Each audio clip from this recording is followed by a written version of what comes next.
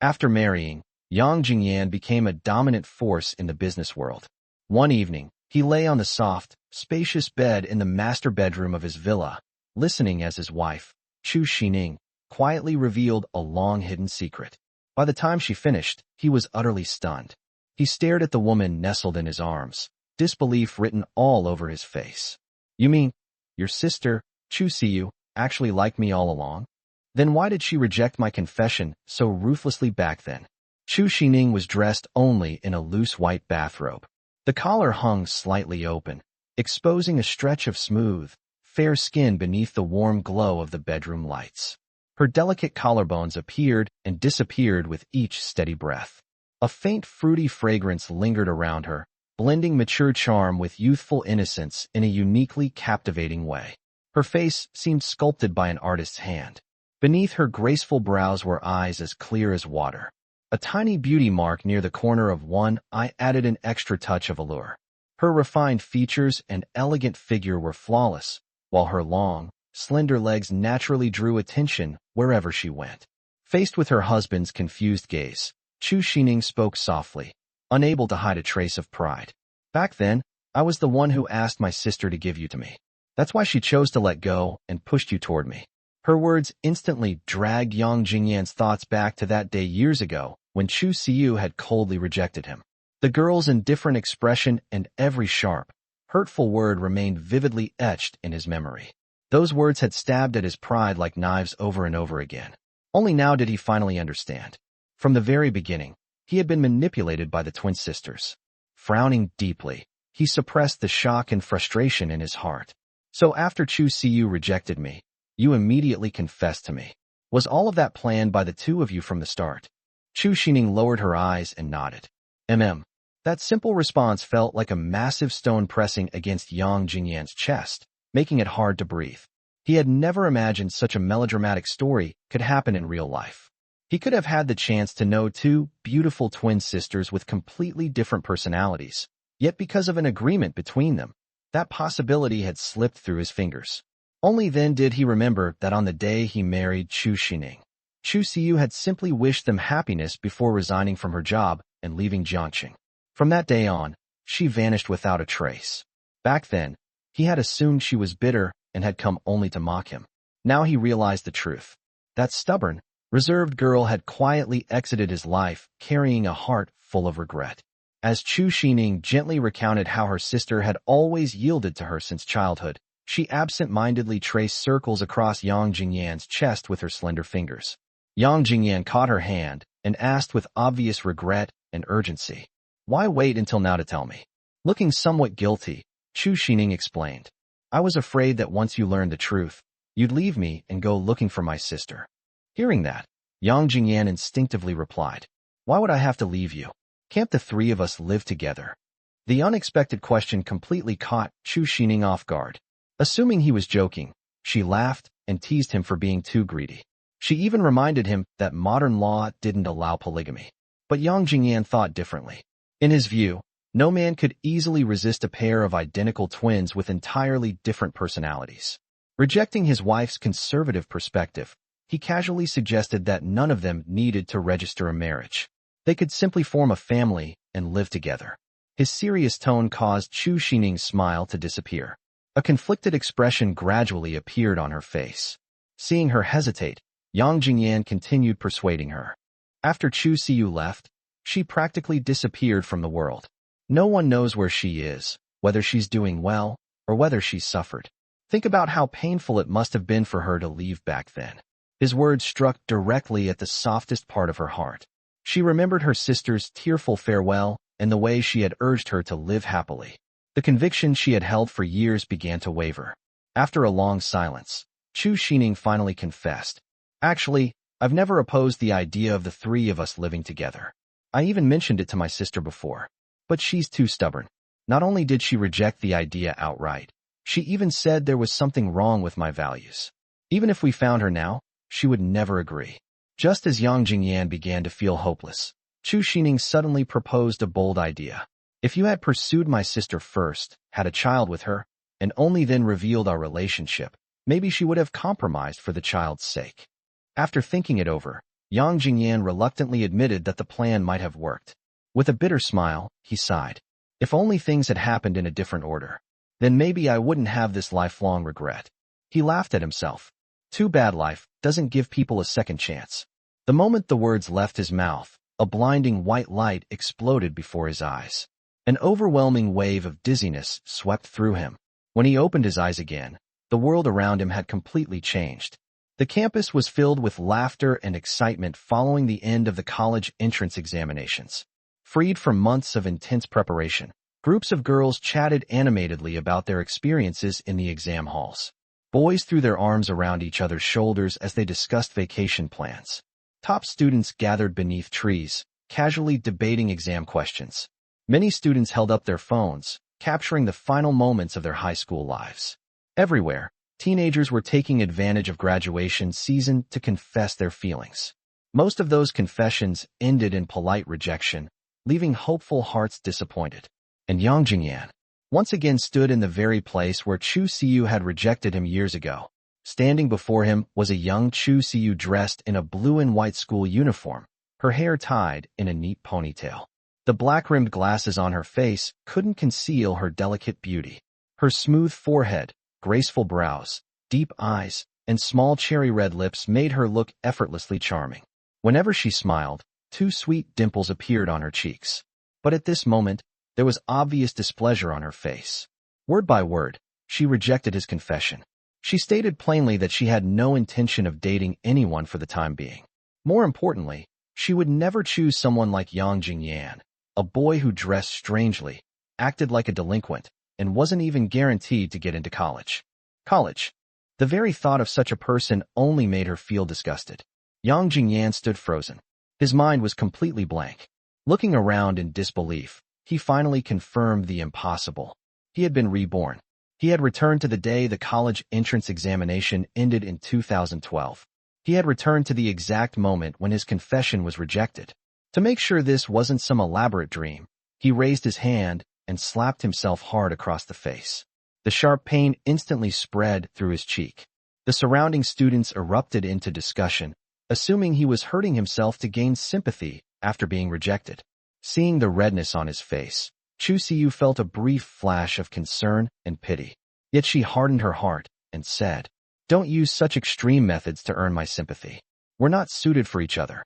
Suppressing the overwhelming joy of his rebirth, Yang Jingyan quietly gazed at the girl who had been the dream of countless young men. The girl who had always been his first love. ####Chapter 2. If you really like her, you should respect her. Of course, Chu Sining, who looked exactly like Chu Siyu, was also the dream girl of countless boys. Yet for some reason, the male students at Jiangxing No. 1 High School rarely pursued Chu Sining. Perhaps they all shared the same thought as the newly reborn Yang Jingyan. First become the sister's boyfriend, then enjoy the thrill of something secret afterward. The reality, however, was that Chu Sining was incredibly attached to Yang Jingyan. If he hadn't confessed to Chu Siyu today, many people would have assumed he and Chu Sining were already dating. Whether we're suitable for each other isn't up to you to decide. I won't give up. I'll definitely win your heart. Yang Jingyan looked at Chu Siyu and spoke with complete sincerity. After saying that, he turned to leave. Inside, however, he was grinning from ear to ear. Not bad. She's acting pretty convincingly. In his previous life, Chu Siyu's harsh words had devastated him. But now that he knew her true feelings, he found her behavior not irritating at all. Instead, it seemed rather adorable. More importantly, he had caught the brief flash of reluctance in her eyes. Just then, a tall boy stepped forward and blocked his path. The boy was only about 5 or 6 centimeters shorter than Yang Jingyan. Be mature. Chu Siyu has already rejected you clearly enough. Stop pestering her. If you keep this up, you won't even be able to remain friends. Looking at the middle part hairstyle of the boy in front of him, Yang Jingyan suddenly realized what Chu Siyu had meant by a weird hairstyle. After all, he himself wore the same hairstyle. Jiangxing No. 1 High School didn't regulate boys' hairstyles much. As long as hair was shorter than 5 centimeters, wasn't dyed, wasn't permed, and wasn't outrageously strange, the school didn't care. Back then, some students chose middle part or side part hairstyles. Most still kept simple crew cuts. But since when had a middle part become a weird hairstyle? Still, that wasn't the important issue. The important issue was that this guy was provoking him. Who exactly are you? He was in the middle of acting with his future wife, and this guy suddenly appeared pretending to be some relationship expert. Before the boy could answer, Chu Siyu immediately stepped in. Liang Yiming, this is between Yang Jingyan and me. It has nothing to do with you. What worried her was that Yang Jingyan might clash with Liang Yiming and end up arranging another fight. Liang Yiming? Yang Jingyan finally remembered who he was. Liang Yiming had been their classmate in high school. His father owned a rubber factory and a candy factory. In other words, he was the spoiled son of a factory owner. Coincidentally, Liang Yiming had also liked Chu Siyu for years and had confessed to her before. He'd been rejected just as decisively. Her response to him had been incredibly simple. We aren't suitable for each other. Nothing more. Today, seeing Chu Siyu reject Yang Jingyan made him feel immensely satisfied. He thought this was the perfect opportunity. Why not make things harder for Yang Jingyan and, ideally, remove this rival altogether? With a serious expression, he looked at Chu Siyu. Siyu, this is a matter between men. Please don't interfere. Then he turned toward Yang Jingyan. You can pretend not to know me. I don't care. I only want to say. Before he could finish, Yang Jingyan's patience snapped. Do you have any right to speak here? Get lost. The moment those words fell, 5 boys stepped out from behind Liang Yiming. Their expressions made one thing clear. If Liang Yiming gave the order, they'd gang up on Yang Jingyan immediately. The atmosphere became tense. But someone also stepped up behind Yang Jingyan. Standing firmly in place, he stared at the opposing group without flinching. His expression practically said, Asterisk, 2 versus 5? Fine. The advantage is still ours. Asterisk. The dark-skinned boy was Zheng Haoran, Yang Jingyan's best friend since childhood. Liang Yiming shook his head and chuckled. I'm not here to fight. Then he continued. I just want to tell you that feelings have to be mutual. You can't force them. If you really like her, you should respect her wishes. You should let her find someone who's truly right for her, someone capable of giving her everything she wants and a good life. His words practically screamed. Asterisk, that someone is me. Asterisk. Yang Jingyan was honestly tempted to slap him. Fortunately, a better idea occurred to him. Liang Yiming, I don't think you understood what Siyu meant. What she meant is that if I get into college, she'll consider being with me. And there's something else I need to correct. He paused before continuing. Yes, many girls want to marry wealthy men. That's perfectly normal. But that doesn't mean you should lump Siyu together with gold diggers. Liang Yiming was stunned. When did I ever call her a gold digger? Wasn't that exactly what you were implying? I wasn't. Yang Jingyan didn't let him finish. If she cared about money, then when a rich second-generation heir like you confessed to her, she wouldn't have replied with only one sentence.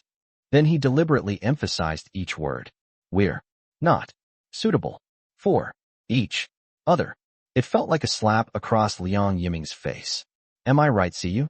Yang Jingyan turned toward her. Chu Siyu remained silent. Deep down, she truly hoped Yang Jingyan would abandon his bad habits and get his life on track. And he was right about one thing. She wasn't materialistic. What she wanted was genuine affection. Money had little to do with it. Liang Yiming's face twitched. The words, we're not suitable for each other, echoed endlessly in his head. But with Chu Siyu standing nearby, he couldn't lose his temper. Siyu, I never said you were materialistic. Then he looked coldly at Yang Jingyan. Humph. I've said all I need to say. I hope you'll conduct yourself wisely. With that, he left. At the same time, Yang Jingyan also turned and walked away without another word. Another word.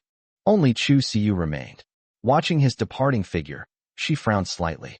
In her memory, after being rejected so mercilessly, Yang Jingyan should have been devastated. Yet today was different. Why couldn't she see even the slightest trace of sadness on his face? As she watched his figure gradually fade into the distance, she remembered his words. Asterisk, I won't give up. Asterisk. And to her surprise, those words made her heart feel strangely warm. A short while later, along a quiet roadside, few pedestrians passed by. Yang Jingyan and Zheng Haoran walked side by side. Jingyan, don't be too upset. Honestly, Chu Siyu isn't wrong. Right now you really do look like a delinquent. If I were her, I wouldn't agree to date you either. As usual, Zheng Haoran tried to comfort him. Unfortunately, his comfort felt more like salt rubbed into a wound. Haoran, I think you're incredibly talented at talking. You should have more conversations with your dad. Really? But my dad always tells me to talk less. That's because he's jealous of your eloquence. Seeing Yang Jingyan joking around so casually, Zheng Haoran became convinced that his friend was simply hiding his pain. He patted him on the shoulder. How about this? Come eat dinner at my place tonight. No thanks. The last time I ate at your house, your dad got drunk and lectured us for hours. I don't need another round of that. Yang Jingyan laughed bitterly. Then let's pool our money and get some barbecue skewers. Zheng Haoran reached into his pocket and pulled out a crumpled 50 yuan bill. I've got 50. Yang Jingyan curled his lips. That's nowhere near enough. He reached into his own pocket before suddenly remembering. Back in high school, meal expenses were loaded onto cafeteria cards, and his parents only gave him 20 yuan a day for spending money. His hand paused. Then he quietly withdrew it. I didn't bring any money. Hearing that, Zheng Haoran frowned. My house is close. I'll go ask my dad for some more. Yang Jingyan knew full well that Zheng Haoran's family was even poorer than his own. The guy only received 10 yuan a day in allowance. Saving 50 yuan probably meant skipping internet cafes for days. As he thought about it, his gaze wandered around the street. Soon, he spotted a nearly empty fruit stand. An idea immediately formed. He grabbed Zheng Haoran. No need to go home. Just lend me your 50. I'll treat you to barbecue. And afterward, I'll return your 50. Huh? Zheng Haoran looked utterly confused. I thought you didn't have any money. How are you treating me? Just give me the money. Yang Jingyan sounded completely confident. At that moment, a clear, cheerful female voice rang out. What are you two doing? They turned around. A girl with a ponytail stood there in a blue and white school uniform, smiling brightly. It was Chu Sining. At this age, she was still pure and innocent, without a trace of the mature charm she would possess years later. The twin sisters looked identical. The easiest way to tell them apart was that Chu Sining didn't wear glasses. Nothing much, Zheng Haoran replied with a grin. Then he added, Jingyan says he's going to use my 50 yuan to buy me barbecue. Then give me back the same 50 afterward. Chu Sining frowned briefly. Then she seemed to remember something. Pulling her backpack around, she opened a hidden compartment and took out 200 yuan. I've got 200. That should be enough for barbecue. Let's all go together. Sounds great. Zheng Haoran immediately agreed. Where's your sister? Why are you alone? Yang Jingyan asked. She went home. She was worried you'd feel bad, so she asked me to come check on you. After all, we're all friends. Just as expected, Yang Jingyan wasn't surprised at all. In his previous life, Chu Sining had appeared at almost exactly the same moment. Even her words were identical. The only difference was that back then, it had been Zheng Haoran who asked about her sister. Afterward, Chu Sining spent the entire evening keeping him company. Then she confessed her feelings. Out of spite, Yang Jingyan chose to date her. The eerie repetition of events made him believe Chu Sining's story about asking her sister to give him up. He no longer doubted it. At the same time, Yang Jingyan knew the twins' family circumstances very well. Their parents worked in another city year-round. Every month, they transferred only 800 yuan into a bank account for the sisters' allowance. That meant 400 yuan each. The 200 yuan Chu Sining had just taken out represented nearly half a month's spending money. How could he possibly feel comfortable using money that a young girl had saved over half a month just to buy food and drinks? Even if she would become his wife in the future. Still, Chu Sining's appearance gave Yang Jingyan an entirely new plan. Hashtag Chapter 3, a small business venture. How about this? I'll take you two along on a small business venture. Haoran, you invest 50 yuan, which gives you 20% of the shares. Sining, you invest 200 yuan, so you get 80%. After saying that, Yang Jingyan turned to Zheng Haoran and explained. Whether we make money tonight depends entirely on Sining. So, Haoran, you don't have any objections to the share distribution, right? Zheng Haoran scratched his head in confusion. I don't have a problem with it. I'm just curious, what business are we actually doing? Yang Jingyan waved his hand mysteriously. Don't ask so many questions. Just follow me, and you'll find out. At that moment, Chu Sining spoke softly. Then I'll go home and change clothes first. I'll come back after that. No. Yang Jingyan immediately stopped her. Your outfit is going to be very useful later. Taking the opportunity, he leaned close to her ear. The familiar fruity scent drifted into his nose. Come on, little Sining, he whispered. Your future husband is taking you out to make money. As he spoke, he casually draped an arm over her shoulder and gave it a gentle squeeze. Chu Sining's face instantly turned red all the way to her ears. You? What are you doing? She hurriedly shook off his hand. Oh, sorry. Yang Jingyan immediately clasped his hands together in apology. I got excited and forgot you're not my wife yet. Sorry, that's my fault. Humph. Chu Sining puffed up her cheeks. You did that on purpose. And who said I want to be your wife? Yang Jingyan couldn't help smiling. He reached out and pinched her cheek. Soft. Just as soft as he remembered. I already apologized. What more do you want from me? Chu Sining rolled her eyes. If you keep acting like this, I'm really going to get angry. Hearing those familiar words again. Asterisk, if you keep acting like this, I'm really going to get angry. Asterisk. Yang Jingyan felt completely satisfied. Even before they got married, he loved teasing her just to hear her say that. All right, I was wrong. He clasped his hands together again. Please don't be angry. Standing nearby, Zheng Haoren looked completely indifferent, as though he hadn't noticed anything. In reality, scenes like this had become routine. Yang Jingyan was always teasing Chu Sining, whether through jokes or small affectionate gestures. And despite pretending to be annoyed, everyone knew she secretly enjoyed it. Hashtag at the fruit stand. The stand displayed pineapples, watermelons, dragon fruit, cantaloupes, sugarcane, and various tropical fruits. The vendor greeted them with a smile. Students, take a look. What would you like? How much is each fruit per kilogram? Yang Jingyan asked. Pineapples are 2 yuan, watermelons 3 yuan. The vendor rattled off the prices. Since Jiangcheng was located in a tropical region where many people grew fruit, tropical fruits were cheap. Unlike certain countries where watermelons could be sold by the slice. Yang Jingyan listened quietly while calculating the total value of the remaining fruit. Boss, how much do you think all the fruit left on your stall is worth? Around 500 yuan. I'll give you 200. What? 200? Are you kidding?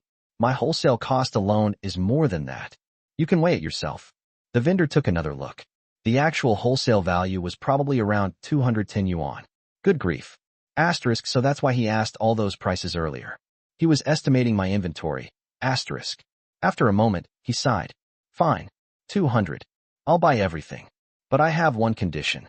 You need to cut all the fruit and package it into boxes. The vendor froze. What? No way. I'd lose money doing that. I'm not asking you to work for free.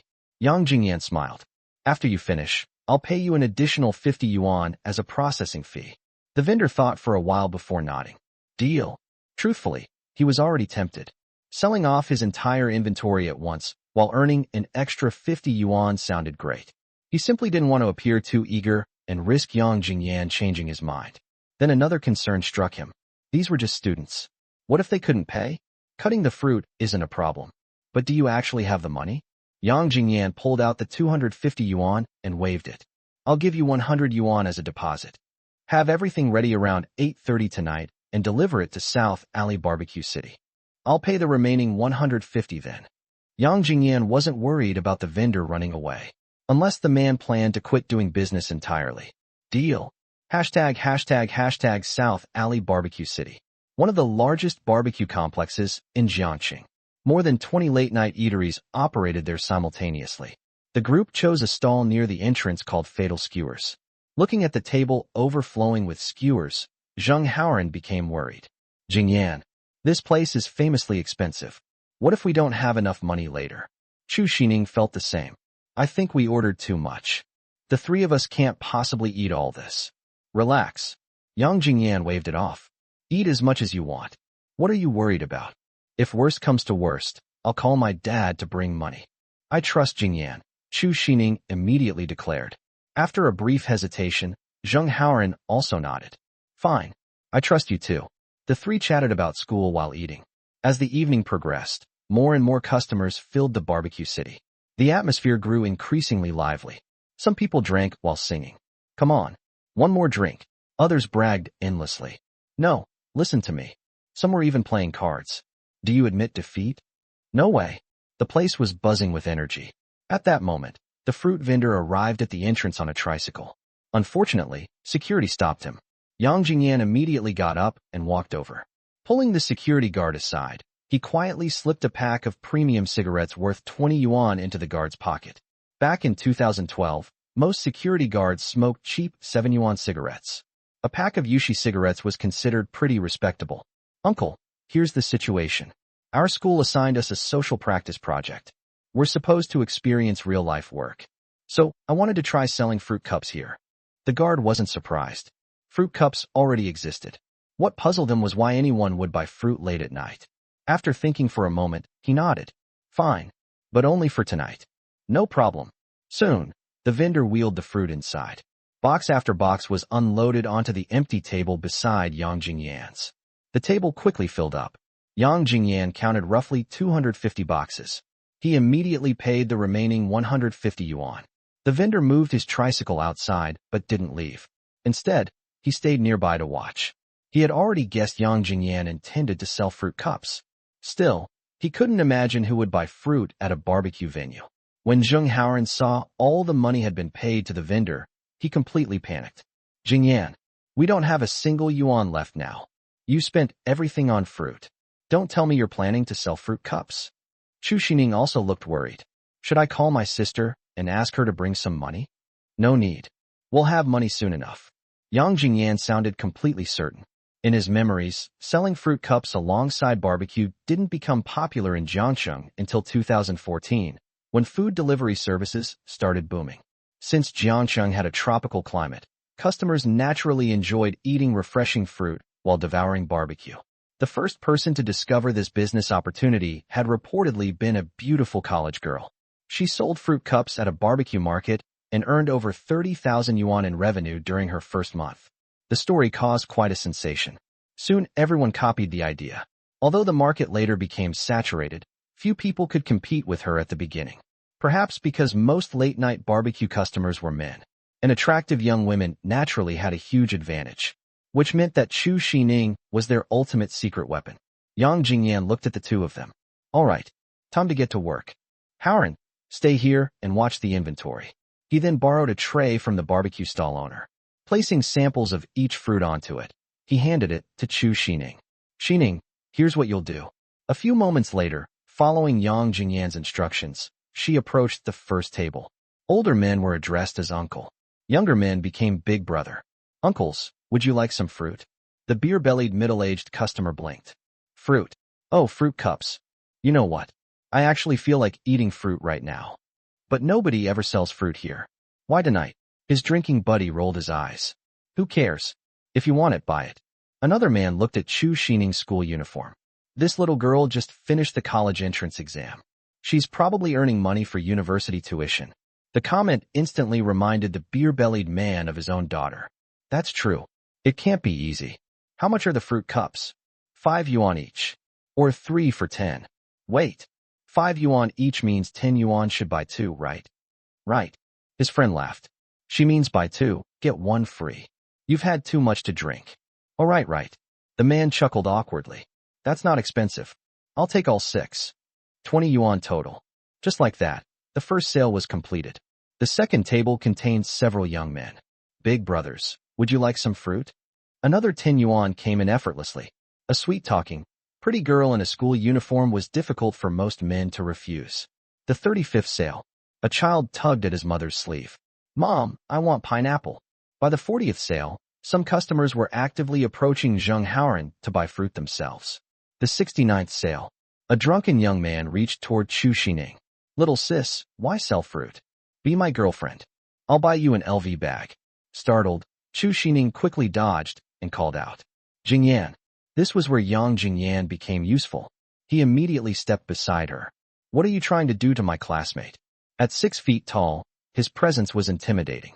The drunk man noticed Yang Jingyan was a student. Teenage boys tended to fight recklessly. Thinking better of it, he quietly sat back down. 1 hour later, every single fruit cup was sold out. Most customers bought 3 boxes at a time because of the buy 2 get 1 free deal. Watching from outside, the fruit vendor's eyes widened. It felt as though a new world had opened before him. He remembered perfectly. He had cut a total of 279 boxes. Even if most sold at 3 for 10 yuan, that meant over 900 yuan in revenue. Instantly, he felt a little jealous. Of course, the actual revenue wasn't quite that high because some fruits ran out first, forcing them to offer different discounts near the end. After finishing, they counted the money. Zheng Haoran nearly screamed. 850 yuan.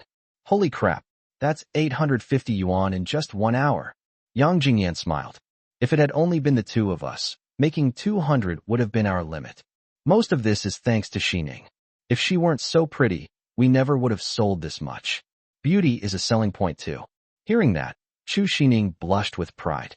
So in the end, it all depended on me. The atmosphere was pleasant. Then Zheng Haoran suddenly blurted out, Jingyan, you're incredible. You actually figured out how to make money using a woman. Instantly, both Yang Jingyan and Chu Sining were speechless. Fortunately, they knew he hadn't meant anything by it. Soon it was time to divide the profits. The revenue totaled 850 yuan. After deducting 200 yuan for the barbecue bill, 650 yuan remained. First, the original investments were returned. Asterisk Zheng Haoran, 50 yuan. Asterisk Chu Sining, 200 yuan. That left 400 yuan in profit. According to their agreement. Asterisk Zheng Haoran received 80 yuan. Asterisk Chu Sining received 320 yuan. Holding 130 yuan in total, Zheng Haoran was stunned. His father only earned about 2,500 yuan per month. That worked out to around 80 yuan a day. Yet he had earned more than a day's wages in a single hour. It felt unreal. Jingyan, I don't even know what to say. You're amazing. Come on, let's have a drink. Yang Jingyan smiled. He didn't say much. After all, he was simply benefiting from knowledge of the future. Chu Sining felt equally complicated. Her parents earned only around 6,000 yuan combined each month. Yet she had made more than a day's worth of their income in 1 hour. Looking at Yang Jingyan chatting casually with Zheng Haoran, she felt a strange emotion she couldn't quite describe. Just then, the fruit vendor stormed over angrily. Hashtag chapter 4. Will you be hurt by what my sister said? The fruit vendor, Lu Chong, was red-faced with anger. His eyes were wide as he stormed over and shouted, You kids made a fortune here tonight. Shouldn't I get a share of it too? His sharp voice drew the attention of nearby customers. Yang Jingyan frowned slightly. Why should we give you a share? Why? Lu Chong pointed at the fruit boxes. I cut every single piece of fruit myself and delivered it all the way here. I deserve a cut of the profits. The moment he said that, Zheng Haoran stepped forward. What's wrong with you? Why should we give you anything? Jingyan already paid you a processing fee. To Zheng Haoran, Lu Chong was being completely unreasonable. They had agreed on everything beforehand. Now that he saw the business doing well, he wanted more money. It was nothing but shameless greed. Exactly. Chu Sining glared at him as well. Though her voice remained gentle, there was unmistakable anger in it. Seeing that no one agreed with him, Lu Chong simply doubled down. I don't care. If you don't give me 100 yuan today, I'll stay right here and refuse to leave. At this point, he looked less like a businessman and more like a street thug. When Zheng Haoran and Chu Sining were about to argue further, Yang Jingyan raised a hand. Leave it to me. Then he discreetly activated the recording function on his phone. Looking at Lu Chong, he spoke calmly. How about this? Tomorrow, bring another batch of fruit worth 600 yuan. I'll still buy it at the same rate. For every 300 yuan worth of fruit cups, I'll pay you 50 yuan in processing fees. That means tomorrow your processing fee will be exactly 100 yuan. His tone was sincere, as though he genuinely wanted to settle the matter peacefully. What? Lu Chong nearly choked from frustration. What kind of logic was that? Not only was the kid refusing to give him money, he was actually trying to make more money off him. Why the hell would I keep working for you? His whole body trembled with rage. And are you stupid or what? Today you paid me 50 yuan to process 200 yuan worth of fruit. Tomorrow you're only giving me 100 yuan to process 600 yuan worth. Do you think I'm an idiot? Oh, Yang Jingyan raised an eyebrow. Are you sure I'm the one who's confused? Then, without hurry, he played back the recording. Today you paid me 50 yuan to process 200 yuan worth of fruit. Tomorrow you're only giving me 100 yuan to process 600 yuan worth? Do you think I'm an idiot? The recording echoed through the air. It was like a loud slap landing squarely on Lu Chong's face. Yang Jingyan smiled faintly. Do you still want to keep making trouble? Because if you do, I'm calling the police. Lu Chong's mouth twitched violently. Only now did he realize that this seemingly harmless high school student had deliberately trapped him. What a crafty little brat. In reality, even if Lu Chong hadn't fallen into the trap, Yang Jingyan still had backup plans waiting. Fine, you win this time. We'll see about that. Leaving behind a threat, Lu Chong stormed away. His shadow stretched long beneath the streetlights, looking particularly pathetic. That guy is unbelievable. Zheng Haoran stomped his foot angrily as he watched him leave. Seriously, we already paid him. Chu Sining puffed out her cheeks, her face full of disdain.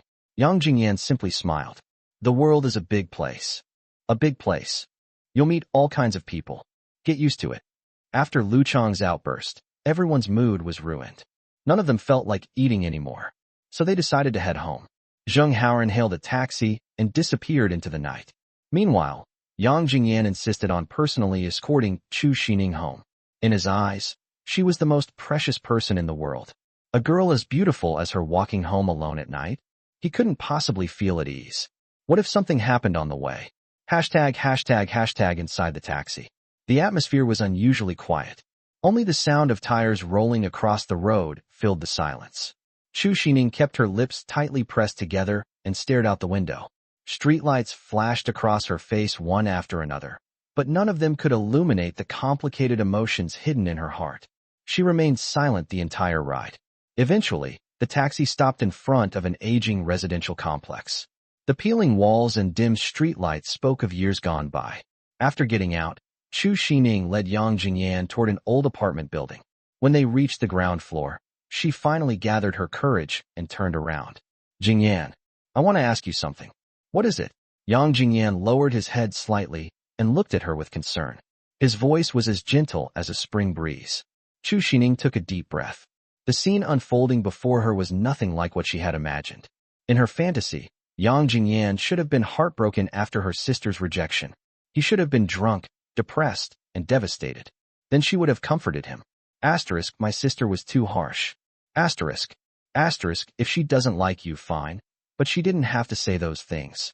Why don't we date instead? Let's make her jealous.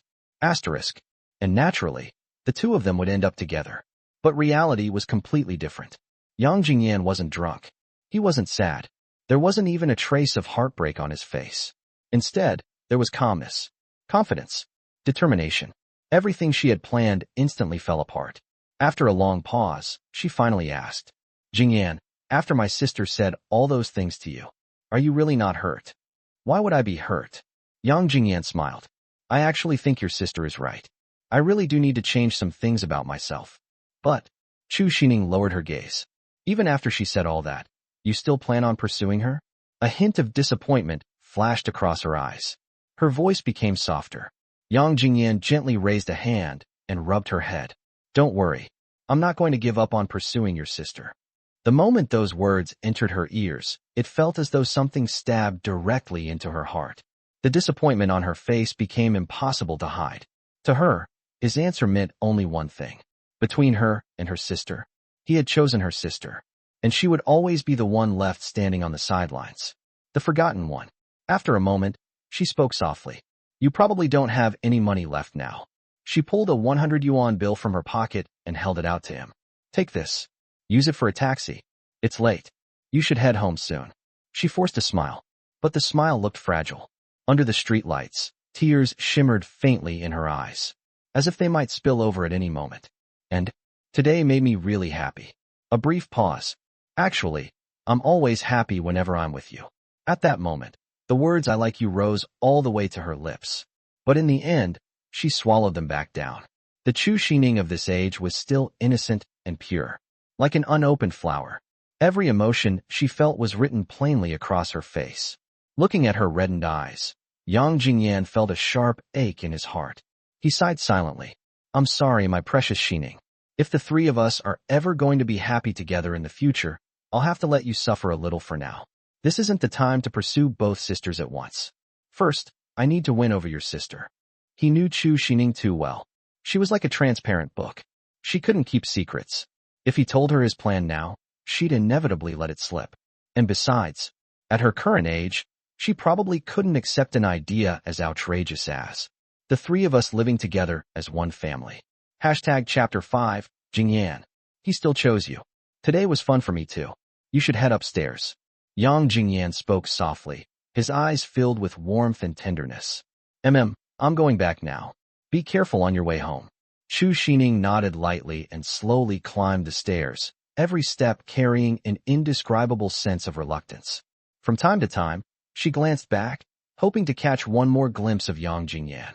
Yang Jingyan remained where he was, quietly watching her disappear around the corner of the stairwell before finally turning to leave.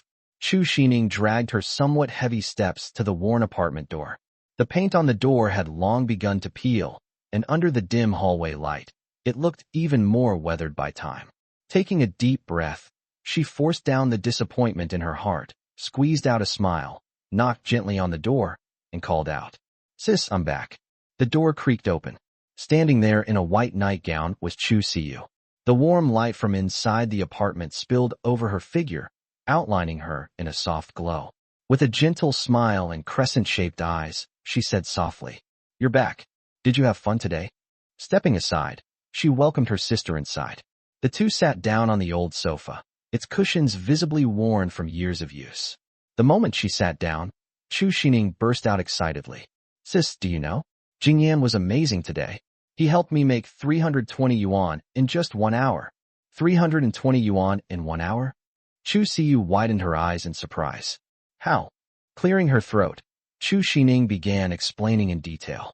He first used the 250 yuan Hao Ran and I put together. She gestured animatedly as she recounted every step of the evening. For the next several minutes, she described everything vividly, as if replaying a movie scene by scene. So that's what happened. Chu Siyu nodded thoughtfully. That really is impressive. I never realized he had such a business sense. Exactly. Chu Sining nodded vigorously. Jingyan's really amazing. Then she suddenly paused. Her lips pressed together. A trace of sadness flashed through her eyes. It's just. Her voice caught in her throat. Without warning, she threw herself into Chu Siyu's arms and burst into tears. Chu Siyu immediately tensed. Wrapping her arms around her younger sister, she asked anxiously, "What happened? Why are you crying? Did someone bully you?" Ever since middle school, their parents had worked far from home. Chu Sining had always been innocent, romantic, and somewhat naive. As the older sister, Chu Siyu had practically raised her, acting as both sister and mother. The two shared an exceptionally close bond. Shaking her head, Chu Sining sobbed. "No one bullied me." Chu Siyu gently patted her back. Then what's wrong? Why are you crying so hard?" Chu Sining lifted her tear-streaked face and looked at the sister who shared her exact appearance. Then she buried herself in her arms again and cried even harder. "Jingyan, he still chose you." Chu Siyu froze. For a moment, she felt as if she had been struck by lightning. The awkwardness hit her like a tidal wave. It was so embarrassing she felt as if her toes could dig a hole straight through the floor. Seriously? This was starting to sound like one of those melodramatic romance dramas. She had thought something terrible had happened. Part of her wanted to tell Chu Sining to stop watching so many romance TV shows. But seeing her sister crying so miserably, she held her tongue. Taking a deep breath, she softened her voice and asked, "What exactly did he say?" Sniffling, Chu Sining recounted the conversation. "I asked him whether he felt hurt after hearing what you said to him. He asked me why he should feel hurt. He said you were right and that he needed to change. Then he said he wasn't going to give up chasing you." As she listened, Chu Siyu felt her heartbeat quicken ever so slightly. A strange warmth spread through her chest. At the same time, confusion crept into her mind. That's odd. The things I said to reject him today were already pretty harsh. Why isn't he angry at all? Did I not go far enough? The truth was, she genuinely wanted Yang Jingyan to keep pursuing her. She liked him too. In a sense, the three of them had grown up together. Yang Jingyan's family had once lived in the same old neighborhood before moving away during his middle school years. From elementary school through high school, they had attended the same schools. Whenever the sisters were bullied, Yang Jingyan would stand up for them without hesitation. She didn't actually dislike his slightly rebellious nature. She had only said those cruel things because she wanted him to give up on her. Yet at the same time, she wished he could become more responsible and mature. If she were the one dating him, she would do everything in her power to guide him onto the right path. Meanwhile, Chu Sining was still crying. All Chu Siyu could do was comfort her gently. "Come on now. You never confessed to him. How could he know you like him?" But in TV dramas, the male lead always knows the female lead likes him. Chu Sining looked up with tear-filled eyes. Chu Siyu was speechless again. After a helpless glance, she gently replied, "Sweetheart, If you never tell him, he'll always treat you like a little sister. Trust me, if you confess and let him know how you feel, he'll choose you." Hearing those words, Chu Sining finally stopped crying. A spark of hope appeared in her eyes. "Then should I confess to him tomorrow?" "Of course." Chu Siyu smiled and rubbed her head. At that moment, Chu Siyu felt unusually warm inside. The memory of young Jingyan firmly declaring that he was willing to change for her filled her heart like a gentle spring breeze. Yet she wasn't Chu Sining. She wouldn't accept his feelings simply because she was touched. She was thoughtful, rational, and farsighted. Deep down, she had already made a decision. She would guide young Jingyan toward a better future in her own way. In fact, she had long planned it out. If he chose to pursue a government career, she would give him a goal. Once he passed the civil service examination and secured a stable position, she would agree to date him. She knew that goal could motivate him. And if he chose to start a business, then she would stand by his side through every challenge. Whether it was the hardships of a startup or the obstacles of expansion, she would become his strongest support. Only after he achieved real success would she agree to be with him. Who could have imagined that just a few days ago, Chu Sining had approached her with a nervous yet hopeful expression and said, "Sis, Jingyan told me he's going to confess to you after the exams. But I like him too. Could you give him to me?" The memory still stunned her. In Chu Siyu's eyes, Yang Jingyan and Chu Sining had always behaved like siblings. She had never expected her sister to develop romantic feelings for him. From that day onward, she had been trapped in an agonizing dilemma. Yang Jingyan's face and her sister's hopeful gaze constantly battled within her mind. She wavered endlessly between her own feelings and her sister's happiness. Every time she thought about it, the pain grew worse. After countless sleepless nights and painful deliberation, she finally made her choice. She knew very clearly that compared to herself, Sining needed Yang Jingyan's companionship and care far more. To her, her sister's happiness was irreplaceable. Now, gazing at the sleeping Chu Sining in her arms, Chu Siyu's eyes softened with boundless affection. "I'm her older sister. How could I possibly compete with my own sister for the same man?" That was a line she could never cross. And yet, another thought quietly took root deep inside her heart. What if Yang Jingyan truly changes? What if he becomes someone exceptional, someone worthy of trust and admiration? Then how am I supposed to face him? The question tangled itself around her heart like a knot she could not untie.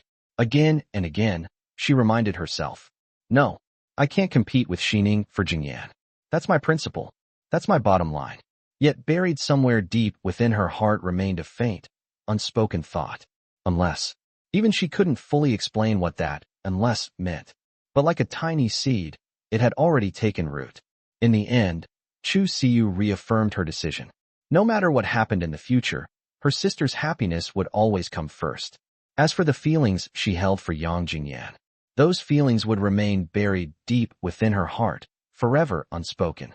Chapter 6. Consider it paying for a college student. The old hallway was dimly lit by a flickering yellow bulb that looked as though it could burn out at any moment.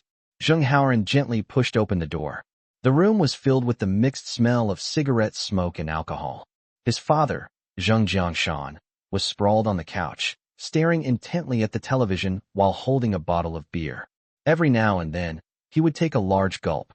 Walking into the living room without the slightest restraint, Zheng Haoran casually grabbed a bottle of beer for himself and popped it open with a loud crack.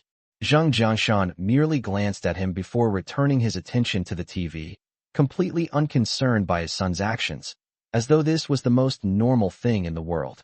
With excitement shining in his eyes, Zheng Haoran could hardly wait to share his experience. "Dad, let me tell you something. After the exam today, Jingyan took me out to make money. Guess how much I earned?" "Oh, how much?" Without taking his eyes off the television, Zheng Jiangshan responded absent-mindedly. In his mind, his son was just a kid. How much money could he possibly have made? The college entrance exam had ended in the afternoon. At most, he probably handed out flyers for a few hours or did some odd jobs. Earning 20 or 30 yuan would already be impressive. "I made 80 yuan in 1 hour. Zheng Haoran raised his voice proudly, puffing out his chest. That number finally caught Zheng Jiangshan's attention. He immediately turned his head. "You weren't helping some stranger transport something, were you?" The question came naturally. In Jiangcheng, crimes such as smuggling, drug trafficking, and illegal immigration were common enough that he worried his son might have unknowingly assisted criminals. No way. Zheng Haoran waved his hands frantically. Then he enthusiastically recounted the entire evening from beginning to end. What? 850 yuan in 1 hour. Zheng Jiangshan nearly jumped off the couch. His eyes widened in disbelief. Well, not exactly. After expenses, the profit was around 600. 200 went toward paying for the barbecue. The remaining 400 was split between me and Chu Sining. I invested 50 yuan, so I got 80. Sining got 320. After a moment of thought, Zheng Jiangshan summarized. So that kid didn't spend a single cent. He just provided an idea and ended up taking 200 yuan. Zheng Haoran frowned. No, he didn't split the money with us. Sigh. Zheng Jiangshan pointed at his son's head. Use your brain. Didn't he say the barbecue was his treat? The 200 he spent on dinner was basically his share, wasn't it? Oh, realization dawned on Zheng Haoran. Yeah, I guess you're right. Then he quickly added. But we definitely couldn't have earned that money without him. Exactly. Zheng Jiangshan nodded approvingly. That's the difference between earning money with your muscles and earning money with your brain. Based on what you've told me, that kid has potential. Invite him over tomorrow. I'll take a closer look. Sitting up straighter, he wore the expression of a seasoned master preparing to guide a promising disciple. I'll teach him a few tricks and see what he's capable of. If he really meets my expectations and builds something great one day, I might even come out of retirement and help him. Hearing this, Zheng Haoran silently groaned. His father's old habit was acting up again. The man loved bragging about himself. Forget it. Someone who can make your 10 days' salary in 1 hour doesn't need your lessons. You little. Zheng Jiangshan nearly exploded. He pointed at his son, speechless. After a long pause, he waved his hand dismissively. Forget it. You're hopeless. Then he suddenly remembered something. How did your exam go today? Taking a sip of beer, Zheng Haoran replied confidently. Not bad. I should be able to get into a second-tier university. Zheng Jiangshan shook his head helplessly. Why didn't you inherit my intelligence? Zheng Haoran rolled his eyes. Draining the rest of his beer in one gulp, he stood up. I'm going to bed. He had no desire to listen to his father's endless nonsense. Otherwise, before long, the conversation would somehow drift toward the geopolitical situation in Syria. Leaving those words behind, he headed straight for his room. Meanwhile, Zheng Jiangshan remained alone in the living room, drinking quietly while staring at the television. At the same time, Yang Jingyan arrived home. The elevator doors opened slowly, and he stepped out, feeling slightly tired. Warm yellow light filled the hallway. Pulling out his keys, he inserted one into the lock. Click. The door opened. Well, look who finally decided to come home. Our young Master Yang actually remembers where he lives. His mother, Li Xiaoxia, sat on the couch cracking sunflower seeds. As soon as she saw him enter, she couldn't resist teasing him. Where have you been fooling around this late? I had a few drinks with Haoran. Yang Jingyan answered casually while changing his shoes. All you ever do is drink. Look at yourself. His father, Yang Zhibua, emerged from the study with a deep frown. The faded shirt he wore was neatly buttoned all the way up, making him look especially stern. When do I drink every day? A whole week before the exam. I stayed home and studied honestly. Yang Jingyan protested. Of course, he knew that was only because his parents had practically forced him to. It had been a very long time since he'd exchanged playful arguments like this with them. Oddly enough, it felt warm. This was what home was supposed to feel like. In Yang Jingyan's eyes, his parents were a fascinating pair. His father, Yang Zhibua, was an ordinary physician at the municipal hospital. His mother was an elementary school Chinese teacher. Because she spent her days dealing with mischievous children, she tended to have a fiery temper. Both of them held secure government-affiliated jobs. In Jiangcheng of 2012, their incomes were considered quite respectable. Yang Zhibua asked, So how'd the exam go? Pretty well. Getting into a second-tier university shouldn't be a problem. Yang Jingyan answered confidently. After all, he had done exactly that in his previous life. You're dreaming. Li Xiaoxia snorted. In her mind, her son was a troublemaker who barely studied. If he managed to get into a third-tier university, she'd already be thanking heaven. A first-tier university was completely out of the question. Yang Jingyan's eyes lit up. How about we make a bet? A bet? Li Xiaoxia looked intrigued. If I get into a second-tier university, you give me 10,000 yuan. What? Her eyes nearly popped out. Why do you need that much money? To start a business. He answered without hesitation. You? Start a business? She looked utterly unconvinced. Before she could continue, Yang Zhibua interrupted. You really think you'll get into a second-tier university? He stared sharply at his son. Pretty sure. Yang Jingyan shrugged. Fine. Yang Zhibua nodded decisively. If you really get in, I'll give you 10,000 yuan. Old Yang. Li Xiaoxia grabbed his sleeve immediately. That's 10,000 yuan. So what? Yang Zhibua waved dismissively. Consider it paying money to buy myself a college student. Yang Jingyan blinked. Wait, what kind of phrase was that?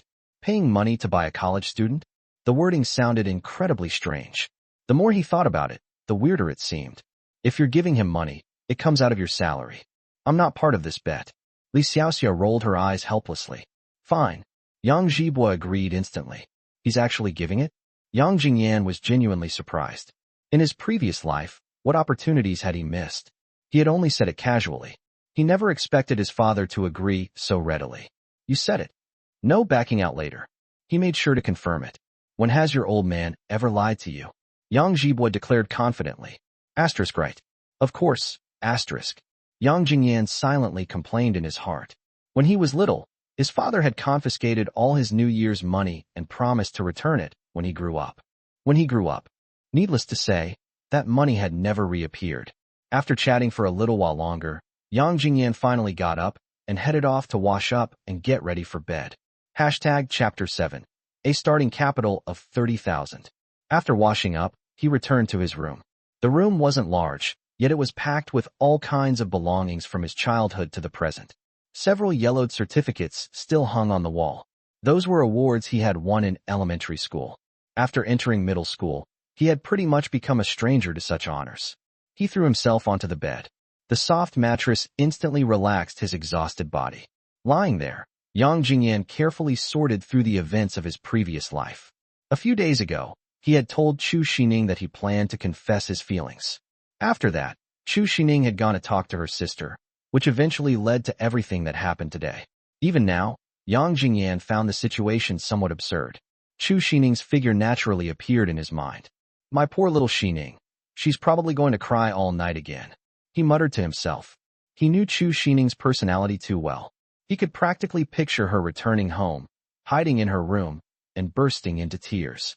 What he didn't know was that she had cried in Chu Siyu's arms instead. It wasn't really his fault for not knowing.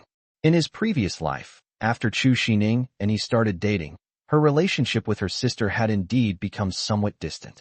Whenever she felt wronged, she would quietly hide away and cry by herself. The thought made his heart ache. But what else could he do? To prevent the tragedy of his previous life from repeating itself, he could only bury that pain deep inside. He couldn't even offer her any comfort right now. Silently, he made a promise to himself. One day, he would make it up to Chu Sining. These two girls were undoubtedly the greatest gifts fate had ever given him. Honestly speaking, neither Chu Sining nor Chu Siyu would ever leave him because of poverty. Of that, Yang Jingyan had absolute confidence. There was no need to even mention Chu Sining. In his previous life, when he had accumulated millions in debt, she hadn't left him.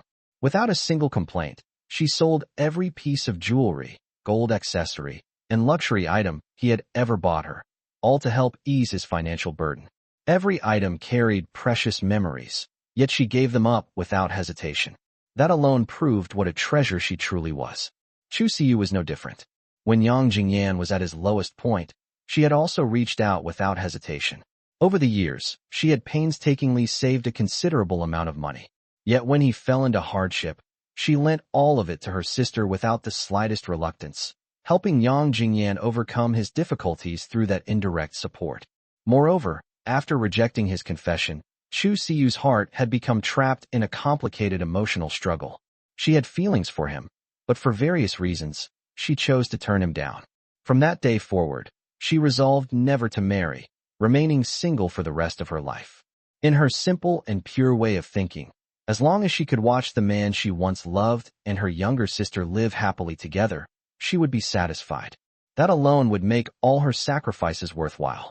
Two girls so loyal and devoted. Yet in his previous life, he had only ended up with the younger sister. What a pity, Yang Jingyan silently vowed.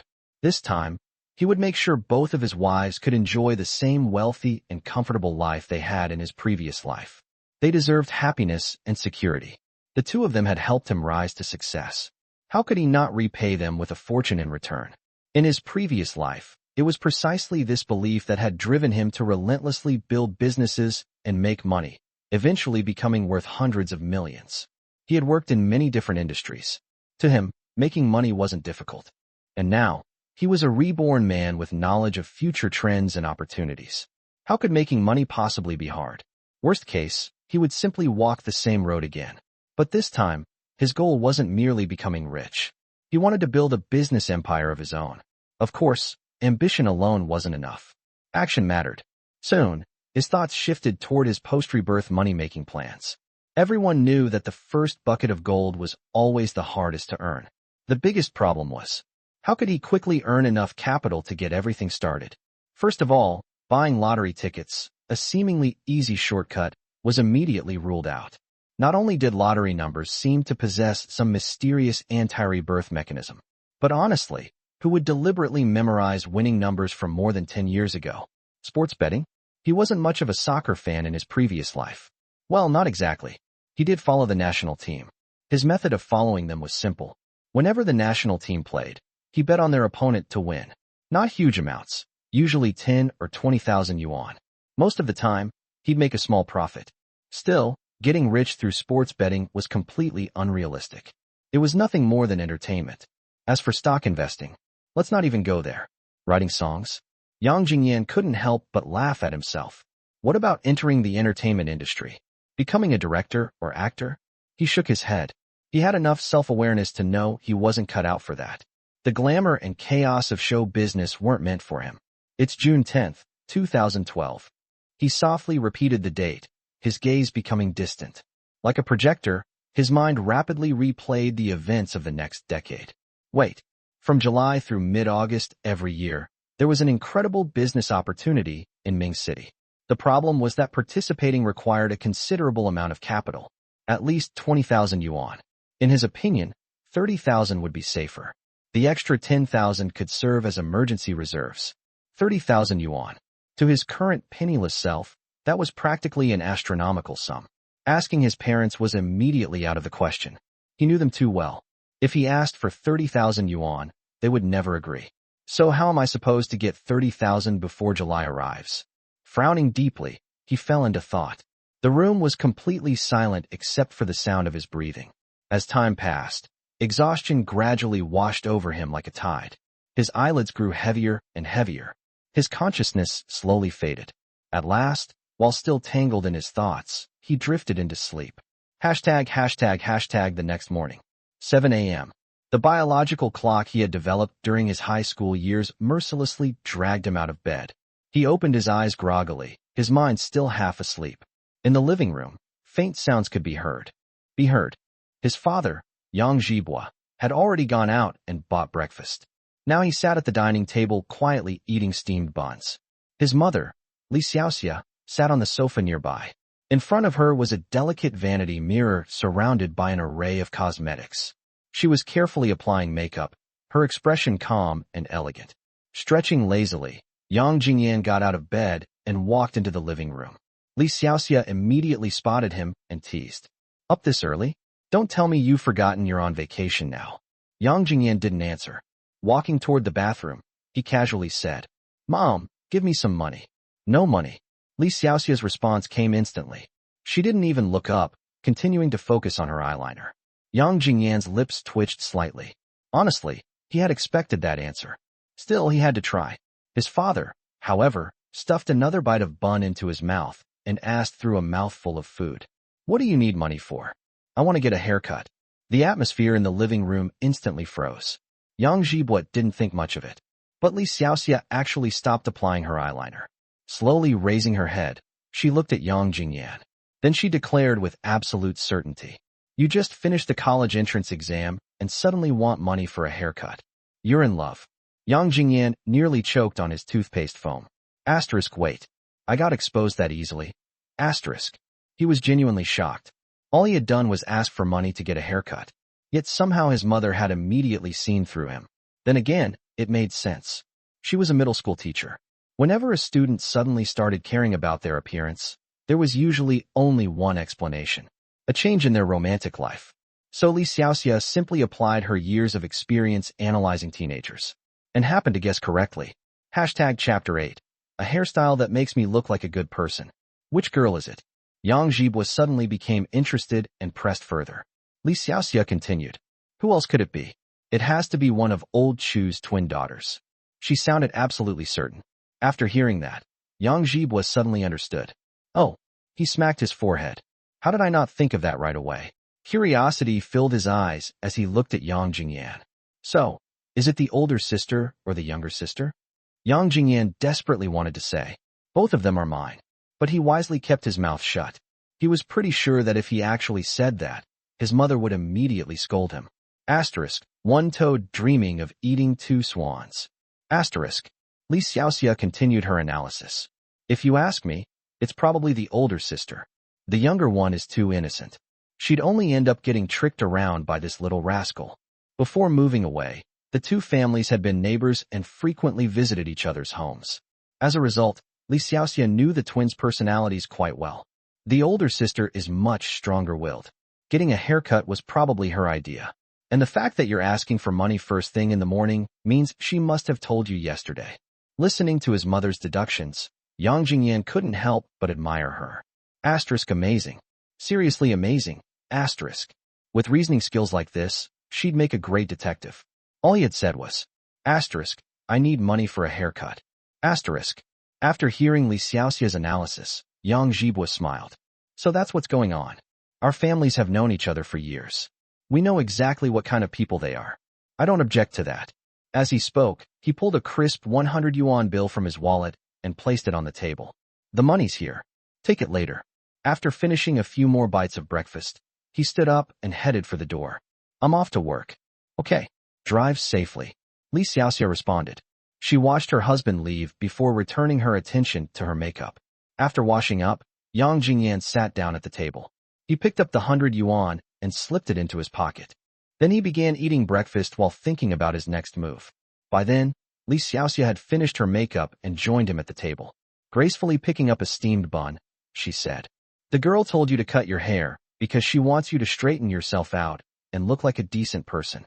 Her tone was earnest, like a mother giving advice before sending her child off into the world. Yeah, you're right. Yang Jingyan nodded seriously. I think I should not only dye my hair back to its natural color, but also buy a set of clothes that make me look like a decent person. Don't you agree, Mom?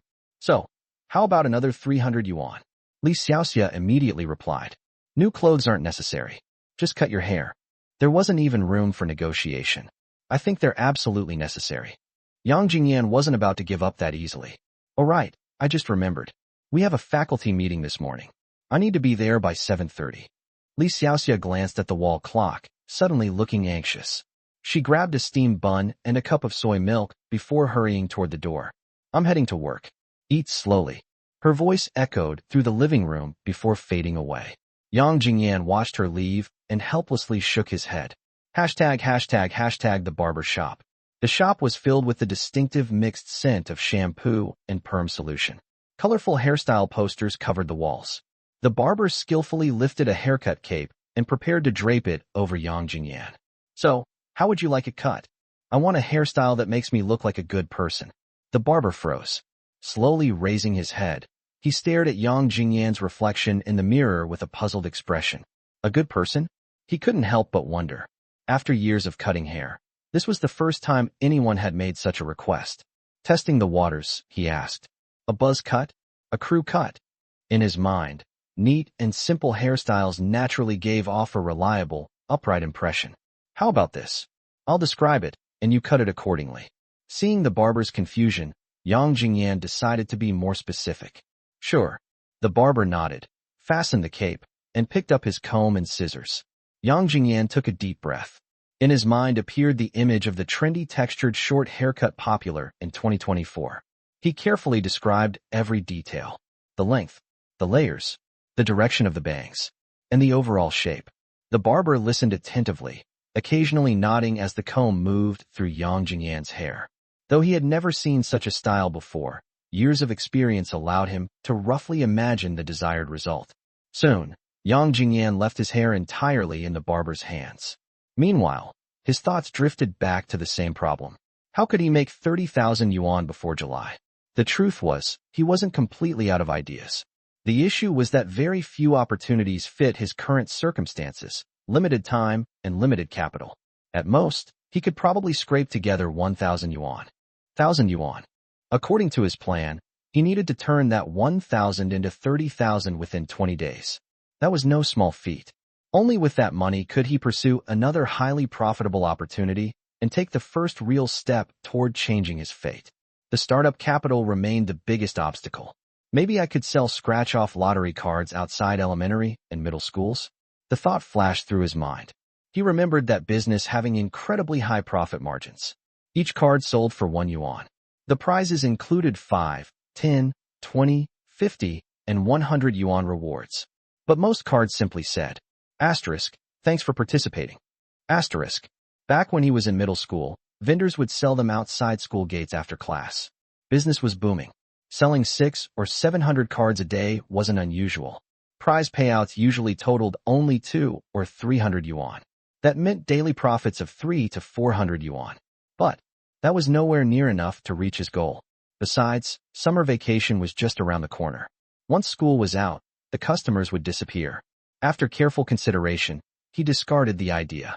What about reselling boxed meals at the train station? Another possibility surfaced. He knew exactly how things worked there. The food at train stations was notoriously expensive and mediocre. Passengers waiting for trains often didn't want to pay outrageous prices for bad food. Yet they were also reluctant to leave the station area and risk missing their train. So buying meals from good restaurants and reselling them at the station was entirely feasible. A meal costing 8 yuan could easily sell for 15. People would gladly pay for it. Based on past observations, selling over 100 meals per day wasn't difficult.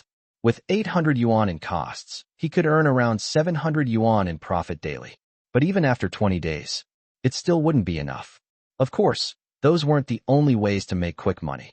There were plenty of other opportunities. Yang Jingyan continued searching for alternatives. Sometimes, a mere few tens of thousands of yuan could drive a person crazy with worry. Chapter 9. Running into the twin sisters. Just as he continued thinking about other ways to make money, his gaze casually drifted toward the entrance of the barber shop. It was June, and Jiangcheng, being a tropical city, was unbearably hot. At noon, temperatures could easily reach 37 or 38 degrees Celsius. Even in the morning, the streets outside were already sweltering. Most pedestrians carried sun umbrellas to shield themselves from the blazing sun. Those without umbrellas wore baseball caps, doing whatever they could to avoid direct sunlight. Jiangcheng was also a popular tourist destination. Visitors could be seen everywhere, their faces filled with curiosity and excitement as they explored the city. Tourists. A tourist city. Heat.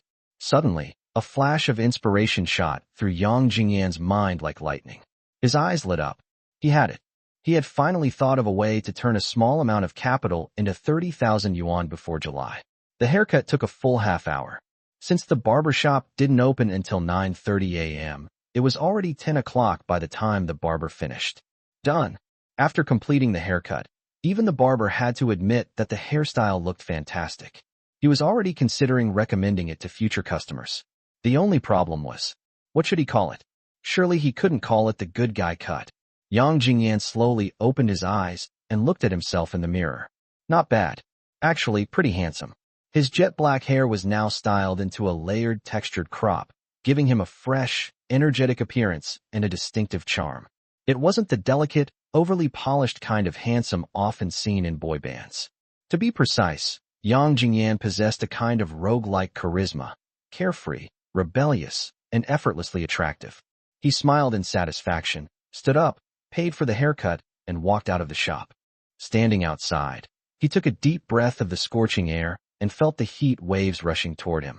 Then he straightened his back and headed toward the wholesale market. The blazing sun poured down mercilessly, baking the pavement beneath his feet. As he walked, his eyes casually swept ahead, and two familiar figures instantly came into view. They were holding hands and sharing a single sun umbrella as they strolled through the heat. Chu Siyu. Chu Sining. Yang Jingyan couldn't help murmuring their names, a surge of joy and excitement rising in his chest. His pace quickened instinctively. Today's Chu Siyu looked like a blooming white lotus. She wore a simple yet elegant white dress.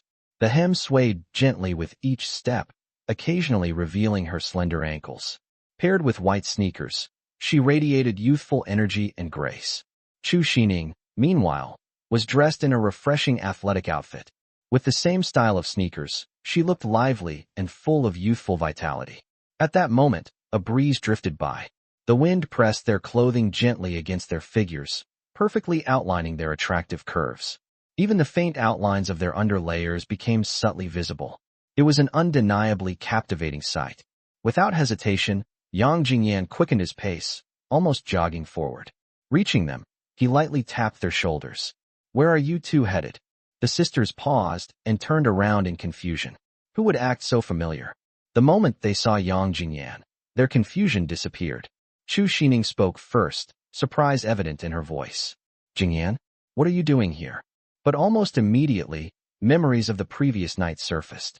The hurt and disappointment she had tried to suppress came rushing back.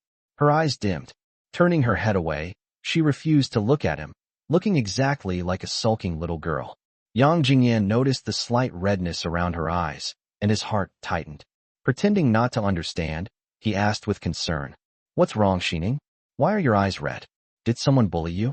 Tell me, and I'll teach them a lesson."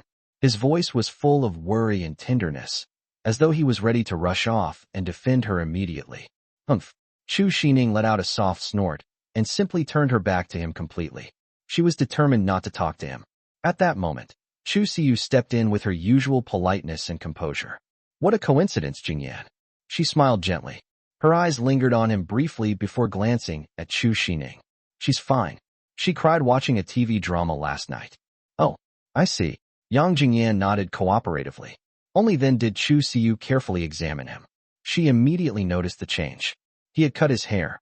The flashy middle part hairstyle was gone, replaced by a clean, neat short haircut. The transformation was striking, and surprisingly handsome. Handsome. It was exactly the kind of change she had hoped to see. Yet as she remembered the harsh things she had said to him the day before, a trace of guilt surfaced in her eyes. Lowering her head slightly, she spoke softly. "Jingyan, she wanted to say, let's still be friends." Before his confession, she and her sister had practically treated Yang Jingyan like family. Now that the unspoken feelings had finally been brought into the open, awkwardness was inevitable. But Yang Jingyan immediately understood what she was trying to say. Smiling, he gently interrupted her. "You still haven't answered me. Where are you two going?" He had no intention of putting her in an uncomfortable position. Chu Siyu froze for a moment. Their eyes met. A complicated emotion flashed across her face, along with a hint of gratitude. After gathering her thoughts, she explained. "Last night, Sining told me that you, Howren, and she made quite a bit of money selling fruit cups at the barbecue district. Since the college entrance exam is over and we don't have much to do, we thought we'd give it a try too. Maybe we can earn some money before school starts and help ease the burden on our family." Yang Jingyan knew their family's situation well. With both sisters preparing for college, tuition and living expenses would place enormous pressure on their already modest household finances. He nodded silently. Not once did he consider stopping them. Although he knew that by the time school started, he would probably have enough money to support them. But he also understood Chu Siyu's personality. She was independent and proud. She would never casually accept money from someone else. And if Chu Siyu refused, Chu Sining certainly wouldn't dare accept it either. After all, Chu Sining was still quite afraid of her older sister.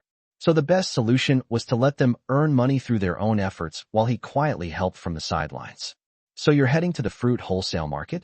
"Yeah." Chu Siyu nodded. "I figured fruit would be cheaper there." "It definitely is." Yang Jingyan smiled. "But have you worked out a complete business plan yet?" "Not yet." She shook her head honestly. "We're just going to take a look first." Hearing that they didn't even have a concrete plan, an idea immediately formed in Yang Jingyan's mind. As someone with years of experience behind him, he knew plenty of business tricks and shortcuts. Rather than letting them stumble around making costly mistakes, he could simply help them build a workable plan from the beginning. "How about this?" he suggested. "Let's find somewhere to sit down, and I'll help you put together a plan." Chu Siyu glanced at Chu Sining, who was still stubbornly standing with her back to them. After a moment's thought, she nodded. That works. Let's go to the snack shop up ahead. And so, the three of them headed toward the small snack shop together.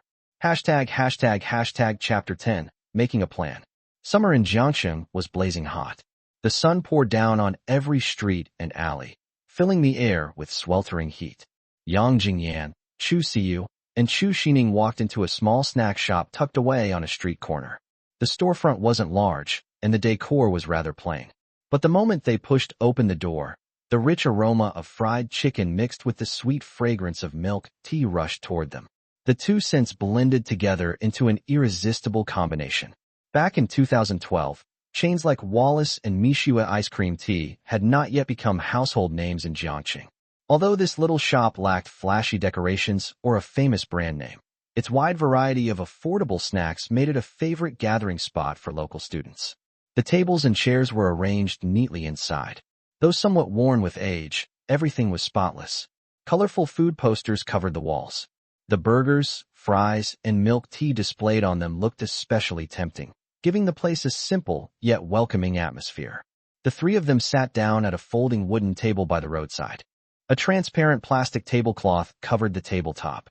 It showed signs of wear, but was still reasonably clean. They browsed through the menu, which offered a wide range of inexpensive items. After ordering several signature snacks and 3 iced milk teas, they settled in. On a scorching summer day, few things were more refreshing than a cold cup of milk tea. Yang Jingyan got straight to work on planning their business.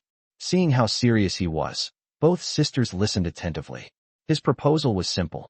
Buy a tricycle and stock up on 500 yuan worth of fruit each day. Won't 500 yuan worth of fruit be too much? Chu Siyu asked. No need to worry about that, Yang Jingyan explained patiently. We'll sell at all 3 barbecue districts downtown. If we spend about an hour at each location, we can easily sell over 500 yuan worth of fruit. Then he added, and we should bring Howard in as well. He can handle the loading, unloading, and pedaling the tricycle. Chu Siyu nodded. By that calculation, we'll need over 2,000 yuan in startup capital. Yang Jingyan raised his head and looked at her. Do you two have enough money? If the sisters had said no, he was already prepared to tell them to wait a day. He would somehow come up with the money himself. But Chu Siyu nodded. We do. My sister and I haven't spent much money over the years, and we've saved a little. We have over 5,000 yuan right now. Over 5,000. Yang Jingyan widened his eyes slightly. No wonder people always said girls were good at saving money. Then again, considering the sisters had spent years working part-time jobs every weekend, it wasn't that surprising. Of course, their jobs were entirely respectable, handing out flyers, helping in milk tea shops, snack stores, and similar work. All right. Yang Jingyan nodded with satisfaction. Then he looked at both of them and said, the 4 of us will work together. When it comes to profits, 1/3 goes to Howard, and the 2 of you split the remaining 2/3. After all, he's the one doing the heavy labor, and his family isn't exactly well off either. What do you think? Sounds good. We'll do it your way. Chu Siyu agreed without hesitation. But as soon as she said it, she realized something was off. What about you? She frowned slightly. What about me? I'll just work for free. Yang Jingyan grinned mischievously. Inwardly, however, he was thinking, why would I charge my future wives for helping them? That's not acceptable. Chu Siyu shook her head seriously. How about this? The profits are split equally among the 4 of us. Yang Jingyan waved his hand dismissively. No need. The 3 of us are family anyway. Just keep the money. Family. Chu Siyu blinked in confusion. Realizing how suspicious that sounded, Yang Jingyan quickly corrected himself. I mean, we're partners. Even as partners, you can't work for free. Chu Siyu's tone was firm and unwavering. You deserve 1/4 too. Yang Jingyan sighed helplessly. Helplessly. Convincing Chu Siyu was never easy. Then let's do this. He thought for a moment. You two lend me 2,000 yuan. I'll use the tricycle during the daytime. Consider that my compensation. No.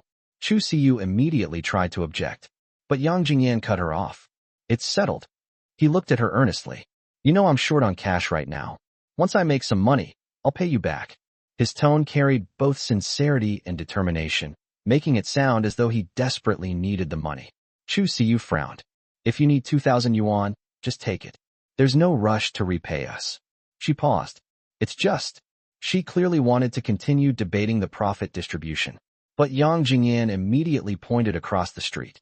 Howren's here. Sure enough, Zheng Howren was walking toward them.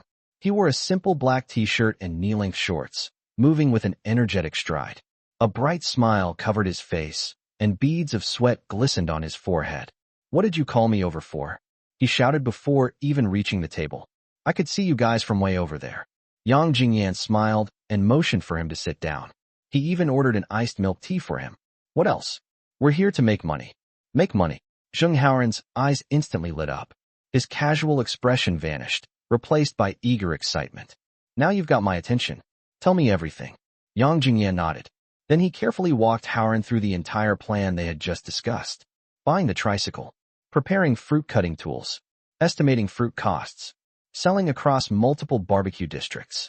Every detail was explained clearly and methodically. You'll be responsible for transporting the fruit and pedaling the tricycle. Yang Jingyan concluded. In return, you get 1/3 of the profits. Sure, I'm in. Zheng Howren scratched his head awkwardly. But if I take a whole third by myself, aren't you guys getting the short end of the stick? Why don't we just split everything 4 ways? He suggested. Before Chu Siyu could speak, Yang Jingyan jumped in. Split it evenly? Come on. He shook his head. You're doing the hardest work. Pedaling that tricycle isn't easy. You deserve more. It's just pedaling a tricycle. Zheng Howren muttered. It really isn't that hard. Enough. Yang Jingyan waved him off. It's decided. Chu Siyu pursed her lips slightly. A trace of helplessness appeared in her eyes. She knew exactly what Yang Jingyan was doing. He was deliberately preventing her from bringing up the profit-sharing issue again. What she had wanted to propose was simple. After the business was over, she and her sister would quietly take the money they earned, divide it into 3 portions, and give 1 portion to Yang Jingyan. Only then, in her opinion, would things truly be fair. But since Yang Jingyan refused to let her bring it up, she could only keep the idea to herself for now. Chapter 11 Wholesale Sun Umbrellas. Once the plan was finalized, the group immediately began purchasing the necessary items. He spent the whole morning buying everything he needed for his fruit-cutting business.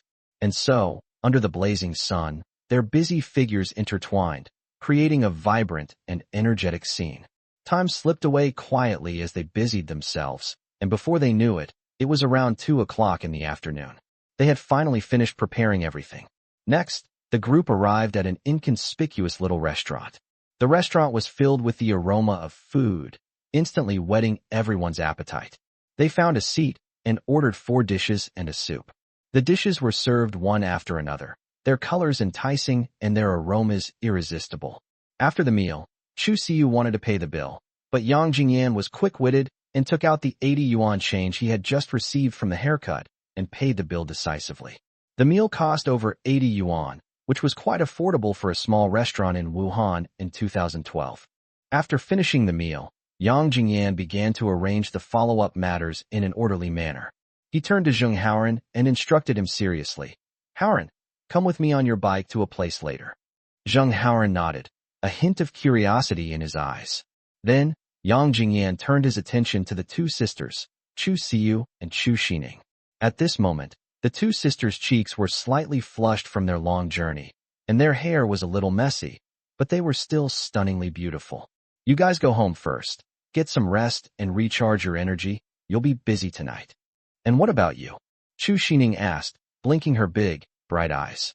I need to go to the daily necessities wholesale market. Chu Sining pressed for details. What are you going there for? I'm going to buy some wholesale items. I'll tell you the details tonight. But time is tight, so I need to hurry. Yang Jingyan checked his phone. It was already 3:30. Oh, by the way, lend me 2,000 first. Upon hearing this, Chu Siyu immediately took out the extra 2,000 yuan she had just withdrawn. Back in 2012, WeChat Pay didn't exist yet, and most transactions still relied on cash. She handed the money to Yang Jingyan. Yang Jingyan took the money and said gratefully, Thank you so much. I really love you all. Upon hearing Yang Jingyan's inappropriate words, the 2 girls' fair cheeks instantly flushed with a faint blush, revealing a hint of shyness and coquettishness. They all knew in their hearts that Yang Jingyan was just joking, that he was just making a joke. So they simply lowered their heads slightly, bit their lips, exchanged a glance, and tacitly chose not to say anything. However, Their flushed cheeks seemed to betray some hidden emotions, adding a subtle and ambiguous touch to the atmosphere. With 2,000 yuan in hand, Yang Jingyan saved a whole day of his time. After saying goodbye to the two sisters, he headed towards the daily necessities wholesale market. Stepping into the daily necessities wholesale market, the cacophony of voices and the sounds of goods being moved instantly flood your ears. The air was filled with a mixture of smells from various goods, including the smell of new plastic and the scent of fabric. The aisle was lined with a dazzling array of goods, with shelves stacked high, stretching to the horizon. Yang Jingyan walked straight to a rain gear wholesale stall. The colorful parasols on the stall shimmered under the lights. A slightly overweight owner, dressed in a simple shirt, was sitting in front of his stall, idly flipping through a magazine. "Boss, how much is the wholesale price of this parasol?" Yang Jingyan stepped forward and asked, pointing to a black parasol. Upon hearing this, the shopkeeper looked up, sized Yang Jingyan up and down, and then, with a smile on his face, enthusiastically introduced, "Sun umbrellas are 300 yuan a box, and each box contains 50 umbrellas." Yang Jingyan frowned slightly, quickly calculating in his mind. "It comes to 6 yuan a bunch." "A bunch?" He rubbed his chin and said, "6 yuan is a bit expensive. I saw other places charge around 5 yuan. The shopkeeper quickly waved his hand, his smile unchanged. "Oh, young man, the quality of my umbrellas is different. Look at the ribs, they're so sturdy, and the fabric has the best sun protection." As he spoke, the shop owner picked up an umbrella, forcefully opened it, and then closed it again, demonstrating the umbrella's sturdiness. Yang Jingyan reached out and took the umbrella, carefully examining the material of the ribs and the workmanship of the canopy. He then said, "I know your quality is good, but I buy in large quantities, so you have to give me a discount. 250 per box, I'll take 2 boxes. Upon hearing this, the shop owner's smile vanished instantly, and he shook his head repeatedly. No, this price is too low. It doesn't even cover the cost. The lowest price is 280. I can't go any lower." Yang Jingyan did not give up. He pondered for a moment and said, "I sincerely want to do business with you, and I know that it is not easy for you to do business. How about this? I will take 3 boxes. Do you think we can lower the price again?" The boss hesitated for a moment, a hint of struggle in his eyes. He gritted his teeth and said, "I really can't go any lower. 280 is already the lowest price." Yang Jingyan looked around, pretending to go to other stores, then turned back and said, "For boxes, just at 250 per box. Consider this a friendship, and I'll definitely come back to patronize your business in the future." The boss remained silent for a while, his eyes darting between Yang Jingyan, as if weighing the pros and cons. After a long while, he sighed heavily and said, All right, seeing how sincere you are, I'll sell it at a loss this time. For boxes it is, 250 yuan a box." A satisfied smile appeared on Yang Jingyan's face. He could have ordered 6 cases, but he didn't expect the shop owner to be so impatient and give up on 4 cases. These parasols were just the first step in his journey to earning 30,000 yuan in 20 days. The two then quickly completed the transaction. Yang Jingyan watched as boxes of parasols were loaded onto the prepared tricycles. Zheng Haoran asked, puzzled, "Jingyan, you're selling umbrellas?" "I guess so. Is that considered?" Zheng Haoran was completely baffled. Next, they went to a stationery store and bought a label sticker book. There was also a wooden crafts processing factory that bought a lot of smooth, unmarked wooden plaques for 50 cents each, the kind that sells for $10 each at the night market. Holding it in your hand, you can smell a faint woody fragrance. After buying the items, Yang Jingyan suggested, "Let's take them to my grandfather's house first." Yang Jingyan's grandfather has always lived in the urban village and is a longtime resident there. Yang Jingyan used to think that in a few years, his father might become a demolition beneficiary because of the demolition of the urban village. At that time, he will be a third-generation beneficiary of land expropriation. Unexpectedly, even as Jiangcheng expanded towards the outskirts of the city in 2024, there was no sign of any demolition of the urban villages. This left Yang Jingyan speechless. Chapter 12 helps the two sisters sell fruit slices. Before long, Yang Jingyan and Zheng Haoran arrived at their grandfather's house. This is a small courtyard located in an urban village, surrounded by walls covered with ivy. The old locust tree at the entrance sways its branches in the breeze, as if warmly welcoming their arrival. As soon as I entered the courtyard, the old man came out to greet me with a big smile. The old man's face was marked by the passage of time, but his smile was as warm as the winter sun. Jingyan is here, and Howren is here too. Come on in, dinner is almost ready, you've made it just in time. You'd better eat a lot today. The old man's voice was filled with barely suppressed joy as he pulled Yang Jingyan and Zheng Howren into the house. Yang Jingyan smiled and agreed, then took out 2 packs of Yushi cigarettes he had just bought from the back seat of the car and handed them to the old man. Sir, this is for you. The old man took the cigarette, and a look of surprise instantly appeared on his face. He stared intently at Yang Jingyan and couldn't help but wonder, could this kid have gotten into trouble again? Who did you fight with this time? He asked, frowning, his voice tinged with concern and a hint of reproach. Upon hearing this, Yang Jingyan frowned slightly, his thoughts instantly drifting back to many years ago. I remember it was in the 2nd year of junior high school when a group of female classmates falsely accused Chu Sining and Chu Siyu of stealing. Then came all sorts of verbal abuse, saying things like, as expected, poor families are prone to producing thieves, and good-for-nothing parents can't raise well-mannered children. Anyway, the more awful it sounds, the better. Actually, it's just that this group of people are jealous of the 2 sisters' good looks. They wanted to ruin the 2 sisters' reputations. At that time, the 2 sisters were extremely aggrieved. When Yang Jingyan found out, his anger flared up instantly. At that time, there was a popular saying, a good man doesn't fight with a woman. Just as he was struggling with how to teach these girls a lesson, Zheng Howren, who had a peculiar way of thinking, suddenly said something like this. Jingyan, we can't hit girls, but we can hit their brothers. At that time, Yang Jingyan was still young and not mature enough, so he listened to Zheng Howren's nonsense. So he and Zheng Howren went and beat up the girl's older brother, who was in the 3rd year of junior high school. Later, the girl's brother and Yang Jingyan arranged a group fight. This incident caused a huge uproar, and the school was in an uproar. Yang Jingyan almost got expelled.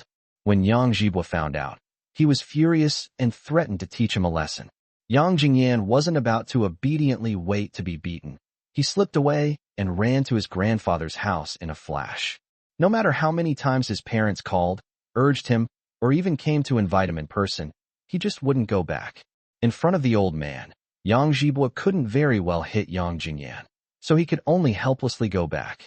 So he stayed there for a month without feeling guilty, until Yang Zhibua finally gave up and promised not to pursue the matter any further, at which point he went home. Recalling these past events, a faint smile appeared on Yang Jingyan's lips. Sir, what are you thinking? It's just that I haven't seen you in a long time. I just finished the college entrance exam and was on vacation, so I thought I'd come and see you. He explained patiently. And this cigarette? Grandpa was still a little puzzled, shaking the cigarette in his hand. My dad asked me to bring these cigarettes. His friend gave him a few cartons, and he said he couldn't finish them, so he asked me to bring you 2 cartons. Yang Jingyan casually made up a reason. A reason? Upon hearing this, the old man's doubts vanished instantly. He smiled and nodded, saying with satisfaction, at least he has some consideration. The old man looked at the tricycle piled high with fruit and asked curiously, what's with all this fruit on your tricycle? Howren and I plan to go to the barbecue market tonight to sell fruit slices and earn some money. The old man's eyes were full of admiration. That's a great idea. Grandpa supports you. Young people should gain more experience and not be like your father, who only knows how to study all day long. Yang Jingyan smiled and didn't say anything more. Upon entering the house, the table was filled with steaming hot food, its aroma filling the air. Yang Jingyan and Zheng Howren didn't stand on ceremony and ate with the old man, their laughter echoing throughout the meal. Unbeknownst to many, night fell like a giant black curtain, quietly enveloping the entire city.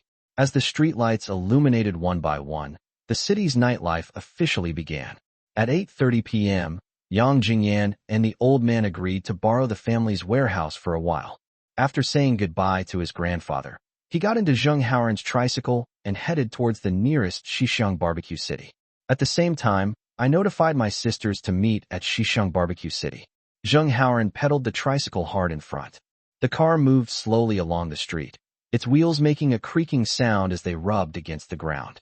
The 500 yuan worth of fruit, piled high on the tricycle, plus Yang Jingyan, made it quite a heavy load. Finally, after 20 minutes, the two arrived at the gate of Shixiang Barbecue City. At this moment, the barbecue city was bustling with activity, the air filled with the aroma of grilled meat, the scent of cumin, and the lively atmosphere of people laughing and chatting. Yang Jingyan quickly pulled out a pack of cigarettes from his pocket, his face beaming with smiles, and strode toward the security guard standing at the door. He casually handed me a cigarette. "Here, have a smoke." The security guard took the cigarette, tucked it behind his ear, narrowed his eyes slightly, and sized up Yang Jingyan. "What's up? How about this? We'd like to set up a stall here and sell cut fruit. We'll pay you 50 yuan for the stall fee for one night." Seeing the security guard hesitate, Yang Jingyan added, "We won't be selling for long, only about an hour." Back then, there were no street vendors in the barbecue area, which meant that the 50 yuan went straight into the security guard's pocket, becoming a sum of money he could line his own pocket. The security guard works from 7 p.m. to 3 or 4 a.m. every night, and his daily wage is only 70 or 80 yuan. Now, as long as they are allowed to set up a stall for an hour, they can easily earn 50 yuan for free. Naturally, he is very happy about such a good thing. After thinking for a moment, he said, "That's no problem, but you have to promise me one thing." "What's up?"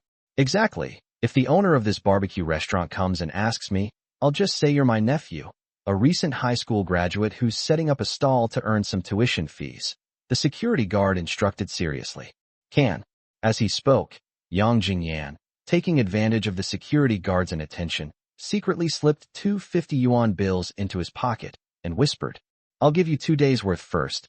Please take good care of me. There's one more thing. Could you please help me find a convenient location for a water source?"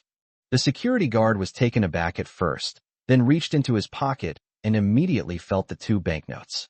His face instantly lit up with a smile, and the wrinkles around his eyes deepened. He quickly replied, "Sure, I'll take you to a spot right away." The security guard walked ahead, and Yang Jingyan followed behind. Not far inside the gate, on the right-hand side, there was a water tap. "By the way, don't litter your fruit peels and trash later.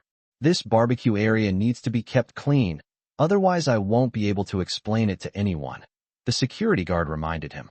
"Don't worry, we'll pack it up and throw it in the trash. We definitely won't cause you any trouble." Yang Jingyan responded with a smile. "Okay, you guys get back to work. I need to get back to my post too. Contact me if you need anything." After finishing his sentence, the security guard turned and walked back to his post. Once the security guard had gone, the 2 men got busy setting up their stall. Chapter 13: The core of the fruit-cutting business. Just then, 2 graceful figures slowly walked into the barbecue city, instantly attracting the attention of many people. They are twin sisters. They wore matching off-white short-sleeved dresses, the hem swaying gently with their steps, like 2 lilies blooming in the night, exuding a fresh and charming aura. However, upon closer inspection, the clothes have already faded somewhat. The 2 sisters probably thought they were going out to work, so they wore old clothes. The night in Jiangcheng was still sweltering, and many girls were wearing light clothing. In comparison, the sisters' outfits were quite conservative, yet they still exuded a unique grace and gentleness amidst the heat, making them stand out in the crowd. Chu Siyu smiled slightly, a warm smile like a spring breeze, and greeted Yang Jingyan and Zheng Haoran. "Have you been here long?" Her voice was clear and melodious, and could still be heard clearly in a noisy environment. "No, we just arrived too," Yang Jingyan responded with a smile, her gaze lingering briefly on the 2 sisters before shifting away. At this moment, Chu Sining, who had been fuming all day, quickly approached Yang Jingyan, tilted her head slightly, and asked with a hint of curiosity and reproach in her eyes, "Tell me, where are you planning to go tomorrow?" Her tone carried a hint of coquetry, as she asked Yang Jingyan for a personalized answer. "I'm going to set up a stall in the primeval forest." Yang Jingyan responded in a deliberately serious manner. "What are you selling?" "Selling umbrellas." I don't believe it. I'm going to tomorrow." Chu Sining pouted and crossed her arms over her chest, looking determined to achieve her goal. Zheng Haoran quickly picked up the conversation, his tone full of enthusiasm and anticipation. "Absolutely. We'd love to have you there." Yang Jingyan replied with a smile. "It's up to you. Come whenever you want." Yang Jingyan guessed that Chu Sining wanted to go along because it was Chu Siyu, the strategist, who suggested it. The goal is to get Sining to spend more time with Jingyan. Then, Yang Jingyan turned his gaze to the three of them and said, "Now that everyone is here, let's get started on the preparations." Everyone immediately sprang into action, and in no time the stall was set up in an orderly fashion, with all kinds of fruit-cutting tools neatly arranged, and the fresh fruit glistening enticingly under the lights. Yang Jingyan began to assign tasks in an orderly manner. "Howren will stay here to move the fruit and help out." "Okay." Zheng Howren gave a brief reply, then immediately asked, "So, which of the two of them will go and sell them?" As soon as he finished speaking, Yang Jingyan keenly sensed the inappropriateness of his words and quickly added, "Yeah, which of you two will go sell the fruit cutter?" Chu Siyu tilted her head slightly, looked at Chu Sining beside her, and said gently, "Sining, go ahead, she doesn't know how to cut fruit." She paused, then looked at Yang Jingyan and said, "Jingyan, you go and take care of Sining. Leave this to me and Howren." "Good." Yang Jingyan responded, understanding his duty. His main role was to act as a bodyguard, keeping a close watch on the intoxicated guests and preventing them from doing anything inappropriate to Chu Sining. As for Siyu, with Zheng Howren, that big black guy, around, I doubt anyone would dare to have any ulterior motives. After saying that, Yang Jingyan took out a large bag of thin film gloves from under the stall and handed them to Chu Siyu, saying with concern, "Use these to cut fruit, otherwise they will hurt your hands." Chu Siyu nodded gently, took the gloves, and felt a warm feeling well up in her heart. Following the initial plan, everyone quickly got into work mode and got busy. As time went by, it was 9 p.m. in the blink of an eye. The barbecue area burst into popularity instantly, like a flame that had been ignited. The restaurant was packed with diners, both inside and out. The tables were laden with various delicacies and drinks, and everyone was toasting, chatting, and having a lively time. As a tourist city, it experiences frequent visitor flow, with tourists from all over the world gathering here almost every day. Chu Sining took a deep breath, picked up the first plate of fruit, a sweet smile on her face, and walked towards a table of guests, asking softly, "Brothers, would you like some fruit?" Her soft and sweet voice instantly attracted the attention of the guests. Time flies like an arrow, and soon it was 9:30. During this period, Chu Siyu's business was also booming, with a constant stream of customers coming to buy fruit. After all, with such a beautiful and charming girl carefully cutting fruit for them, who could resist such a sweet temptation? Of course, many customers had ulterior motives and asked Chu Siyu for her QQ number. Yang Jingyan had specifically instructed them beforehand that if they encountered this situation, they should give them his QQ number and he would chat with these people. For this reason, he even changed his QQ profile picture to a girl's picture. After all, in this tourist city, the barbecue restaurant has almost no repeat customers every day, so refusing them outright could cause the business deal to fall through. Chu Siyu kept Yang Jingyan's instructions in mind and always smiled as she gave Yang Jingyan's QQ number to those people. Chu Sining did the same. When faced with similar requests from guests, she followed Yang Jingyan's instructions. With everyone's concerted efforts, the first barbecue stall was almost sold out by 9:45 a.m. Perhaps because Chu Sining wasn't wearing her school uniform today, she lacked that youthful innocence and playfulness, so the price here was only a little over 600 yuan. There's no point in continuing to hold out. After bidding farewell to West Alley Barbecue City, the group headed straight for North Alley Barbecue City. This time, only Zheng Howren rode the tricycle, while Yang Jingyan and the two sisters took a taxi. Upon arriving at the North Alley Barbecue City, Yang Jingyan walked confidently toward the security room. Yang Jingyan used the same method to establish connections with the security guard. This time, he gained an uncle. This part also ended quickly, in about 40 minutes. Finally, we arrived at the biggest barbecue city. It was the same barbecue city in Nanxiang that we went to last night. Yang Jingyan used the same method to establish connections, and this time, he gained another uncle. Just then, Yang Jingyan glanced up and caught sight of Lu Chong from yesterday. He was standing not far away, selling fruit cutlets, and it looked like he had been doing so for quite some time. However, Yang Jingyan was too lazy to pay him any attention. They each did their own business, and neither of them bothered the other. He and the three others quickly set up their stall, ready to start a new round of sales. As soon as the stall was set up, Yang Jingyan and his team got to work. Before long, Lu Chang noticed the booming business on Yang Jingyan's side. His eyes widened in disbelief. In just 10 minutes, Yang Jingyan and his team sold nearly 50 servings of fruit slices, while he had been waiting here since 9 p.m. and had only sold 36 boxes so far. After lingering on Chu Sining for a moment, Lu Chang looked at Chu Siyu, who was cutting fruit. I can't help but admire how beautiful these twin sisters are. Soon, a flash of inspiration struck him. He seemed to have discovered the core of the business. It seemed that only pretty girls could attract more customers. He now almost wishes he were a pretty little sister. If I were a pretty girl, I could definitely sell as much as the two sisters. Wrong. If I were a pretty girl, would I still be selling chicken feathers and fruit? Why not sell something else? Chapter 14: The Role of Booth Fees. Lu Chang snapped out of his thoughts, and the thought of Yang Jingyan and his group trying to steal his business made his anger flare up instantly.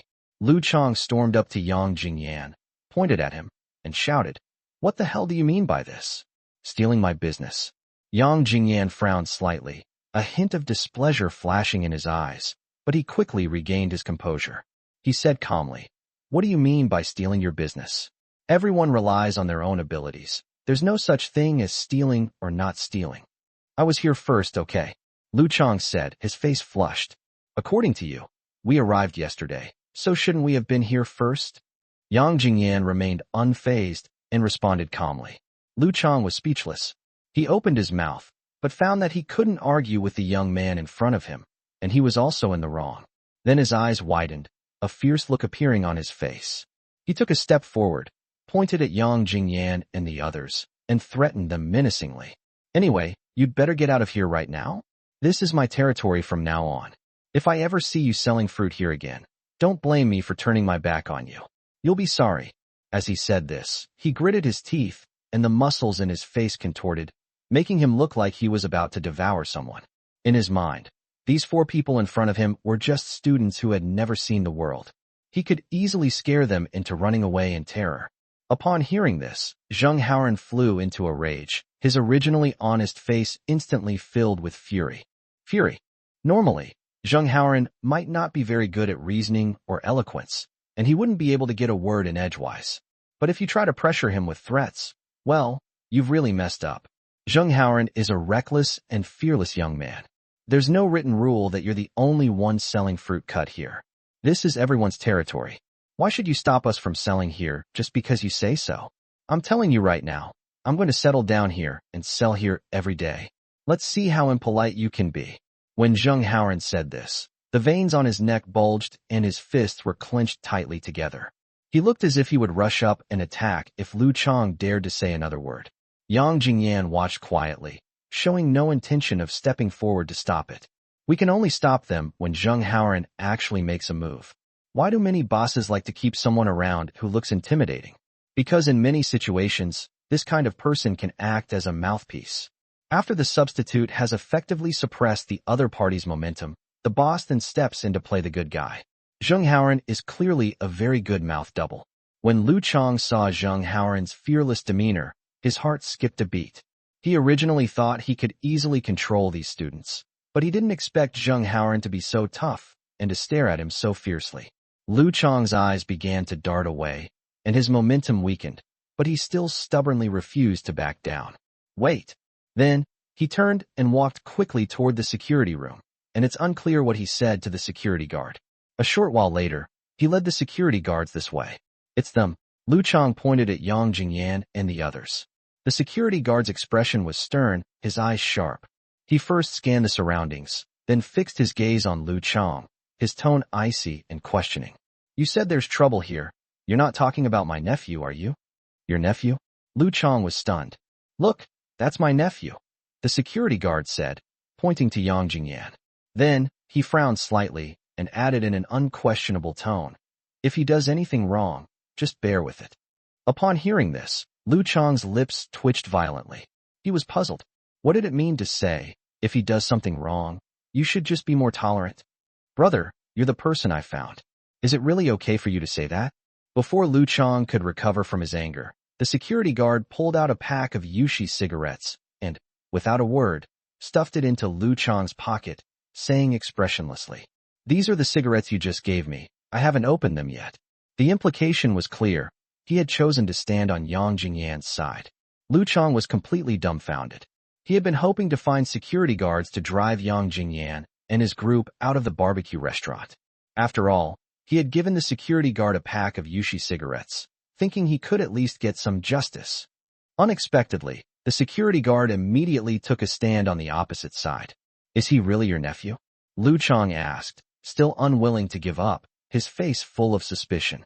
A hint of displeasure flashed across the security guard's face. He felt that Lu Chang was really being tactless.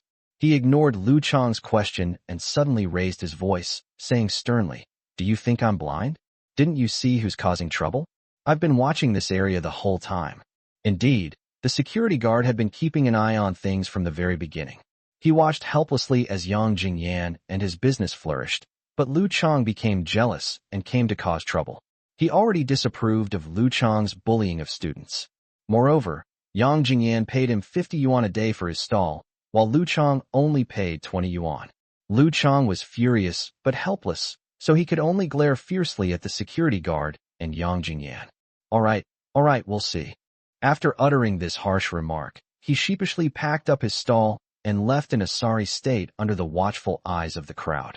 Seeing Lu Chang walk away, the security guard's tense expression relaxed, and a kind smile appeared on his face. He looked at Yang Jingyan and nodded slightly. It's as if it's saying, "Look, I've taken care of things for you.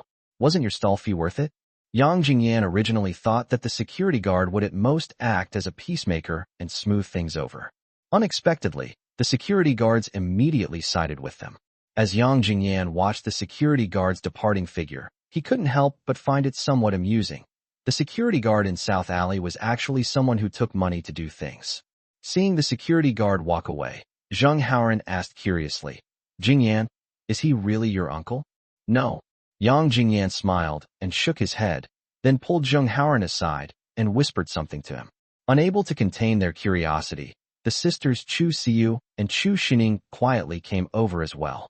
After hearing Yang Jingyan's explanation, Zheng Haoran's eyes widened, his face filled with surprise. "What? You're giving him 50 yuan a day for a stall?" Yang Jingyan looked at Zheng Haoran, gently shook his head, and patiently explained. "Haoran, he's a security guard at this barbecue restaurant. His words carry weight here. It might not be a problem if you set up a stall on his turf for the first time, but if you set up a stall every day and he sees you making money every day but doesn't get any benefit from it, will he be satisfied with that? Instead of waiting for unpleasantness to arise later, it's better to give him a portion now and ask him to do me a favor, just as a stall fee." "See, didn't the stall fee just work?" Yang Jingyan's words were like a key, instantly unlocking Zheng Haoran's doubts. Zheng Haoran nodded. "Jingyan, when did you learn all this? Does this need to be learned?" The two sisters also began to look at Yang Jingyan with new respect. Chu Siyu felt that ever since she rejected Yang Jingyan, she had become increasingly unable to understand him. In Chu Siyu's memory, Yang Jingyan didn't seem like someone who was well-versed in human relationships. Moreover, the way he made plans during the day was not like the Yang Jingyan she usually knew.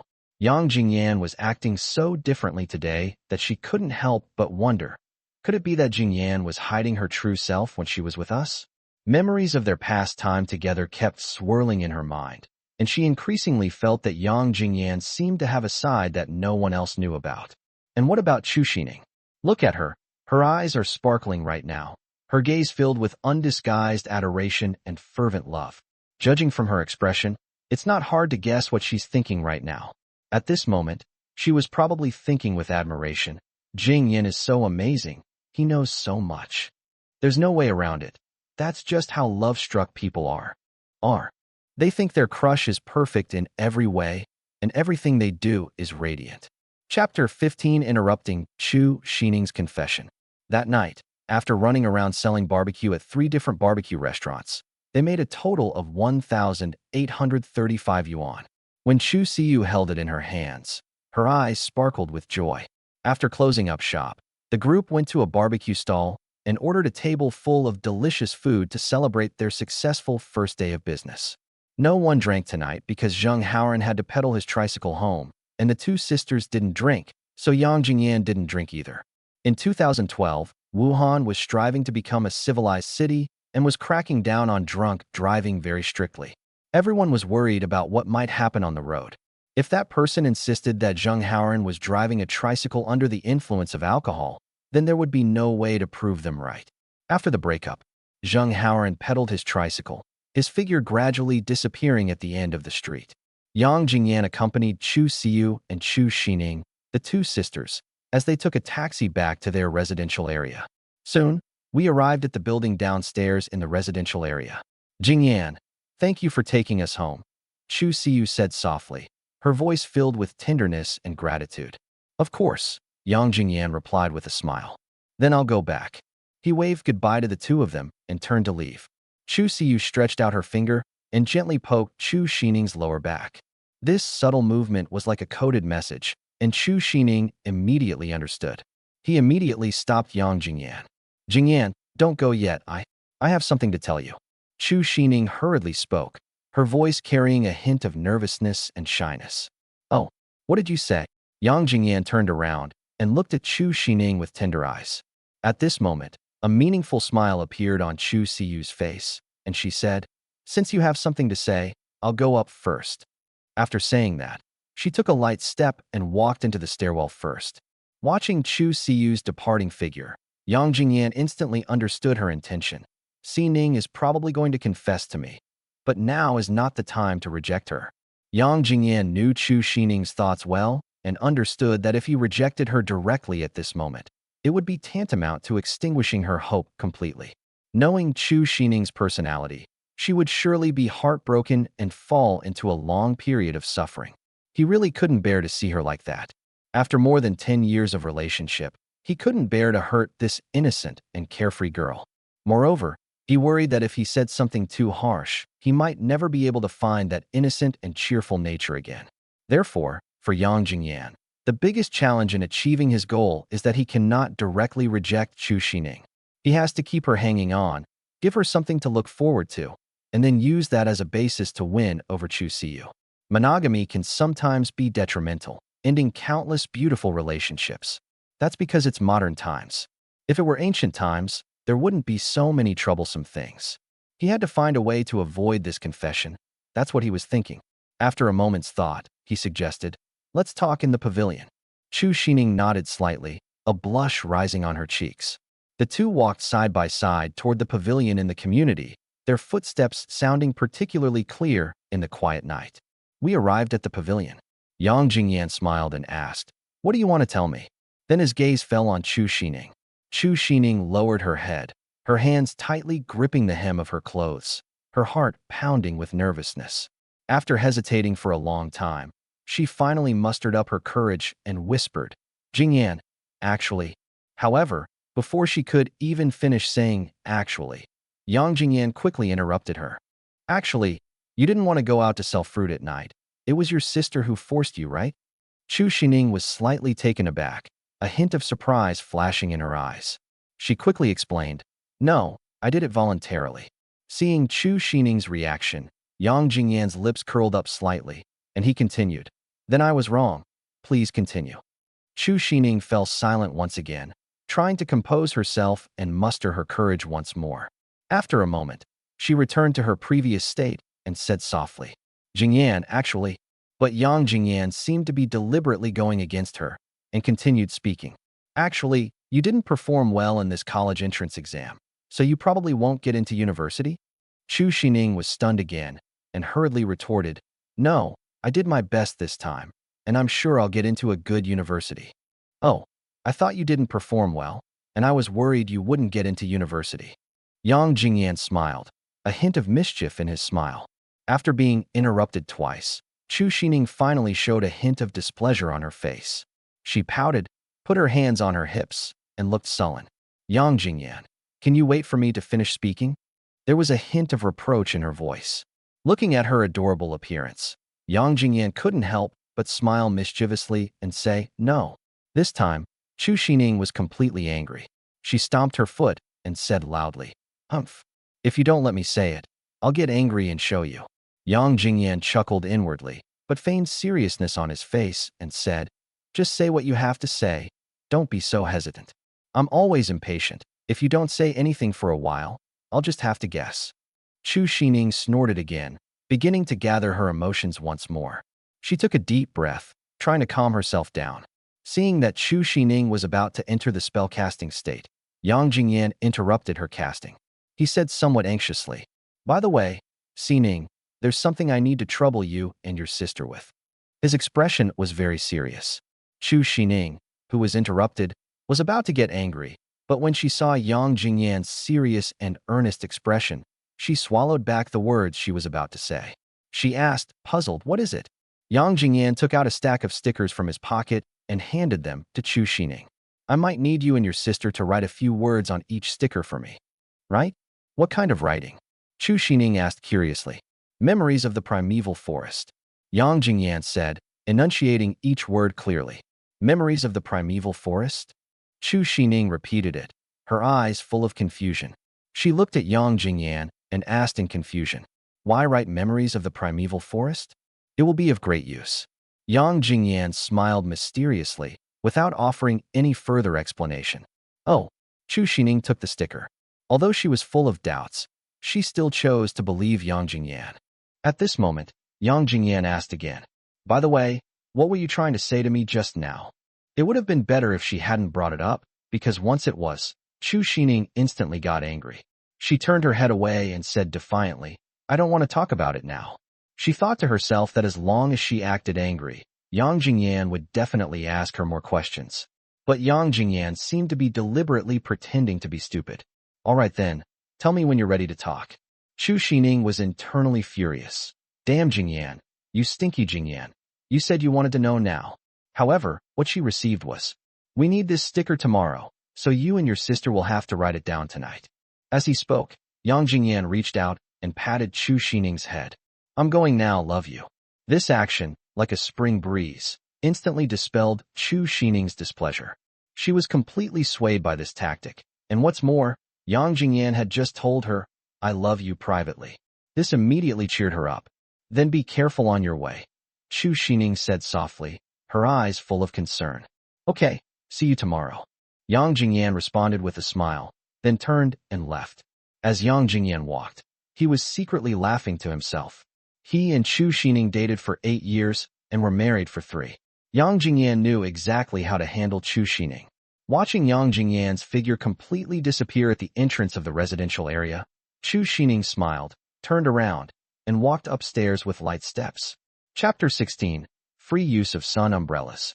Chu Sining hummed a little tune and skipped to her front door, her face beaming with a bright and beautiful smile. She raised her hand and gently knocked on the door, calling out in a clear voice, "Sister, I'm home." Inside the room, Chu Siyu was washing the cutting board she had used for cutting fruit that day. They chose locations near water sources and rinsed the cut pieces after each batch. However, Chu Siyu felt that a simple rinse was not clean enough, so after returning home, she washed it several more times with detergent. Hearing her sister's voice, she stopped what she was doing and quickly walked towards the door. Gently opening the door, one is greeted by Chu Sining, whose eyes are crinkled with a smile. In an instant, a barely perceptible sense of loss crept into her heart. She thought to herself, "It seems that Jingyan has accepted Sining's confession." But then she couldn't help but ask herself, since she was the one who brought this about, why did she feel such bitterness? Despite her turbulent thoughts, Chu Siyu showed no sign of it. A gentle smile appeared on her lips as she softly asked, "You're smiling so happily. Did Jingyan agree to be with you?" Upon hearing this, Chu Sining shook her head like a rattle drum, her smile fading slightly, and said, "No, I haven't confessed to him yet." A hint of surprise flashed in Chu Siyu's eyes, and she asked curiously, "If you didn't confess, then what are you so happy about?" Chu Sining instantly became agitated, pouted, and angrily recounted to Chu Siyu everything that had happened in the pavilion. She spoke through gestures, her voice rising and falling, sometimes tinged with reproach. Finally, she said helplessly, "He keeps interrupting me, which makes me lose my mood to talk." Chu Siyu listened quietly, and the disappointment in her heart slowly dissipated like a thin mist, replaced by an irrepressible smile. "But didn't he say he loved you in the end? That means he actually loved you in his heart."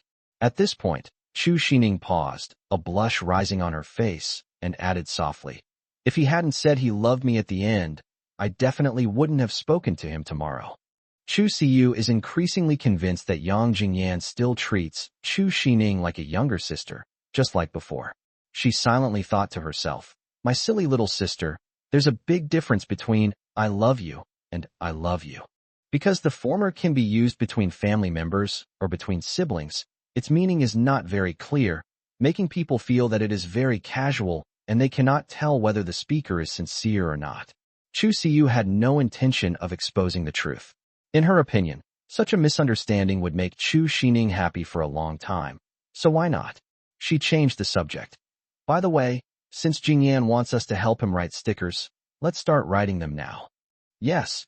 Chu Sining nodded vigorously, her whole body brimming with boundless energy, her eyes sparkling with excitement. "Actually, there aren't many stickers to write. Only 6 stickers in total, for 300 sets." The two sisters sat at their desk, the desk lamp casting a soft light that illuminated the papers in front of them. They picked up their pens and wrote carefully, stroke by stroke, each character written neatly and legibly. The room was extremely quiet, with only the scratching sound of pen nibs on paper. Meanwhile, Yang Jingyan returned home. He gently pushed open the door. The house was silent, with only the night light in the living room casting a faint glow, quietly awaiting his return. He tiptoed to the bathroom, quickly washed up and took a shower, then prepared to go back to his room to rest. The moment he pushed open the bedroom door, his eyes were drawn to a set of clothes and shoes neatly arranged on the bed. The clothes are simple yet stylish, a style favored by young people today. The shoes are made of soft and comfortable leather. There were also 3 invoices on the side, which totaled 280 yuan. Yang Jingyan immediately guessed that it must have been bought by his mother, Li Xiaoxia. Only a mother would do something like placing the invoice next to her, deliberately letting herself see it. He could already guess what his mother looked like at that time. The corners of his mouth turned up slightly, and he thought to himself, "Don't say that Mom didn't give you money to buy clothes. Mom was just afraid that you would take the money and go drinking and surfing the internet." He gently picked up the clothes, examined them carefully, and a warm feeling welled up in his heart. Although his mother usually ignored him and made fun of him, she secretly cared for him in some subtle ways. He put the clothes in the closet, then lay down on the bed, slowly closed his eyes, and gradually drifted off to sleep in the warm atmosphere. The next morning at 11 a.m., the sunlight seemed to be poured out recklessly, so bright it was dazzling. Yang Jingyan, full of energy, led Zheng Haoran towards the famous primeval forest scenic area in Jiangqing. Chu Sining originally wanted to come along, but at 8 o'clock in the morning, the two sisters' aunt called Chu Siyu, saying that she happened to be passing through Jiangqing and wanted to visit the two sisters, so she couldn't come along. After arriving at the scenic area's parking lot, they found a spot to park their tricycle. Yang Jingyan looked up at their destination, the entrance to the scenic area. Reaching the scenic area gate is not easy. From the foot of the mountain to the gate, there is a stone staircase that is about 70 degrees long and 2 kilometers long. Looking at the steep stone steps, Zheng Haoran couldn't help but swallow hard.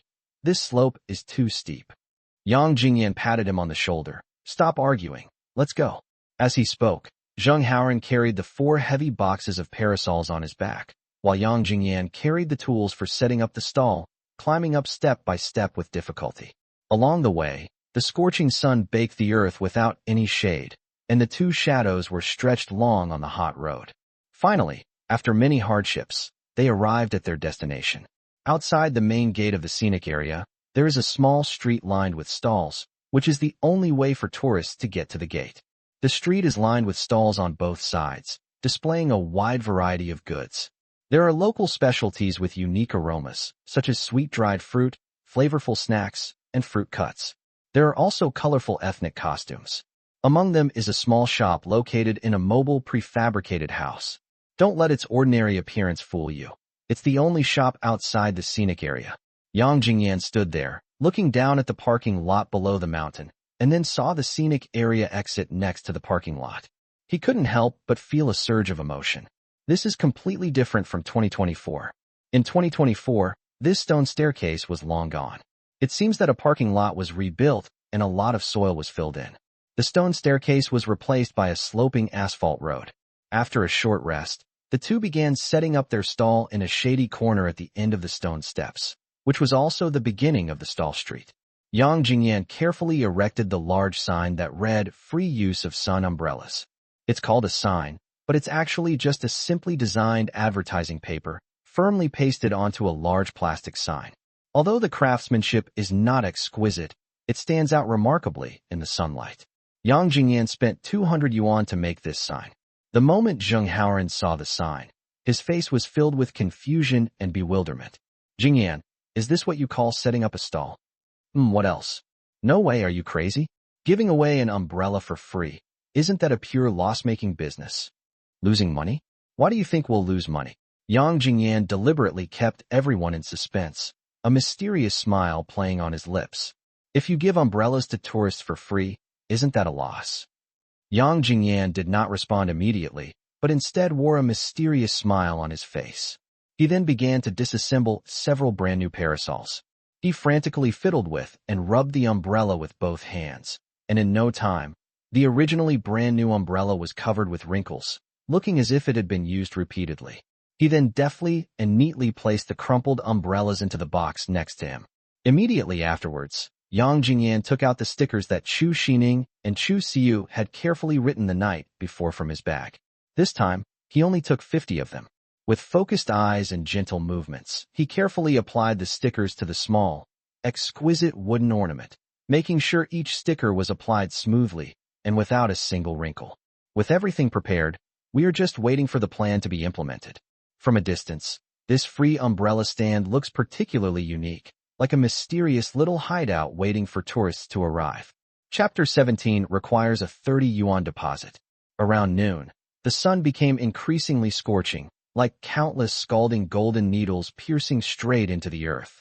The flow of people outside the scenic area gradually increased like a tide. Tourists came from all directions, most of them well prepared, some holding colorful parasols, others wearing sun hats of various styles, forming a unique scene under the sun. However, a small number of people clearly underestimated the intensity of the Jiangxing sun, and without any sun protection, they were sunburned and their faces turned red. They hurried along, their expressions revealing a hint of anxiety and helplessness. Yang Jingyan was waiting for this small group of people. Just then, the figure of a family of 4 came into Yang Jingyan's view. They came from out of town and were suffering terribly from the scorching sun. "It's so hot. The sun in Jiangxing is so scorching." A woman, speaking with a thick accent from another region, couldn't help but complain, her brows furrowed tightly as she repeatedly wiped the fine beads of sweat from her forehead. She looked at the man beside her and said, "It's all your fault. You didn't even buy an umbrella before going out. Look at us now. The whole family is sunburned and our faces and necks are red." The man retorted, not to be outdone, "Why didn't you warn me sooner? Who would have thought the midday sun in Jiangxing would be so intense?" The man sighed and said, all right. There must be a convenience store up ahead. We can just buy a couple of umbrellas later. Mommy, I'm so hot." The young daughter tugged at her mother's clothes, her voice tinged with a hint of grievance and coquettishness. Okay, baby, be good. Daddy will go buy an umbrella in a bit." The woman quickly squatted down and gently comforted her daughter. The family was talking, but before the convenience store could even come into view, their attention was drawn to Yang Jingyan's stall. Beside the stall, a conspicuous billboard stood out under the sunlight, boldly proclaiming, "Free use of sun umbrellas." Yang Jingyan deliberately set up his stall in front of the convenience store. If he had set up his stall behind the convenience store, what chance would he have?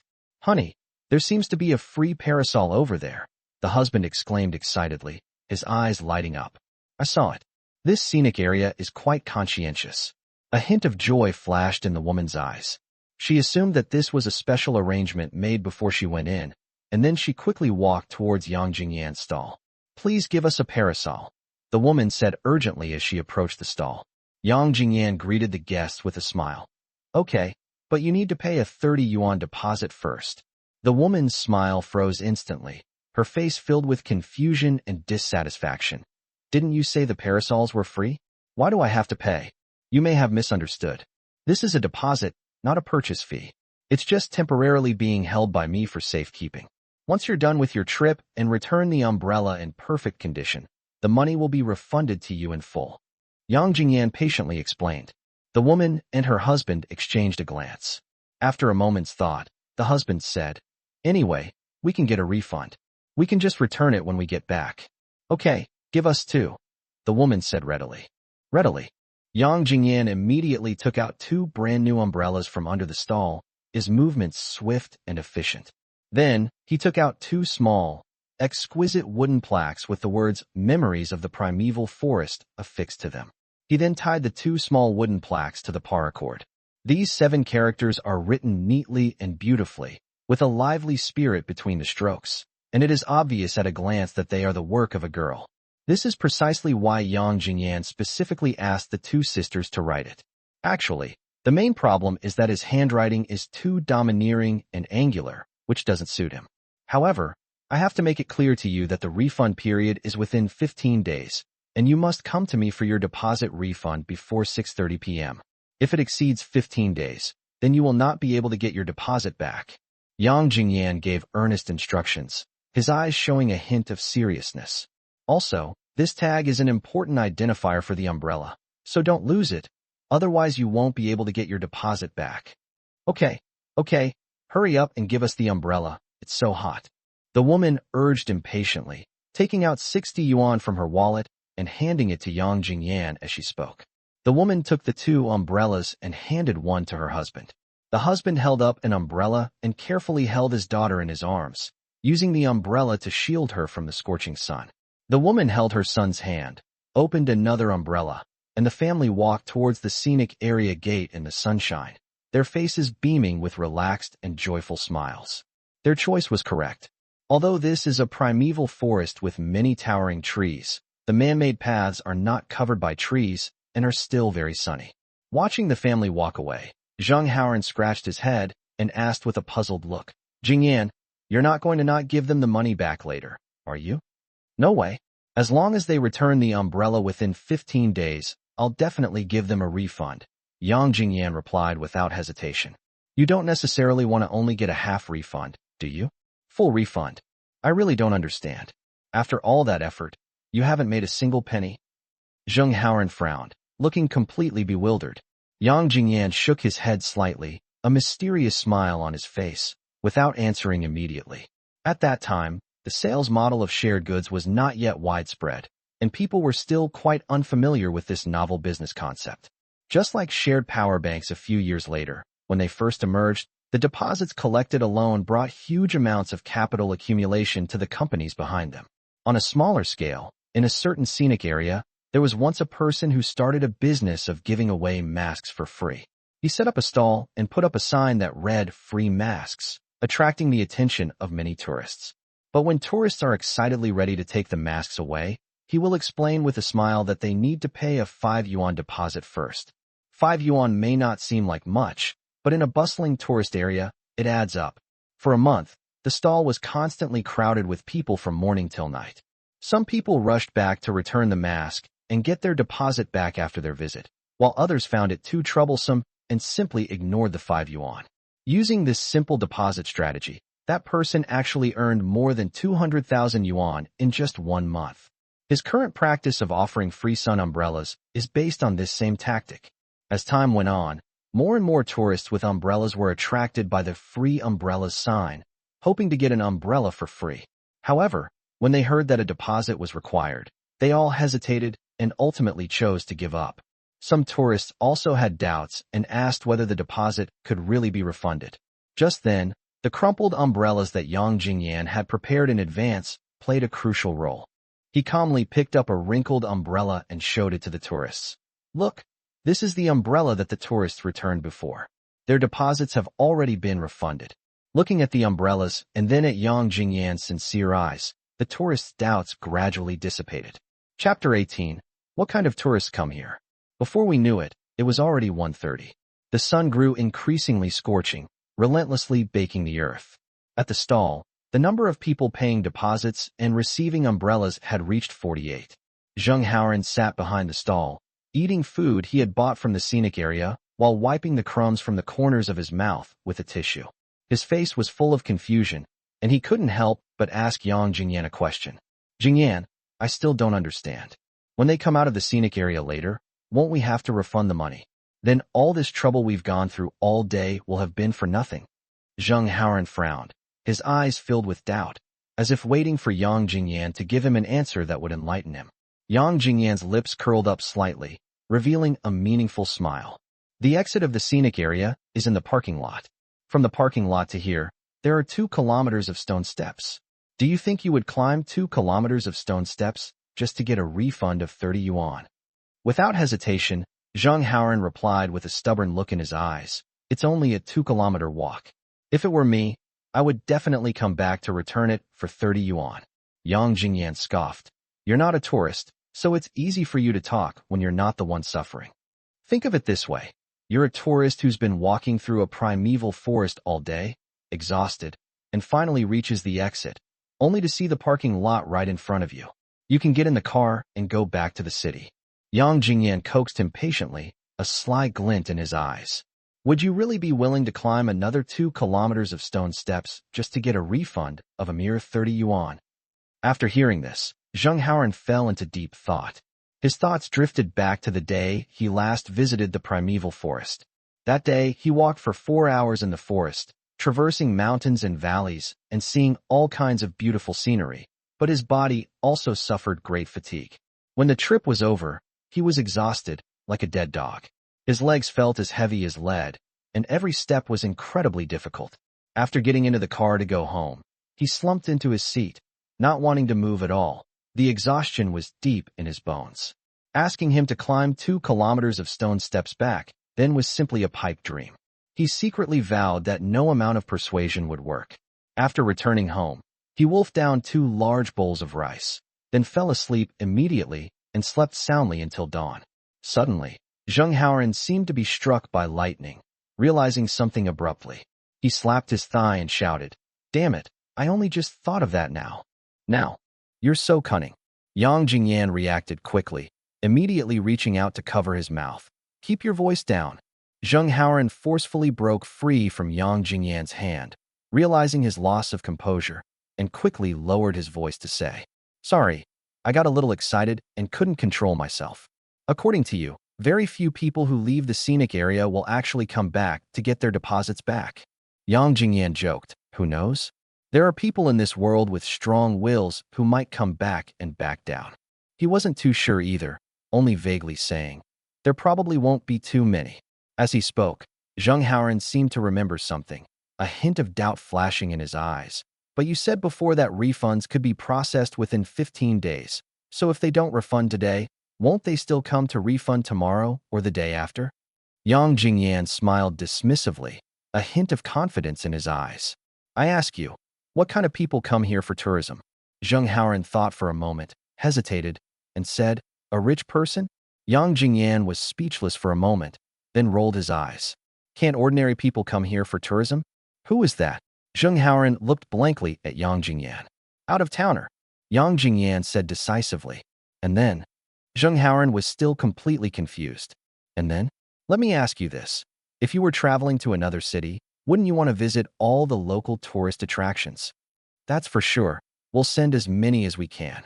"Okay, so will you choose to stay in the city center, do your research in advance, and plan which scenic spot to visit today and which to visit tomorrow?" "Yes, that's true. The city center is more than 10 kilometers away from here. In the limited time you have to visit, would you make a special trip all that way just to get your deposit back for an umbrella?" The same goes for tourists who paid a deposit to rent umbrellas. Most of them have tight schedules, visiting here today and heading to other scenic spots tomorrow, constantly moving between different places, and simply don't have time to come back to return the umbrella and get their deposit back, Yang Jingyan patiently explained. Zheng Haoran's eyes widened upon hearing this, and he suddenly realized what was going on. He was about to exclaim in praise when Yang Jingyan glared at him fiercely. He hurriedly covered his mouth, and after a long while, he carefully removed his hand, his face filled with barely suppressed excitement, and said in a trembling voice, "Damn it! What's wrong with your brain? Doesn't that mean you sold an umbrella that cost 5 yuan to produce for 30 yuan? Zheng Haoran exclaimed with admiration. "Otherwise what? It's worth noting that the shops in the neighboring scenic area only sell it for 15. Zheng Haoren was amazed, secretly thinking that even if he had 10 years, he would never have been able to come up with such a scheme. He looked at Yang Jingyan with admiration and asked, "How did you come up with such a brilliant plan?" Yang Jingyan's lips curled up slightly, a hint of a playful smile on his face, and he said casually, "I dreamed about it." Zheng Haoren immediately curled his lip, his face full of disbelief. "Are you kidding me? I can't dream about it." Yang Jingyan continued to tease him. "Perhaps it's because everyone's constitution is different." Zheng Haoren looked at him with disdain. Time flies, and it was soon 3:30 in the afternoon. At this time, the crowds outside the scenic area gradually thinned out, and no tourists came to rent umbrellas anymore. Because the scenic area closes at 6 p.m., and it would take tourists at least 4 hours to walk through the entire primeval forest, no tourist will choose to enter the scenic area after that time. From April to June is the peak tourist season in Jiangxing. Looking back on the day, the scenic area welcomed 3,000 to 4,000 tourists one after another. They pledged 93 umbrellas at their stall, and at a deposit of 30 yuan per umbrella, they collected a total of 2,790 yuan. After deducting the cost of 5 yuan per umbrella, the total was 465 yuan. They made a net profit of more than 2,000 yuan that day. This number was higher than Yang Jingyan had anticipated. 30 more umbrellas were bet on alone. Looking at the accounts in his hand, Yang Jingyan seemed to be deep in thought. It seems that quite a few tourists underestimated the intensity of the sun in Jiangxing. He silently came to this conclusion in his heart. Another hour passed, and the intense heat of the sunlight subsided slightly, but it still carried a scorching temperature. At this moment, people were gradually emerging from the exit of the scenic area, dragging their exhausted bodies and moving towards the parking lot. These tourists spent a whole day traversing the primeval forest, strolling along winding paths or climbing steep slopes, leaving their footprints on every inch of land and exhausting their strength. Most of them looked exhausted, their steps were unsteady, and some even lacked the strength to speak. Every face was etched with fatigue. Indeed, a full day's journey is enough to exhaust anyone. Many tourists who had rented umbrellas were now considering returning them. After all, 30 yuan isn't a lot, but nobody's money grows on trees, so every little bit helps. However, when they looked up at the long 2-kilometer-long stone steps, the thought of having to climb up with such an exhausted body made me want to give up instantly. Some people were thinking to themselves, since the stall owner said they could get a refund within 15 days, they might as well come back tomorrow. They would have more energy by tomorrow, and it would be easier to climb up. There are probably only a dozen or so tourists who think this way. Yang Jingyan has always felt that sightseeing is a way to make things difficult for oneself. He couldn't quite understand what the fun of hiking was. But when it comes to playing in the water, it's really fun. Especially the beach, with its incredibly eye-catching beach bikinis. However, bikinis are secondary. The main focus is on the yacht trip. Imagine yourself boarding a yacht alone, surrounded by 6 or 7 yacht girls who are either youthful and beautiful or charming and alluring. It's important to know that legitimate companies provide their yacht girls with medical examination reports on the same day. They'll wear sexy bikinis and drink with you, swaying and dancing in front of you to music, providing you with emotional value. If you're willing to spend a fortune, you'll have an unforgettable and ultimate experience. As for how deep the memory will be, that depends on your physical condition. One should always act within one's capabilities. Chapter 19 as a memento. Only a small number of tourists planned to come back for their deposits in the next day or two. Most of the tourists who had paid their deposits and received their umbrellas stood in the parking lot, looking at the towering stone steps, filled with resistance. They wanted to return the parachute, but they really didn't want to climb those stone steps. Unwittingly, they noticed the pendant on their umbrella, where the words "Memories of the Primeval Forest" were clearly visible. Examining the umbrella in my hand more closely, the brand new canopy shimmered with a soft luster in the afterglow of the setting sun and had an excellent texture to the touch.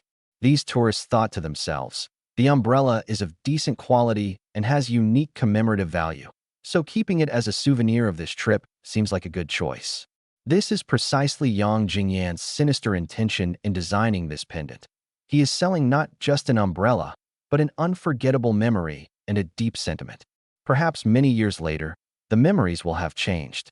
These people could no longer remember what the primeval forest looked like, but when their eyes fell on the umbrella and the small pendant on it, they will surely remember how they were swindled out of 30 yuan in deposit in this primeval forest back then. As for what these people will think years later, Yang Jingyan doesn't care. All he wants is money. Besides these people, there are naturally a few who are completely unyielding. Just when Yang Jingyan thought no one would come back to return the parachute, 7 superhumans tirelessly climbed up the stone steps, found Yang Jingyan, and insisted on returning the parachute.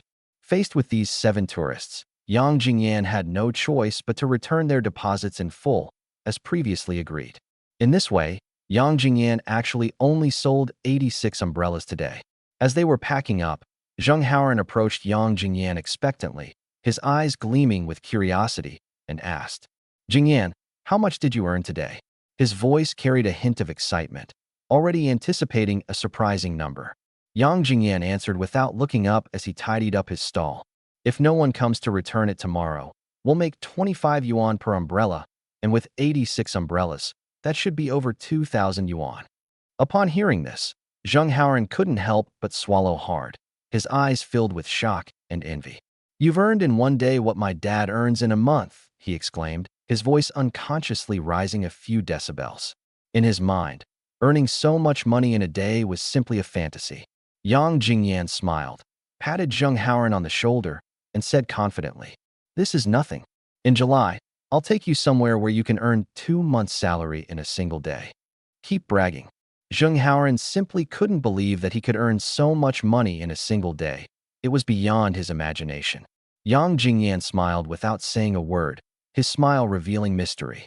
After a while, his expression gradually became serious, and he solemnly instructed, "Oh, by the way, don't go around talking about our way of selling umbrellas. Don't worry about that. Can't I tell my dad either?" "Don't tell him for now," Yang Jingyan said decisively. "If he asks, just tell him that we're just a regular stall selling umbrellas." Oh well. Although Zheng Haoran had some doubts, he still chose to listen to Yang Jingyan. As night fell and the city lights came on, Yang Jingyan, Zheng Haoran, and others once again arrived at the bustling barbecue city to sell fruit slices. In the bustling barbecue city, people come and go, and Chu Siyu's fruit and vegetable stall is surrounded by customers. Chu Sining's business is also doing exceptionally well. That night, their business was exceptionally booming, and they made a considerable profit. After a busy night, everyone returned home. Of course, Yang Jingyan still dropped the 2 sisters off at their apartment complex before going home. After washing up, Chu Sining nestled in the soft sofa in her cartoon pajamas, but her mind kept replaying Yang Jingyan's story of selling umbrellas at the scenic spot during the day. Actually, they had already contacted each other on QQ during the day, and Yang Jingyan even sent her a photo of a table full of parasols. But this only piqued her curiosity even more. She glanced at the romantic idol drama playing on TV, Meteor Shower. Then he tilted his head and looked at Chu Siyu, who was reading a book beside him, his eyes full of doubt. "Sis, do you think Jingyan is really selling umbrellas at the scenic spot?" Chu Siyu put down her book, feeling that the matter was quite strange. She murmured softly, "He even sent you the pictures, so it doesn't seem fake. But I really can't understand how you can make money selling umbrellas in a tourist area." Hearing what his sister said, Chu Sining tilted her head slightly, a bright and determined light shining in her eyes. A gentle smile, full of trust, appeared on her lips. Her tone was soft but firm, saying, "You'll definitely make money. I believe in Jingyan." Looking at her younger sister's eyes, which were full of trust and expectation, Chu Siyu couldn't help but feel a strange sensation. She looked at Chu Sining quietly, and a word suddenly came to mind to describe her sister at this moment: pure love. At that time, the term love-struck had not yet become popular in their lives. If it had, Chu Siyu would definitely think that this term could aptly describe her sister's current state. "Why don't you go and see for yourself tomorrow?" Chu Siyu said gently, breaking the brief silence. "All right then." Chu Sining nodded, then picked up her phone and said, "I'll ask them what time they're going tomorrow." At that time, WeChat was just emerging, and QQ was still the main tool for high school students to chat. Chu Sining uses a flip phone, same style as Chu Siyu. "This phone feels incredibly cheap in my hand.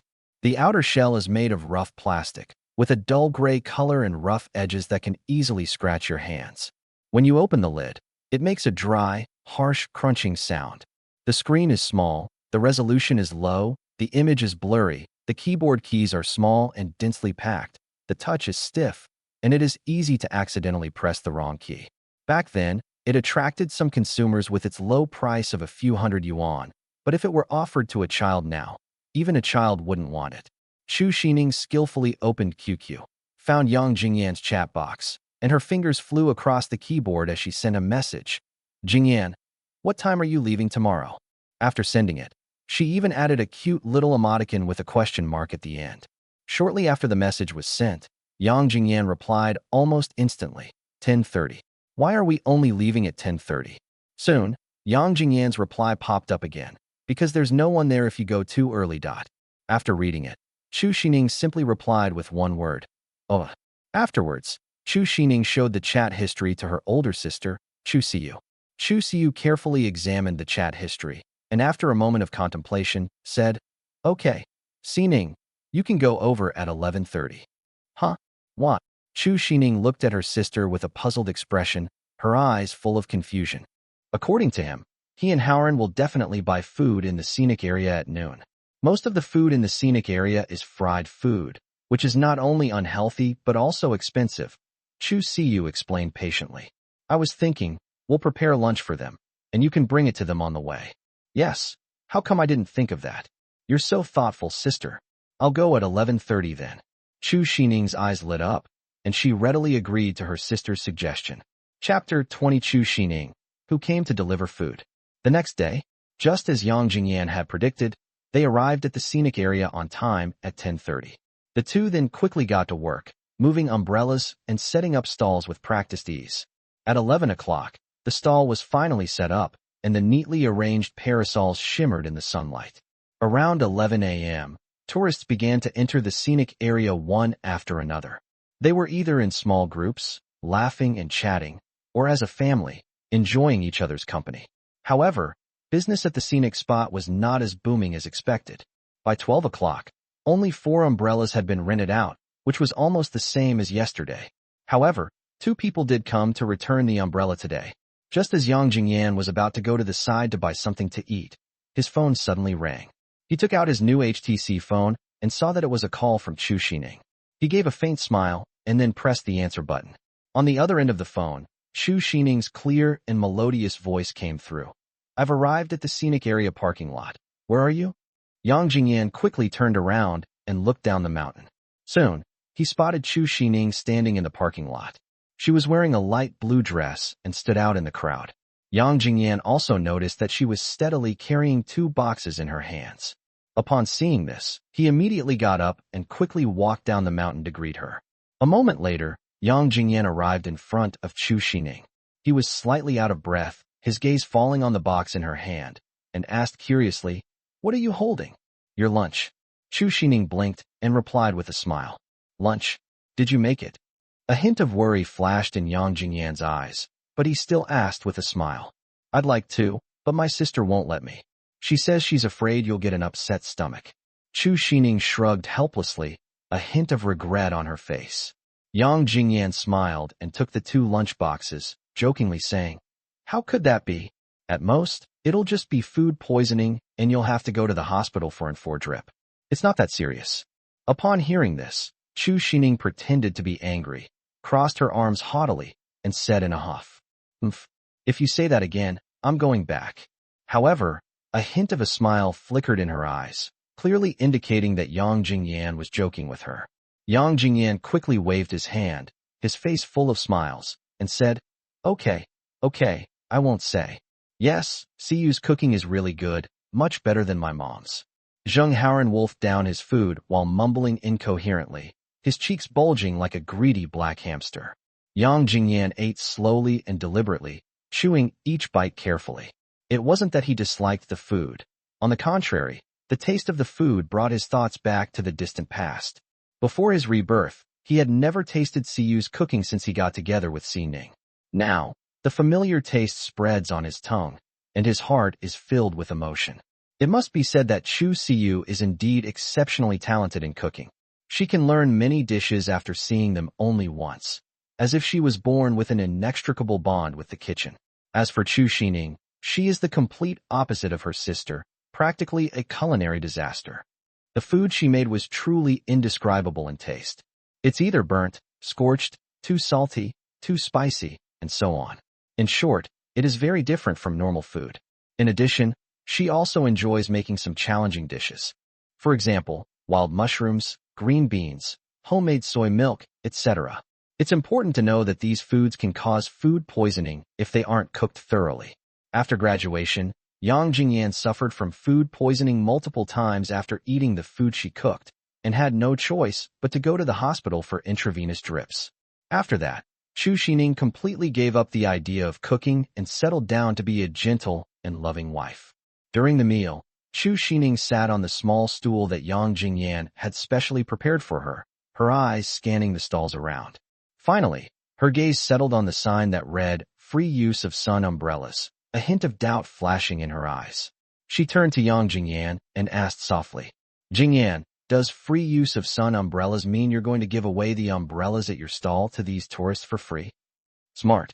Yang Jingyan gave her a thumbs up, offering a fake compliment.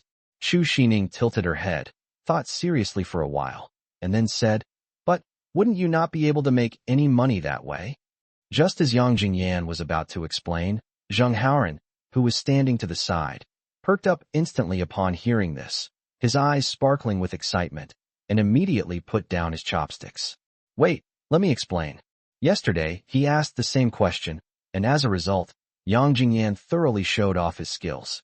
After returning home, he pondered the matter repeatedly and felt more and more that it was a brilliant idea. However, Yang Jingyan had told him not to tell anyone, otherwise he would have already shared it with his father. At this moment, Chu Sining is just as clueless as he was yesterday, which makes Zheng Haoran's desire to share incredibly strong. "Sining, you wouldn't understand, would you?"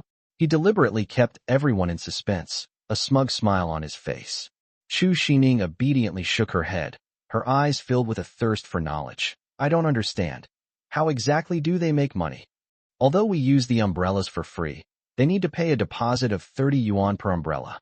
We earn money from their deposits." He explained it vividly, as if he were the inventor of the idea. Upon hearing this, Chu Sining frowned slightly. She knew what a deposit meant, but she still didn't understand how to make money from it. "I still don't understand." Zheng Haoran knew that Chu Sining was also confused at first, so it was his turn to show his abilities. At this moment, the corners of his mouth were turned up high, harder to suppress than an AK. He immediately became very excited and wanted to repeat to Chu Sining everything Yang Jingyan had explained to him yesterday, word for word, and also wanted to enlighten Chu Sining's mind. However, Chu Sining had no intention of listening at all. She felt that if she couldn't figure it out, she shouldn't think about it.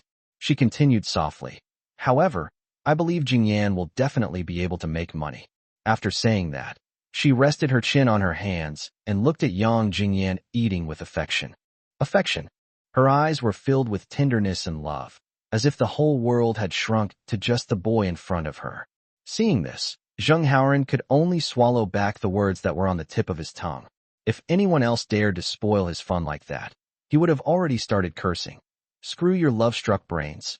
You're such a spoilsport." Unfortunately, this person is Chu Sining, who is not only his classmate and friend in elementary, middle, and high school, but also Yang Jingyan's little fangirl. He shook his head helplessly, picked up his lunchbox and chopsticks again, and continued eating. Watching Yang Jingyan eat, Chu Sining secretly thought to herself, "I wish I had my sister's cooking skills." How she wished she could see Yang Jingyan happily and peacefully finish the meal she had prepared. Actually, she didn't care at all how Yang Jingyan made his money. She just wanted to stay quietly by Yang Jingyan's side and spend every beautiful moment with him. Chapter 21. Passing the time. After the meal, the three of them sat there listlessly, watching the tourists come and go, but few people stopped to ask about renting umbrellas. The days seemed to have fallen into endless laziness. "I'm so bored. How about we play some card games?" Zheng Haoran broke the silence first. "Do you have a card?" "Of course," Zheng Haoran said smugly, patting his pocket. "I was feeling bored yesterday, and since Sining was coming today, I thought we could have 3 people together, so I specially brought a deck of cards." As he spoke, He magically produced a slightly worn deck of cards, the edges of which were worn and showed signs of frequent use. Then what are we waiting for? Let's go. Yang Jingyan suddenly became interested. So Zheng Haoran found a flat rock and sat down, clearing out his small stool to use as a card table. In 2012, mobile phones had very limited entertainment functions, and simple single-player games like Angry Birds, Plants vs. Zombies, and Fruit Ninja were considered popular. Early online mobile games like Time Hunter and Temple Run will not be released until after November. Therefore, traditional games like Do Diju, a popular Chinese card game, became their best choice for passing the time. The three quickly sat down together and started playing Do Diju, a popular Chinese card game. After shuffling the cards, Yang Jingyan's fingers moved nimbly through the deck, picking up a card at random, flipping it over, and inserting it into the middle of the deck. This card was the key to determining the landlord's identity. He glanced at the two people opposite him, a mysterious smile playing on his lips. Let's make it clear first. What's the punishment for the loser? How do you propose the punishment? Zheng Haoran asked. Chu Sining also looked at him, curious about what kind of punishment would be given. Yang Jingyan's gaze fell on Zheng Haoran. If I were the landlord, and Haoran lost, I would flick his forehead. What about Sining? Zheng Haoran asked. Yang Jingyan said with a mischievous grin. If Sining loses, she has to kiss me. Chu Sining, who was carefully drawing cards, blushed instantly upon hearing this, her face turning as red as a ripe apple. She abruptly raised her head and retorted playfully, "No way." As she spoke, she shyly turned her face away, looking incredibly charming and adorable. Then, shall I kiss you instead? Yang Jingyan persisted, continuing to tease her. Jingyan, if you keep doing this, I'm going to get angry. Chu Sining pretended to be angry, but her slightly trembling shoulders betrayed her inner shyness. The main reason is that there are people around. If there were no one around, she would probably have closed her eyes and waited shyly after Yang Jingyan said that. Seeing Chu Sining's rosy cheeks, Yang Jingyan couldn't help but laugh out loud, waving his hand and saying, "Just kidding." For Yang Jingyan, the most interesting thing every day is to tease Chu Sining like this. However, he knew he had to be careful not to offend her, otherwise he would have to spend several days trying to appease her. Despite Chu Sining's angry words, she was actually feeling quite sweet inside. Then, Zheng Haoran suggested, "How about this? Let's play 1 yuan poker and double the bet if we have a bomb." Okay. Yang Jingyan nodded in agreement. Chu Sining nodded as well. Even if you play 1 yuan poker all day, you won't lose much, maybe 10 or 20 yuan. In Jiangcheng, this is a game that many elderly people play to pass the time. The cards were quickly drawn.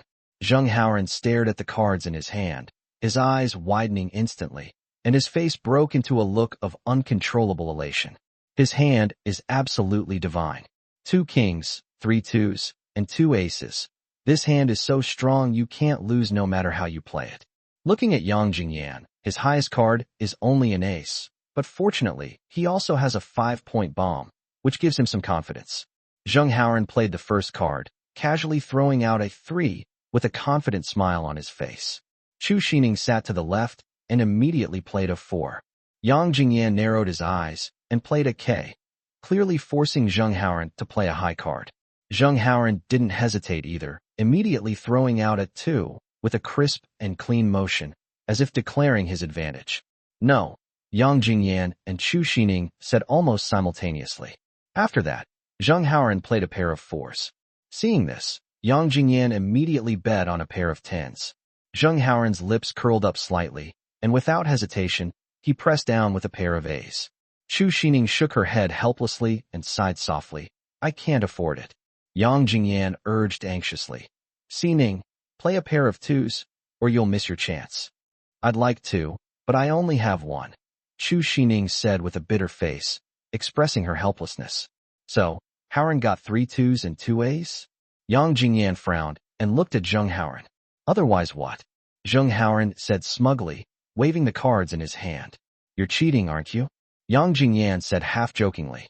Zheng Haoran acted as if he hadn't heard, and asked to himself, "You don't want any of them, right?" As he spoke, he played another card, a straight. Immediately following that was a pair of 7s. Yang Jingyan followed a pair of QS. Zheng Haoran crushed 2 opponents with 1 blow. Pass, pass, pass. Yang Jingyan and Chu Sining waved their hands repeatedly, indicating that they did not want to. At this point, Zheng Haoran only had the big joker, the little joker, and an 8 left in his hand. His eyes darted around, and instead of playing the 8 first, he directly played the 2 jokers. Royal flush, call it in. Zheng Haoran shouted at the top of his lungs, and deliberately waved the last card in front of the 2 of them, his smugness almost overflowing. There's only 1 left, are you sure you don't want it? He looked at the 2 of them defiantly. At that moment, he really looked like he deserved a beating. Are you sure you don't want it? If not, then I'm leaving. I'm leaving. Zheng Haoran continued to urge him on, his smile growing even brighter. Yang Jingyan was speechless. With such a good hand, what's there to be proud of if you win?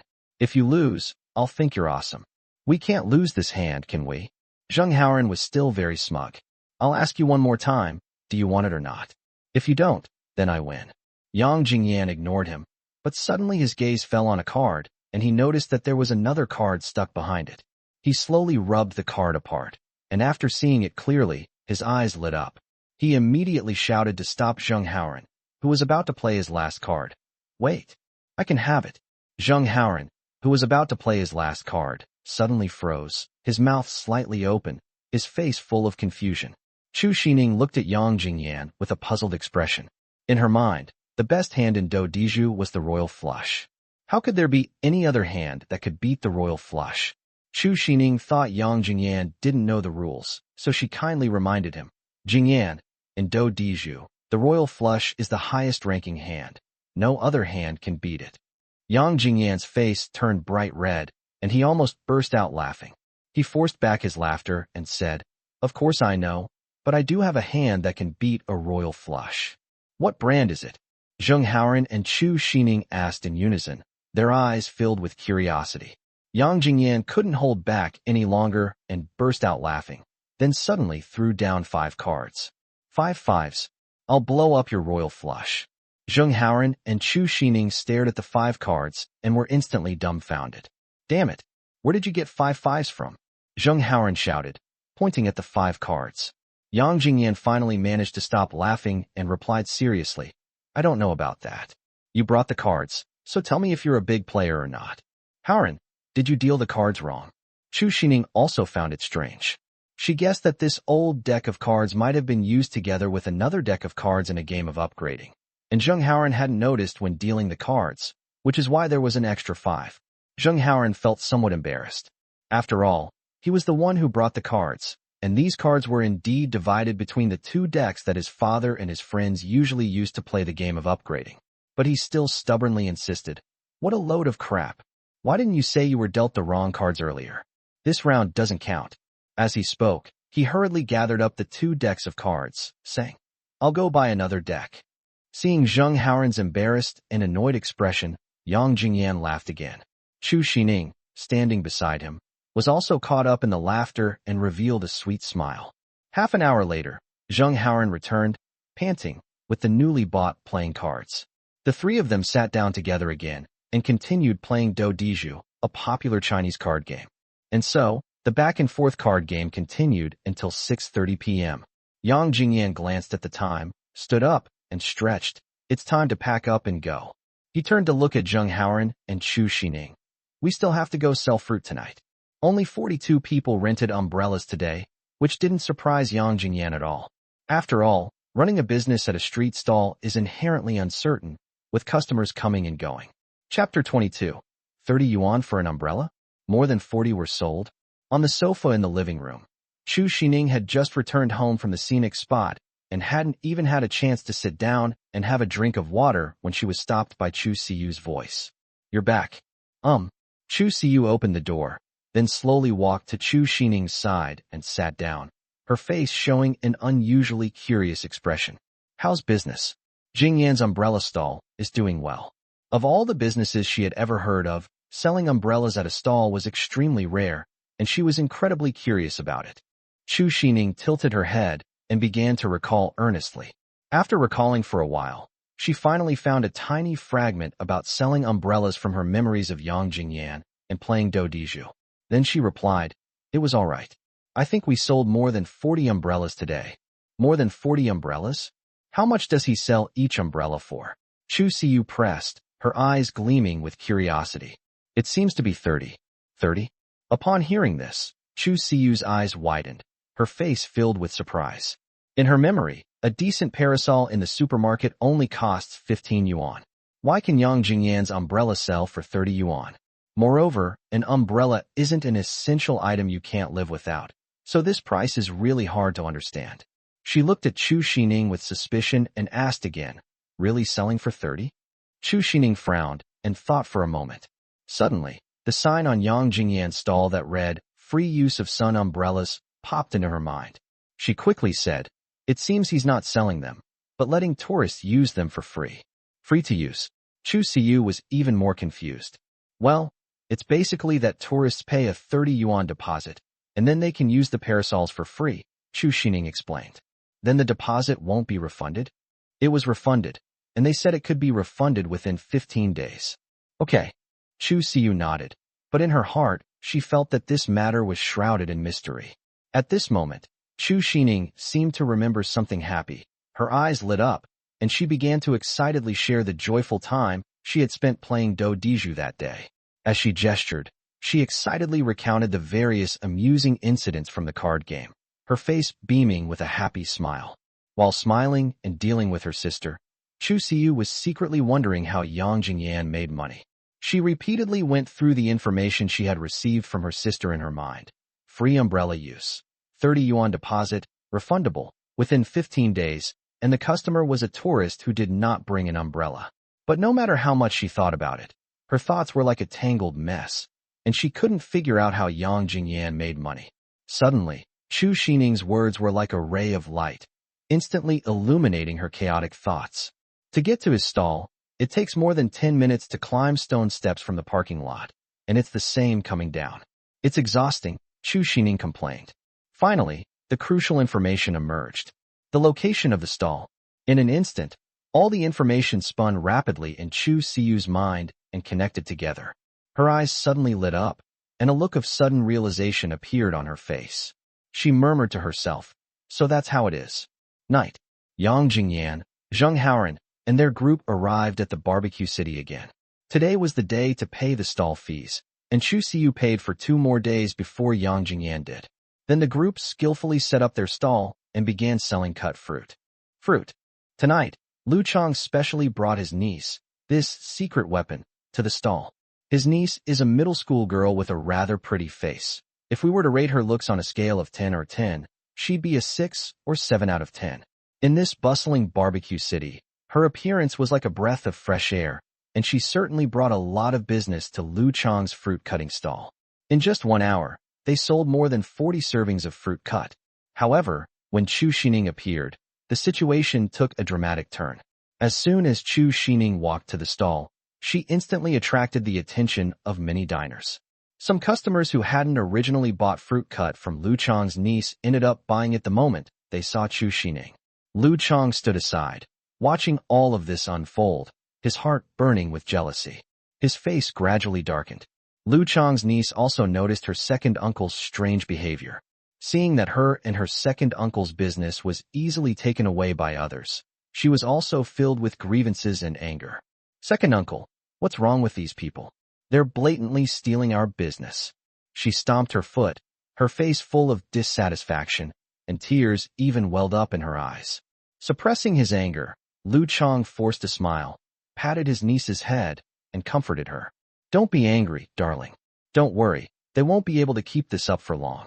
A ruthless glint flashed in his eyes, as if he were plotting something. After a busy night, the hustle and bustle of the barbecue city gradually subsided, and the lively atmosphere at the stalls returned to calm. After closing time, everyone gathered together, just like the previous 2 days, to grab a quick bite and soothe their tired bodies and minds. While chewing on something, Zheng Haoran asked curiously, "Siyu, how much did we sell today?" He couldn't wait to know what the results would be tonight.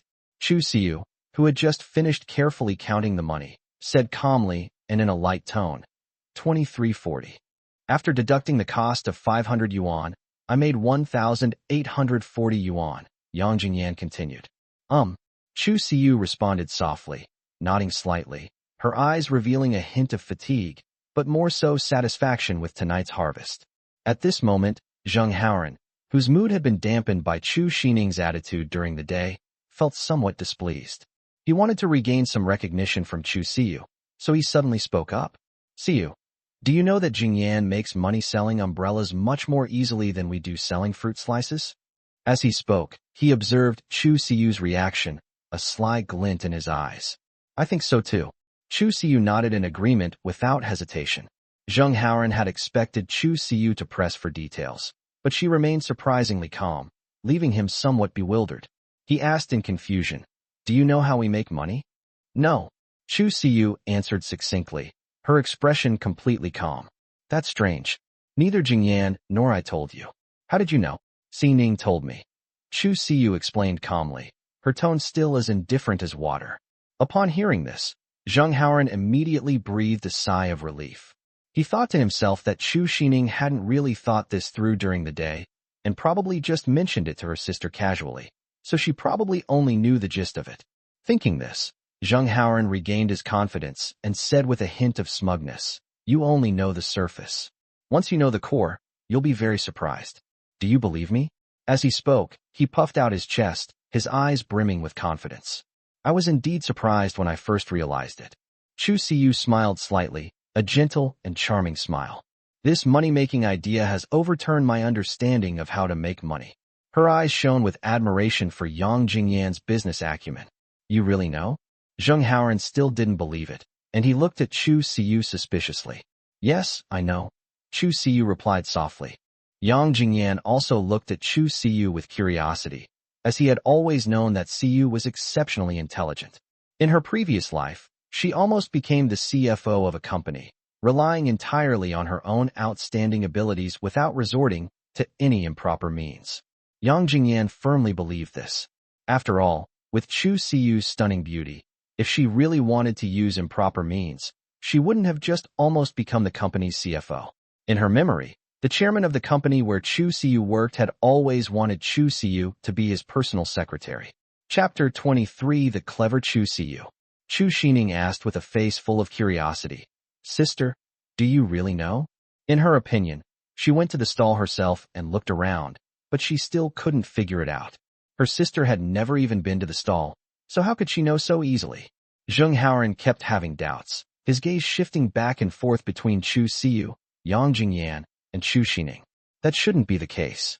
Chu Siyu has never been there, nor has she heard us talk about it in detail. How could she know? Then tell us how we make money. Zheng Haoran finally couldn't help but say. Chu Siyu calmly looked at the three of them and said, Then I'll just say what I've thought of. If there's anything wrong, Jingyan, please correct me. Chu Siyu spoke calmly, her eyes revealing a wise understanding of the world. First of all, Jingyan's precise target customer group is mainly tourists who did not bring sun umbrellas, as well as a small group of people who like to take advantage of others. She slightly raised her eyes and explained clearly and logically, then used the sign of free use of sun umbrellas to attract the attention of target customers. As long as these target customers come to inquire and learn that the umbrellas can be used for free and that the deposit can be refunded, the transaction will most likely be completed. Furthermore, there is a deeper consideration here. Tourists will expend a lot of energy while playing in the scenic area. Most people will be exhausted when they come out of the scenic area. If they want to return the umbrella, they will have to climb 2 kilometers of stone steps. There are definitely only a few people who are willing to climb it. Moreover, most tourists are from out of town and have tight schedules. Once they return to the city center, which is far from the scenic area, they basically won't come back to return the umbrellas.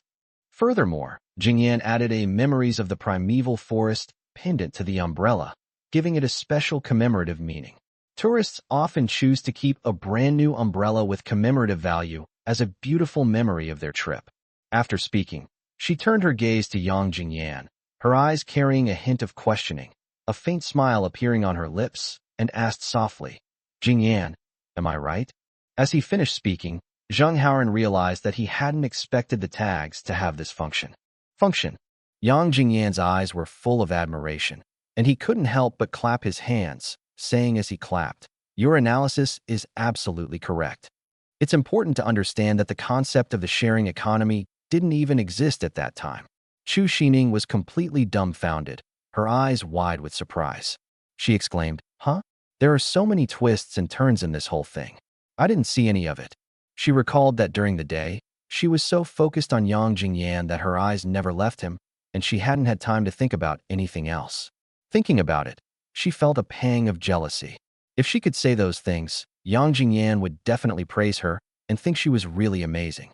Chu Siyu could tell what her younger sister was thinking just by looking at her expression. As a caring older sister, she naturally wouldn't let herself outshine her sister. She smiled and added, "Sining is just too concerned about you. Her mind is all on you. That's why she didn't think about these things. Otherwise, with her smart brain, she would definitely have figured it out quickly. Of course, Sining is so clever. As long as she's willing to calm down and think, she'll definitely figure out these key points right away," Yang Jingyan chimed in. A young, beautiful wife needs to be pampered. After being praised, Chu Sining immediately became smug. However, she stubbornly refused to admit that her mind was entirely on Yang Jingyan.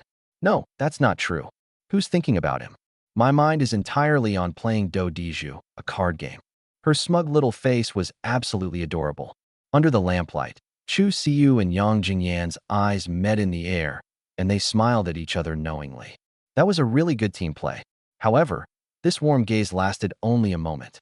Chu Siyu seemed to suddenly remember something. Her eyes flickered slightly, and she quickly looked away. She turned her head slightly, and a strand of hair slipped down, partially obscuring the expression on her face. Then, she asked softly, "Jingyan, I'm very curious. How did you come up with such a unique business model?" Her voice was soft, yet exceptionally clear in the slightly noisy environment, her tone full of inquiry. This question, like a sudden and difficult problem, left Yang Jingyan somewhat at a loss. Countless thoughts flashed through his mind in an instant, but when it came to answering, he was speechless for a moment. Should we tell her the truth and tell her that this is a sharing economy model from the future? That's obviously not the right way to put it. Thinking of this, Yang Jingyan coughed lightly and casually made up a lie. "I just suddenly had a flash of inspiration. I saw that some hotels and guest houses require a deposit when you book a room, and hospitals also require a deposit when you are admitted to a hospital. I was wondering if I could apply the deposit system to the umbrella selling business." He spoke as casually as possible, trying to make his answer sound reasonable. Chu Siyu looked at Yang Jingyan quietly, her eyes like a bottomless lake, as if trying to see through his inner thoughts. Was it really just a random thought? She pondered to herself. Based on her understanding of Yang Jingyan, she felt that Yang Jingyan was becoming more and more different. Chu Sining, standing to the side, was completely unaware of the subtle atmosphere between the two. She was beaming with excitement and couldn't wait to say, "Sis, I told you Jingyan is amazing. He always comes up with brilliant ideas that no one else can think of." Her tone was full of pride, as if Yang Jingyan's achievements were her own. Zheng Haoran, however, was still immersed in his own little world, agonizing over the issue of the pendant. He frowned, his face full of dissatisfaction, and looked at Yang Jingyan with a hint of reproach. "Jingyan, you actually kept this matter of the pendant from me. I always thought that broken pendant was just an ordinary marker. I never expected it to have such a function." Yang Jingyan shrugged helplessly, a slight smile playing on his lips. "You didn't ask me." "Okay, that's something I didn't ask. But when I asked you how you came up with this money-making idea, what did you tell me?" As he spoke, Zheng Haoran turned his gaze to Chu Siyu, a mischievous smile playing on his lips. Zheng Haoran deliberately kept everyone in suspense. "Siyu, do you know what he said to me?" A hint of curiosity flashed in Chu Siyu's eyes. Zheng Haoran continued, "He said he dreamed about it." Upon hearing this, a faint smile crept onto Chu Siyu's face. The smile was like a firework quietly blooming in the night sky, understated yet exceptionally moving. Sitting to the side, Chu Sining also smiled sweetly. "That's not all." Zheng Haoran continued enthusiastically, leaning forward slightly. I asked him again, "Why can't I dream about it?" He paused, then looked at Chu Siyu again, his eyes gleaming with anticipation. Guess what he replied to me? "How did you reply?" Chu Siyu's curiosity was piqued, and she asked softly. Chu Sining was also intrigued. "Haoran, tell me quickly, what did Jingyan say to you?" Zheng Haoran couldn't help but laugh, his face wrinkling up. He actually told me it's because everyone's constitution is different. As soon as these words were spoken, Chu Siyu's smile deepened, her eyes narrowing into crescent moons, while Chu Sining laughed out loud, slightly damaging her image. You see, he tells you the truth. When I ask him questions, he hides everything from me. As Zheng Haoran spoke, he picked up a beer bottle from the table and poured it into Yang Jingyan's glass with a glug-glug sound. This drink is punishment for making fun of me. Down it. Zheng Haoran's tone carried an undeniable, teasing edge. Zheng Haoran was completely unaware that just as he was teasing Yang Jingyan for only revealing the truth to Chu Siyu, the bright smile on Chu Siyu's face unconsciously faded, and a hint of shyness and complexity quietly crept into her eyes. Yang Jingyan, with his keen observation, naturally noticed this subtle change. He slightly raised the corners of his mouth, subtly raising his wine glass. His gaze swept lightly over Zheng Haoran's face, and he thought to himself, not bad, not bad, a good kid. He even knows how to help me out. On the surface, Yang Jingyan deliberately pretended to be nonchalant, raising an eyebrow and saying jokingly, you can't blame me for this. It just shows that she doesn't hold the same weight in my heart as Siyu. After saying that, he tilted his head back and drank the wine in his glass in one gulp, his movements elegant and somewhat unruly. Pa, you're such a womanizer who values women over friends. Zheng Haoran pretended to be angry and spat, but a triumphant smile was on his face. After all, he had just successfully punished Yang Jingyan by making him drink a cup of wine. Hearing Yang Jingyan's blunt words, Chu Siyu's cheeks instantly flushed red. She hurriedly looked away, her eyes drifting elsewhere as if to ease her shyness. Don't be fooled by the fact that Yang Jingyan has gradually become a part of Chu Siyu's life. However, you should know that there is a fundamental difference between entering into life and entering into the body. In fact, the four of them used to be inseparable in this city, walking together through the bustling streets to go to school and returning home together in the sunset. So, the road ahead is still long. Chapter 24. The fruit-cutting business was robbed. Time flies, and more than 10 days have passed in the blink of an eye. During the day, Yang Jingyan and Zheng Haoran sell umbrellas at the scenic spot, while Chu Sining delivers meals on time. In their spare time, the three of them would play various games, such as Chinese chess, checkers, and gamoku, to pass the time. In the evening, they went to the barbecue city again, set up a stall, and sold fruit slices. And so, the days passed steadily, amidst the ordinariness and busyness. But today, Lu Qiangdong scraped together some money, plus took out a loan, and went straight to the owner of Nanxiang Barbecue City. The owner of Nanxiang Barbecue City leaned back in his chair, looking slightly puzzled. He raised an eyebrow and asked, you mean, there are a few high school students selling fruit cuts at my place and making quite a bit of money? Lu Chong nodded hurriedly, his face full of urgency, and said, yes, it's a few high school students. Their business has been booming lately. The boss gently stroked his chin, seemingly intrigued, and pressed on. So, you came to me wanting me to set up a storefront for you, and then get rid of those high school students? Lu Chong rubbed his hands together, a fawning smile on his face, and replied, well, could you do me a favor? The boss leaned back, closed his eyes and thought for a while, then opened them and said, all right, then we'll rent you a small storefront according to our local rental standards. After some brief discussions, Lu Chong finally rented a small storefront, about 50 square meters, for 60,000 yuan a year. Although the area is limited, it is enough for him. After securing the South Alley Barbecue City, Lu Chong did not stop there.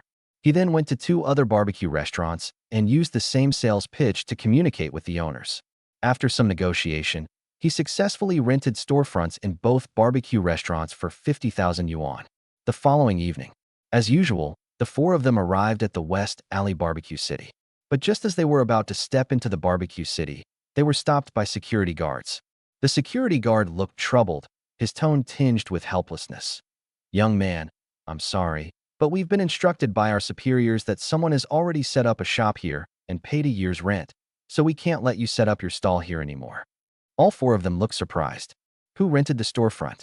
His name seems to be Lu Chong. The security guard at Xishiang Barbecue City looked at them, sighed, and then said, I'm sorry, young man, there's nothing I can do. After all, this is the owner's territory, and I have to listen to him. Yang Jingyan nodded slightly without saying anything. He led a few people away from the gate of West Alley Barbecue City. A cool night breeze gently swept by, ruffling Chu Siyu's hair. She broke the silence first. Jingyan, what he meant was that Lu Chong rented a storefront inside, and the barbecue restaurant, in order to protect his interests, stipulated that he was only allowed to sell fruit cuts inside. Yang Jingyan nodded.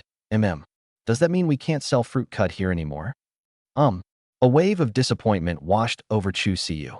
She bit her lower lip gently, her eyes filled with frustration. Business here has always been good, but now that we can't come anymore, it's like losing a major source of income. Yang Jingyan seemed to sense her emotions, reached out and gently patted her shoulder, comforting her. There's nothing we can do about it. After all, they paid a lot of money to rent the storefront. Let's not take it too hard. We have 2 other barbecue restaurants, so it's okay to earn less. That's all we can do, Chu Siyu said softly, her tone still filled with deep disappointment. North Alley Barbecue City. Before they could even ask, the familiar scene played out again. The security guard at the entrance looked apologetic and said in almost the same words, "I'm sorry, young man. We have instructions from above that this place has been reserved and we can't let you in to set up your stall." He paused, a hint of reluctance flashing in his eyes, and then said, "However, I'll buy some myself, as a way of helping you share some of the burden." Yang Jingyan naturally understood. They were all people trying to make a living, and it wasn't easy for them. Therefore, he didn't plan to sell, but instead thought he would go and check out the situation at Nanxiang Barbecue City first. He thought to himself that if South Alley was also booked, then dealing with these fruits wouldn't be too difficult. At worst, I can take them to the fruit stalls in the scenic area tomorrow and sell them to the fruit vendors at a price lower than the wholesale price. They'll definitely want them. So at most, the loss would be only a little over 100 yuan. Nanxiang Barbecue City. As Yang Jingyan and his group approached, the security guard stepped forward, raised his hand to stop them, and said with a hint of helplessness in his face and a sincere tone, "Young man, here's the thing. Today, our boss specifically told me that a guy named Lu Chong has set up a fruit and cut fruit stall inside. So you can't go in and sell fruit and cut fruit." Upon hearing this, Chu Siyu felt a chill run down her spine. Even this place has been booked out? In the past 10 days or so, they have earned more than 18,000 yuan. However, this amount of money is only enough for one of the 4 of them to cover their university living expenses for a year.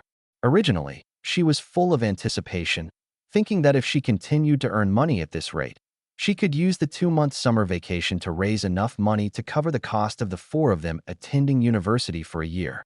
But the current changes have made this goal seem unattainable. The security guard glanced at their car, which was piled high with fruit, and roughly guessed what was going on. He frowned slightly and asked with concern, "You must have come from West Alley and North Alley, right? Did those 2 barbecue restaurants also get booked?" Yang Jingyan nodded solemnly, his tone carrying a hint of certainty. Yes, it was also arranged by Lu Chong. The security guard remained silent for a moment, seemingly weighing his options. Suddenly, as if he had made up his mind, he said, "How about this? You can still sell here tonight, but don't come tomorrow night. You're worried about my fruit, aren't you? It's okay. I'll just take it somewhere else to get rid of it tomorrow." However, as soon as Yang Jingyan finished speaking, the security guard became even more insistent. He mimicked Yang Jingyan's tone and said, "Are you worried that the barbecue restaurant owner will make things difficult for me? Don't worry, since I said you can go in and sell tonight, you can go in. Maybe we should just forget about it," Yang Jingyan said, still full of doubt. He thought to himself that if the security guard was fired by the barbecue restaurant owner because he was allowed to go in to sell fruit cutter, he would feel really bad. "It's all right, just keep selling today. I'm telling you. But it really won't work tomorrow. The boss is keeping a close eye on things." The security guard waved his hand, his attitude very firm.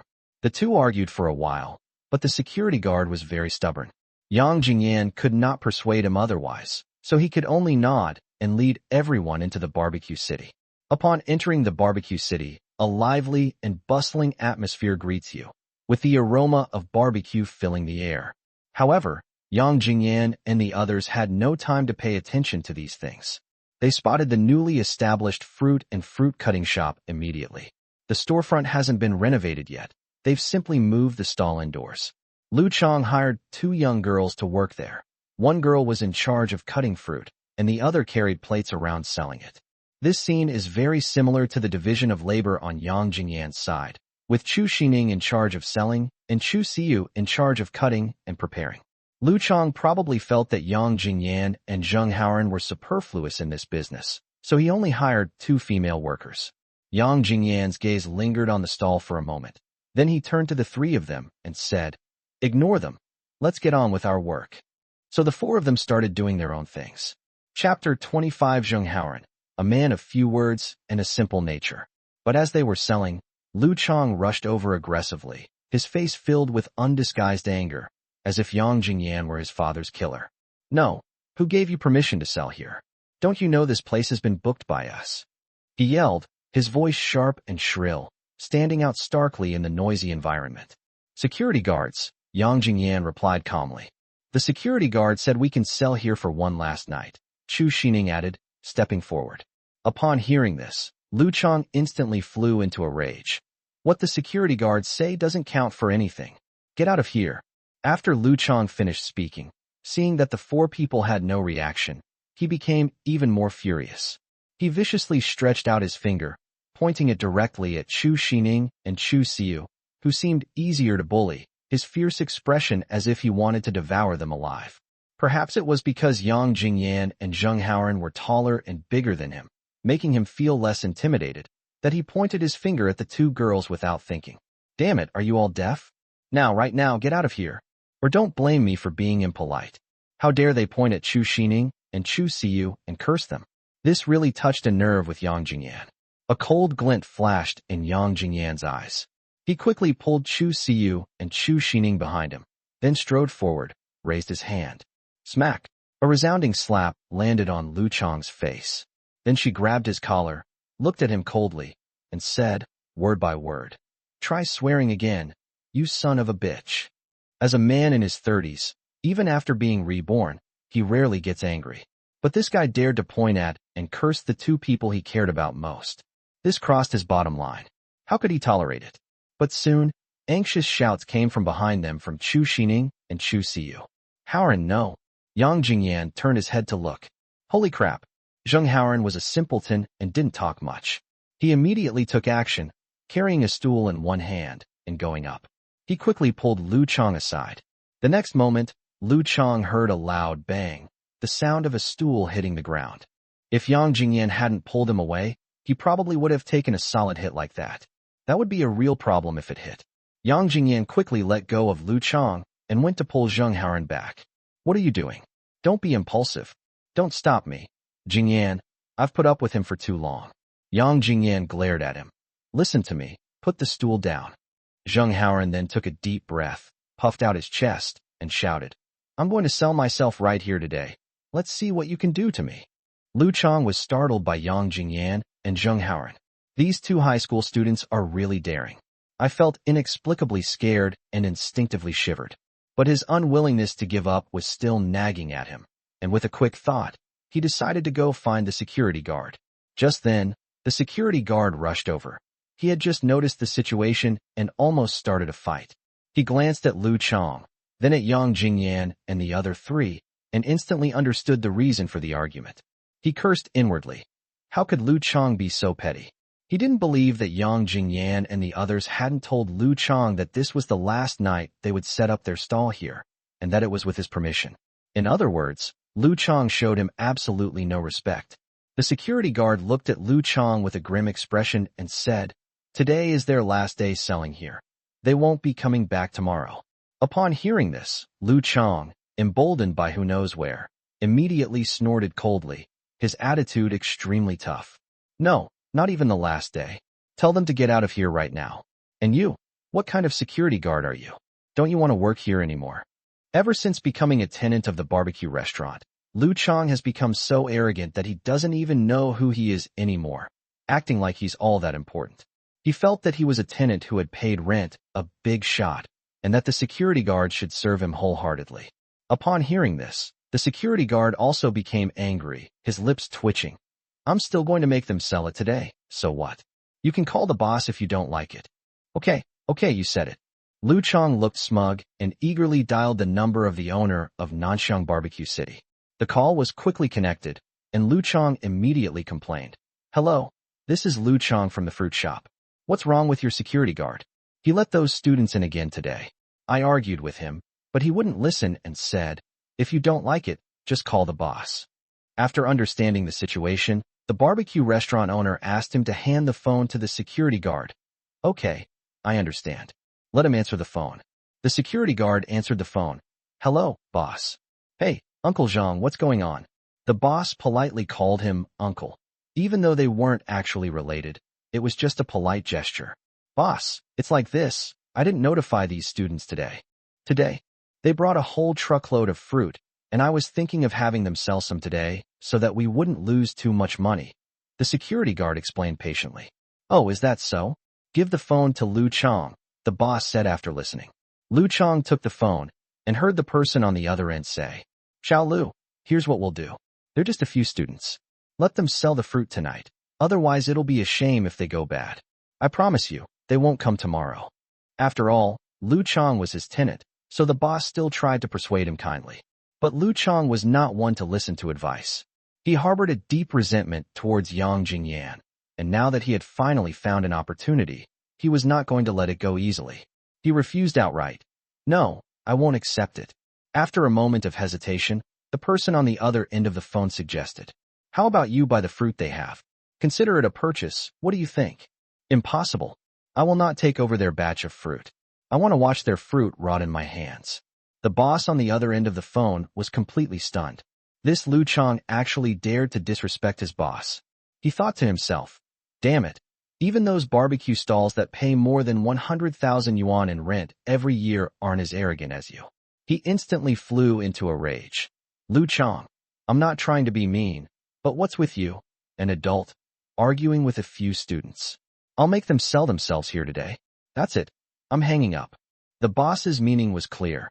If you keep making trouble, he'll just refund your rent. His barbecue restaurant makes $1 million or $2 million a year just from rent, so he doesn't need your 60,000 yuan. As Lu Chong listened to the busy tone on the phone, his face turned pale and then flushed. He looked helplessly at the security guard and left with a harsh remark. "If I see those guys here again tomorrow night, don't blame me for getting your boss to fire you." Then he slunk away hastily, his disheveled appearance a stark contrast to his earlier arrogance. Watching Lu Chong's retreating figure, the security guard's lips twitched. But soon, he looked at Yang Jingyan apologetically and said, "I'm sorry, I didn't expect Lu Chong to be so despicable that he didn't even want you to sell on the last night. I should have talked to the boss first." Yang Jingyan remained calm and simply said, "It's nothing." The security guard sighed again. "Then you all go ahead with your work. I'll go back to my post." "Good." After seeing the security guard off, Yang Jingyan turned around and looked at Zheng Haoran. His anger had not subsided. He slammed his fist on the table next to him and said angrily, "Jingyan, I'm not reconciled. We finally made some progress in sales," and he snatched it away. Yang Jingyan patted him on the shoulder and comforted him. "There's nothing we can do. That's just reality." But as he said this, the corners of his mouth couldn't help but turn up. "I never thought that idiot Lu Chong would actually do me a big favor." Yang Jingyan quickly suppressed his joy. He then looked at the two sisters. At this moment, Chu Siyu truly felt the wickedness of society, and a bittersweet feeling of helplessness spread through her heart. She felt more than just angry. She felt regret. Everything was going well. Based on previous sales, they could have earned enough for 4 people to attend university for a year. But now things have turned out this way. Looking at Chu Sining again, her cheeks were flushed with anger, her cherry lips were pouted, her hands were on her hips, and even her usually lively eyes were now tinged with a hint of annoyance, making her look cute and playful. Chapter 26. The surprise originally prepared for my 2 wives seems to be meant for you to enjoy. The clock quietly struck 9:30, and the barbecue city remained as lively as ever, but Yang Jingyan and his team were finding it increasingly difficult to sell their fruit cuts. This makes sense, since the entire truckload of fruit was originally intended to supply 3 barbecue restaurants. One barbecue restaurant alone simply couldn't consume so much fruit. Looking at the fruit that was still worth about 200 yuan left on the stall, Yang Jingyan suggested, "I guess we won't be able to sell many more portions." How about this? Howard and I will take these fruits to the scenic area tomorrow and sell them to the fruit stalls. Upon hearing this, the three nodded silently, but each of them looked rather grim. Because at that moment, Lu Chang was looking at them with ill intent, a mocking smile on his face, a smile that was like a sharp knife, piercing their hearts. Zheng Haoran's fists were clenched tightly, veins bulging on his forehead. He could no longer bear it. Damn it, Jingyan, I can't take it anymore. I'm going to go up there and beat him up. Yang Jingyan pulled him back, turned to look at Chu Sining and Chu Siyu, who were equally angry, and smiled gently as he patiently tried to persuade them. Just consider it an early exposure to society. There will be plenty of disgusting people like this in the future. His tone was calm, as if he were stating a given fact. Hearing Yang Jingyan say this, the two sisters' expressions softened slightly. But something felt strange. Yang Jingyan seemed a little too calm. Chu Sining asked, Jingyan, aren't you angry? I'm angry, but what can I do? After all, they paid to set up the stall, and it was all legal and compliant. The three of them looked somewhat helpless after hearing this. Seeing this, Yang Jingyan smiled again and continued, this was never a long-term business to begin with. We've made over 10,000 these past few days. It's time to call it a day. But he's so mean. He even said he wanted to see the fruit rot in our hands. Chu Sining was still full of grievances and couldn't help but complain. Yes, this person is completely unreasonable. Chu Siyu echoed, her eyes filled with helplessness and anger. In fact, Yang Jingyan was extremely happy at that moment.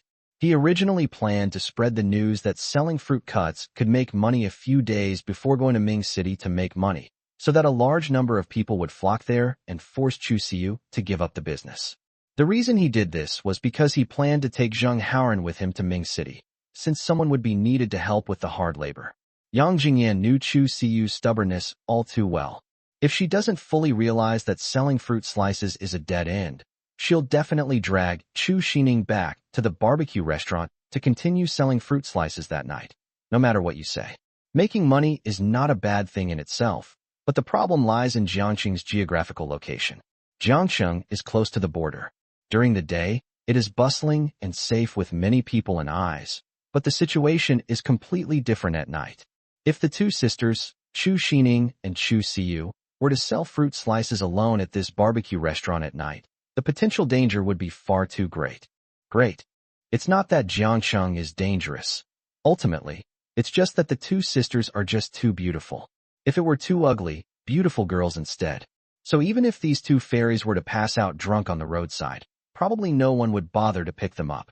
Yang Jingyan was reborn, and he always harbored a strong desire to make up for the regrets of his previous life. He did not want to face any risks that might lead to regrets again.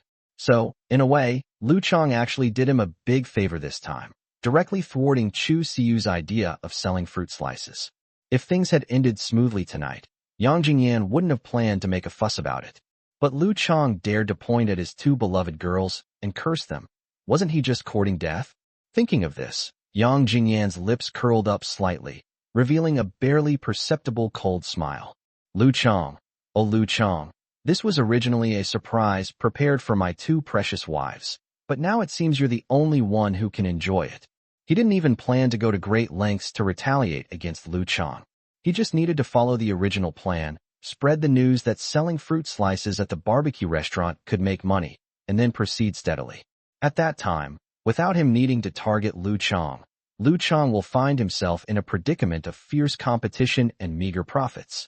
He stopped smiling, changed to a more relaxed tone, and continued to comfort the three. Evil people will be punished by heaven. Don't be fooled by his smug smile now. He might be crying in a few days. How about this?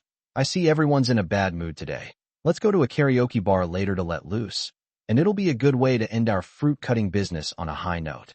Back in 2012, KTV was quite popular, and students were one of the main consumer groups. Going to karaoke is indeed a good way to release emotions. Of course, we're talking about regular karaoke bars here, not commercial karaoke bars. Business karaoke isn't a place for students to go. Besides, is business karaoke a proper place to sing? Although some students go to karaoke not just to sing, but I wasn't that open-minded. Upon hearing this, Zheng Haoran immediately agreed. Sure, I'll invite a few friends along. Although Chu Sining and Chu Siyu had never been to a KTV, they knew what kind of place it was. Chu Sining's eyes lit up, and she raised her hand with a look of anticipation. I want to go too. Actually, Yang Jingyan had asked her out before, but his sister had been too strict with him, so he never had the chance to go. She has always been a girl who likes to embrace new things, and now that she has graduated from high school and is an adult, she is even more eager to experience them. Chu Siyu, however, was not in the mood. She was in a mess and just wanted to go home and be alone. I won't go. Let Sining go with you. Her voice was filled with exhaustion and helplessness. Normally, she definitely wouldn't let Chu Sining go, but the situation is special now, and she's thinking of letting Chu Sining and Yang Jingyan get to know each other better. Then, like a concerned mother, she looked at Chu Sining and carefully instructed her. Go home early and don't stay out too late. She thought Yang Jingyan and the others were about to leave. Okay, Chu Sining replied to Chu Siyu, then looked at Yang Jingyan with some excitement. Jingyan, why don't you guys go first? I'll go change my clothes and then take a taxi back. Yang Jingyan initially wanted to take Chu Siyu home first, but he was afraid that he would be rejected if he asked directly.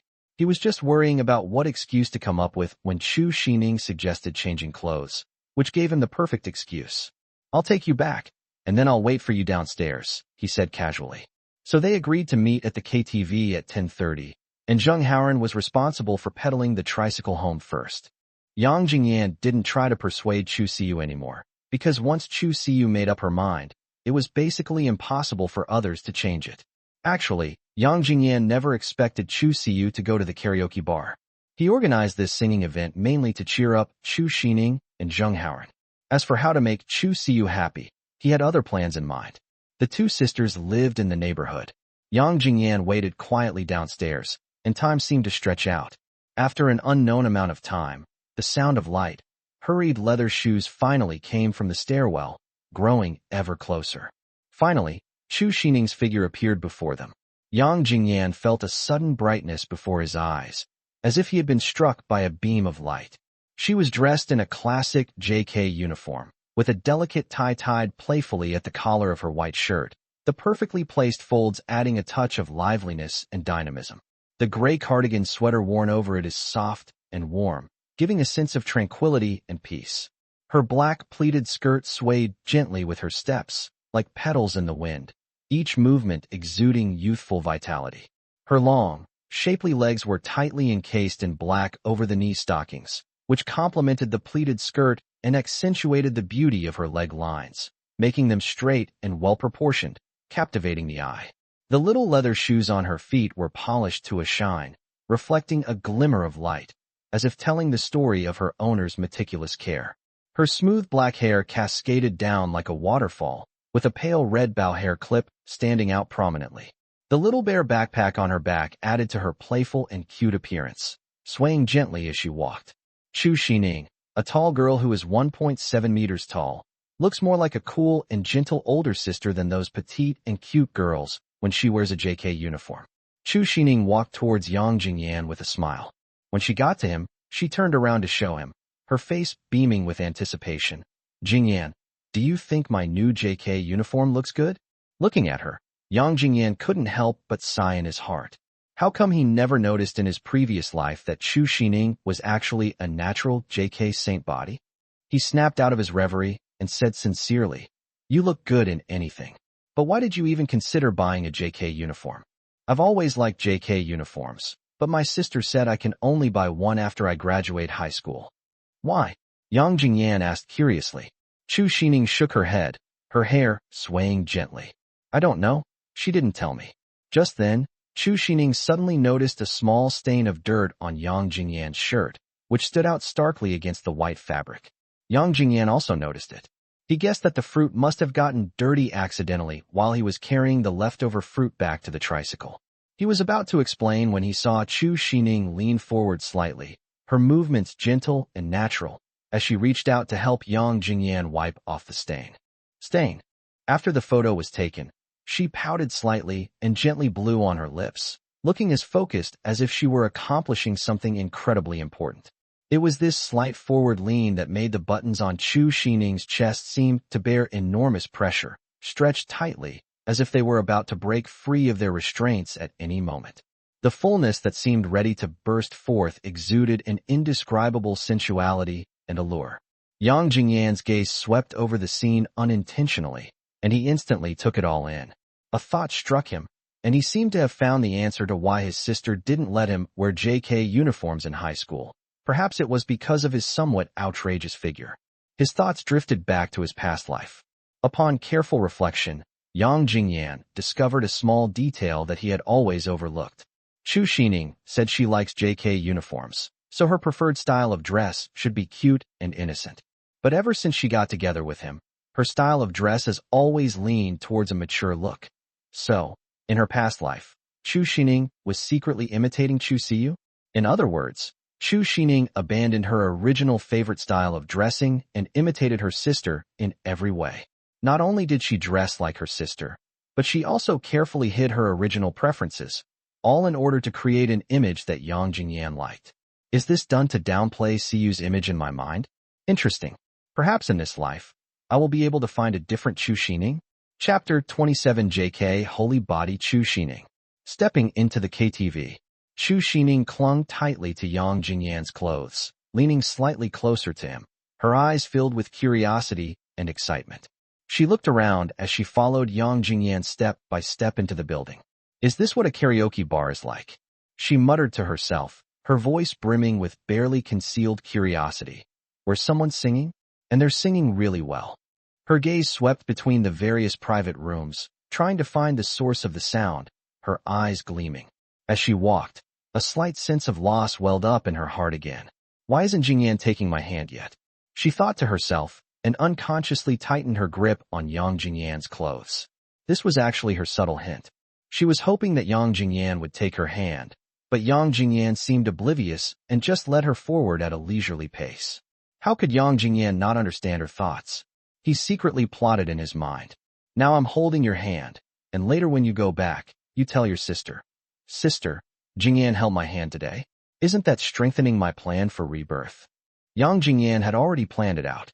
If Chu Sining took the initiative to reach out and hold his hand, he would pretend to casually take out his phone or find something else to do just as their hands were about to touch, thus cleverly avoiding contact. On their way to the private box, they were like the center of attention on a stage, attracting countless eyes. The waiter, carrying drinks, paused slightly and looked at them curiously as he passed by. Guests coming out of other private rooms couldn't help but turn their attention to this place. At first, everyone thought the two were acting strangely and wondered to themselves, why is the woman holding onto the man's clothes? Are they doing something special? But when their eyes fell on Chu Sining, they couldn't look away. Chu Sining had a graceful figure, with long, black hair falling smoothly over her shoulders. Her fair face was like a cherry blossom in spring, and her delicate features were even more captivating under the light. Her eyes were bright and clear, as if they held a sky full of stars, and every glance exuded youthful charm. The JK uniform she wore further accentuated her youthful energy and unique charm. Wow, look at that figure, that face.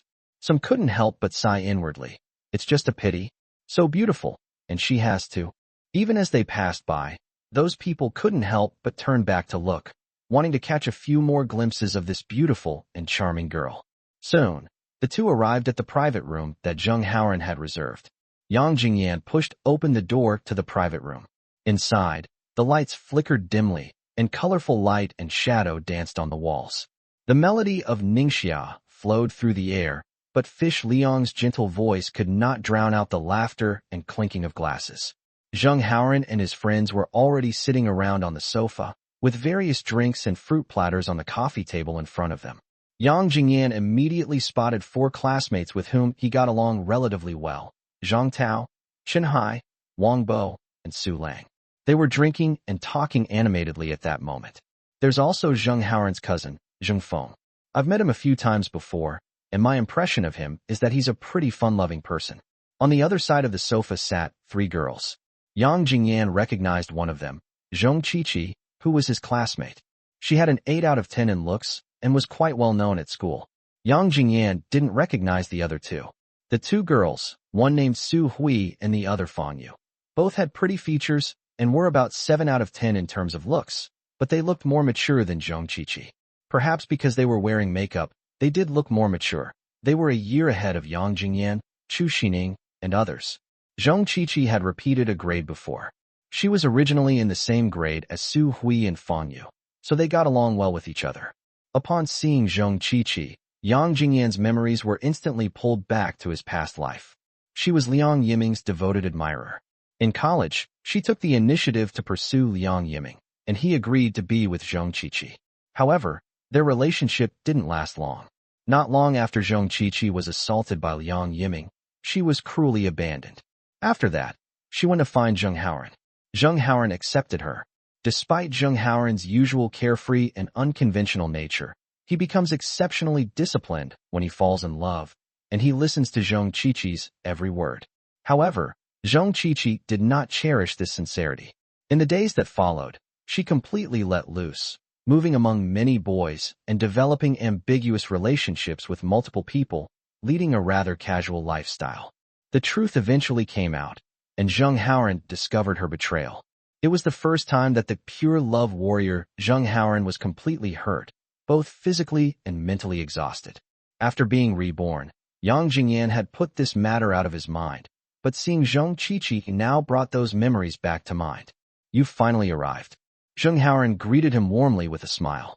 Upon hearing the sound, everyone instinctively looked towards the door. When someone pushes the door open, everyone can't help but take a look. When Chu Sining, who had been hiding behind Yang Jingyan, appeared, her JK uniform shone brightly under the lights, instantly attracting everyone's attention. The boy's eyes widened instantly, as if they had been frozen in place. Zheng Feng glanced at it casually and thought to himself, "Damn, she's hot." His eyes were full of amazement and admiration.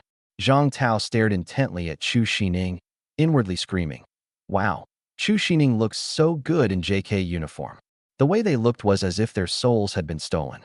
Chun Hai involuntarily swallowed, making a gurgling sound in his throat, and muttered to himself, "Chu Sining in JK uniform is simply my ideal type."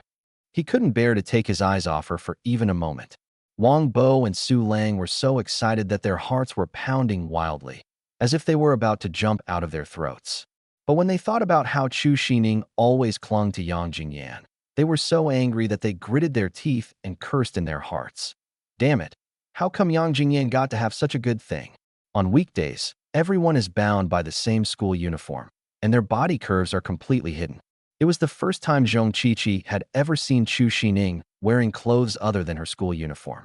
Like the other two girls, she was speechless with astonishment, her gaze fixed on Chu Sining's long, straight, beautiful legs, filled with envy and jealousy.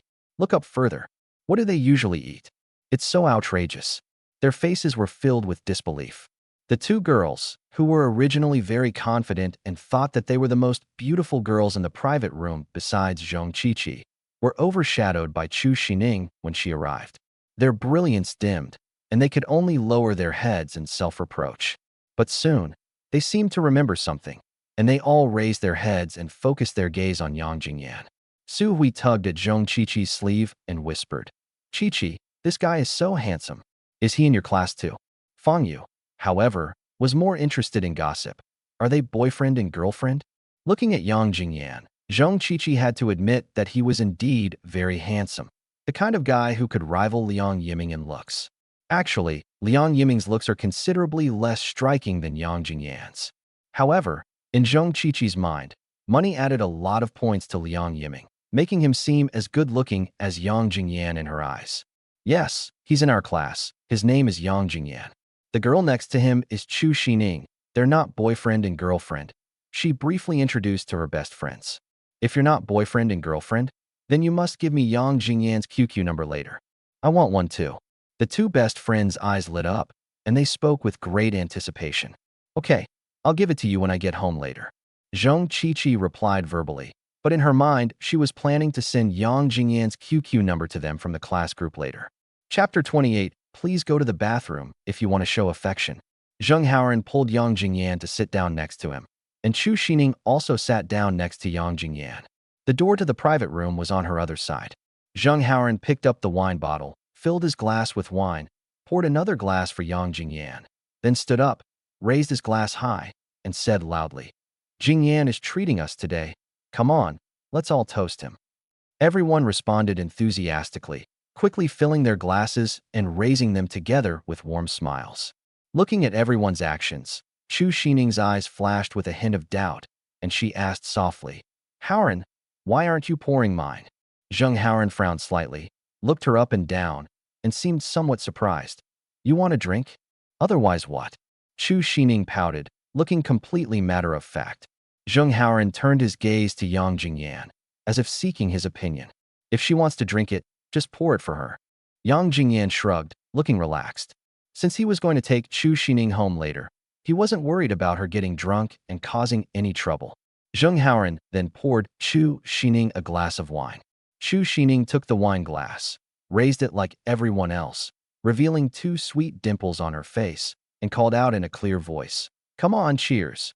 Come on, bottoms up." Zheng Haoran shouted at the top of his lungs and was the first to drink it all in one gulp. Everyone tilted their heads back and drank the wine in their glasses in one gulp.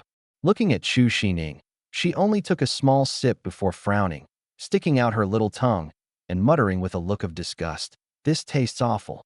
He looked just like a child who had secretly eaten bitter medicine. "I don't like the taste." Looking at her adorable appearance, Yang Jingyan couldn't help but laugh.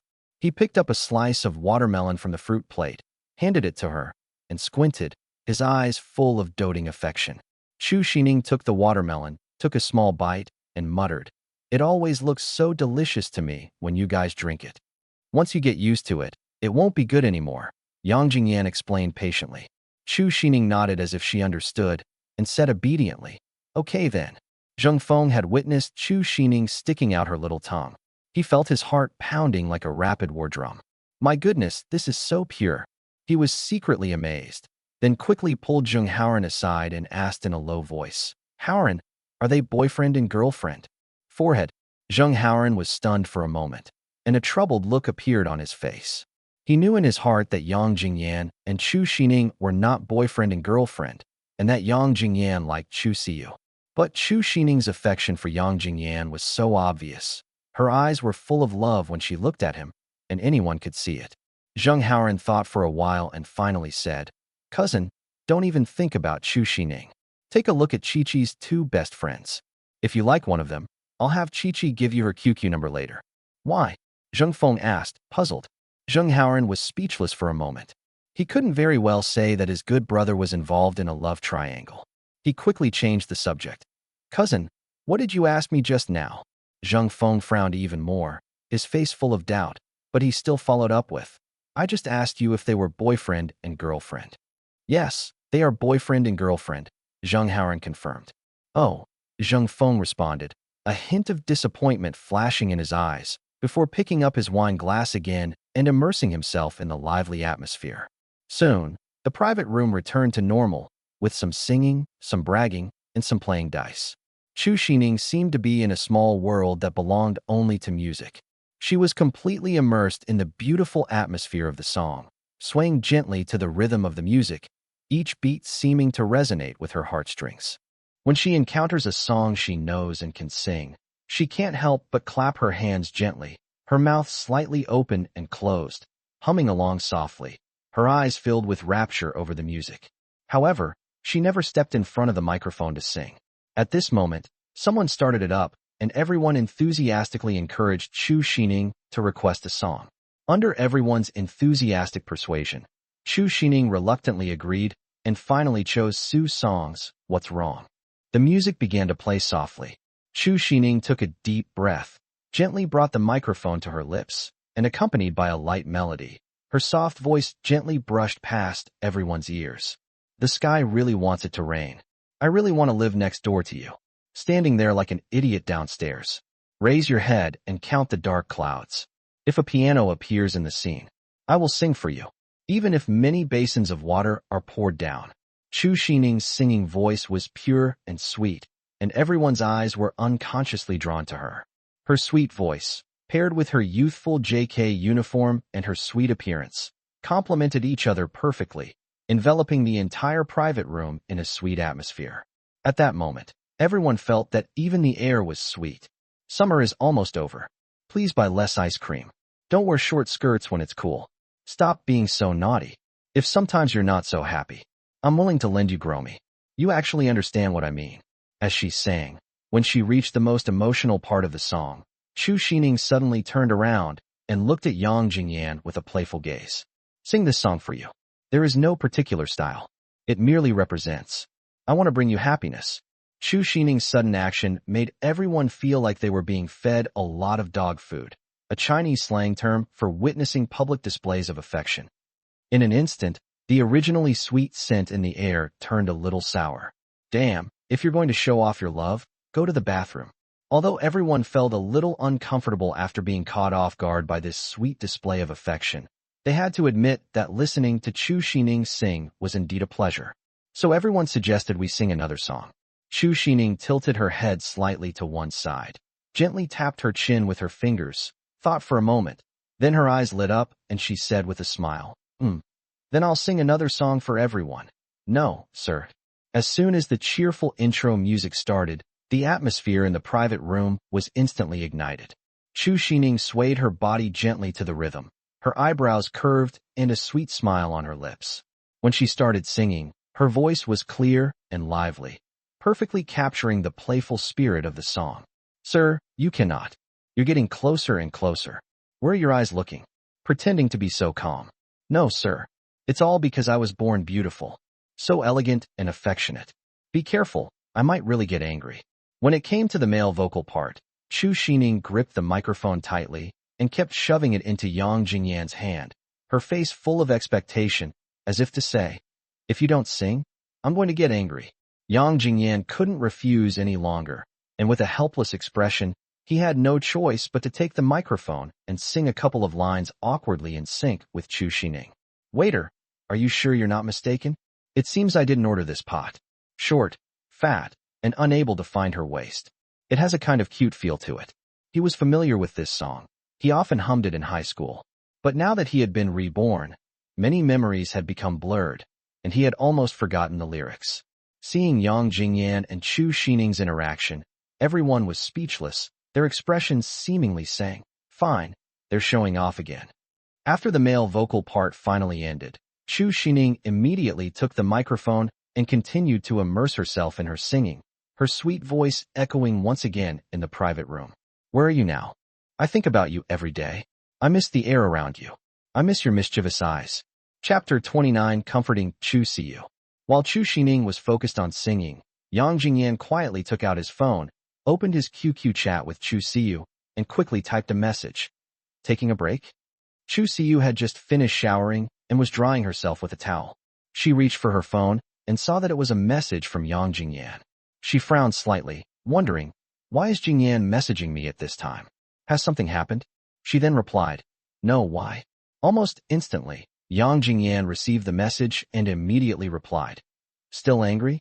Upon seeing this message, Chu Siyu thought to herself, is this message meant to comfort me?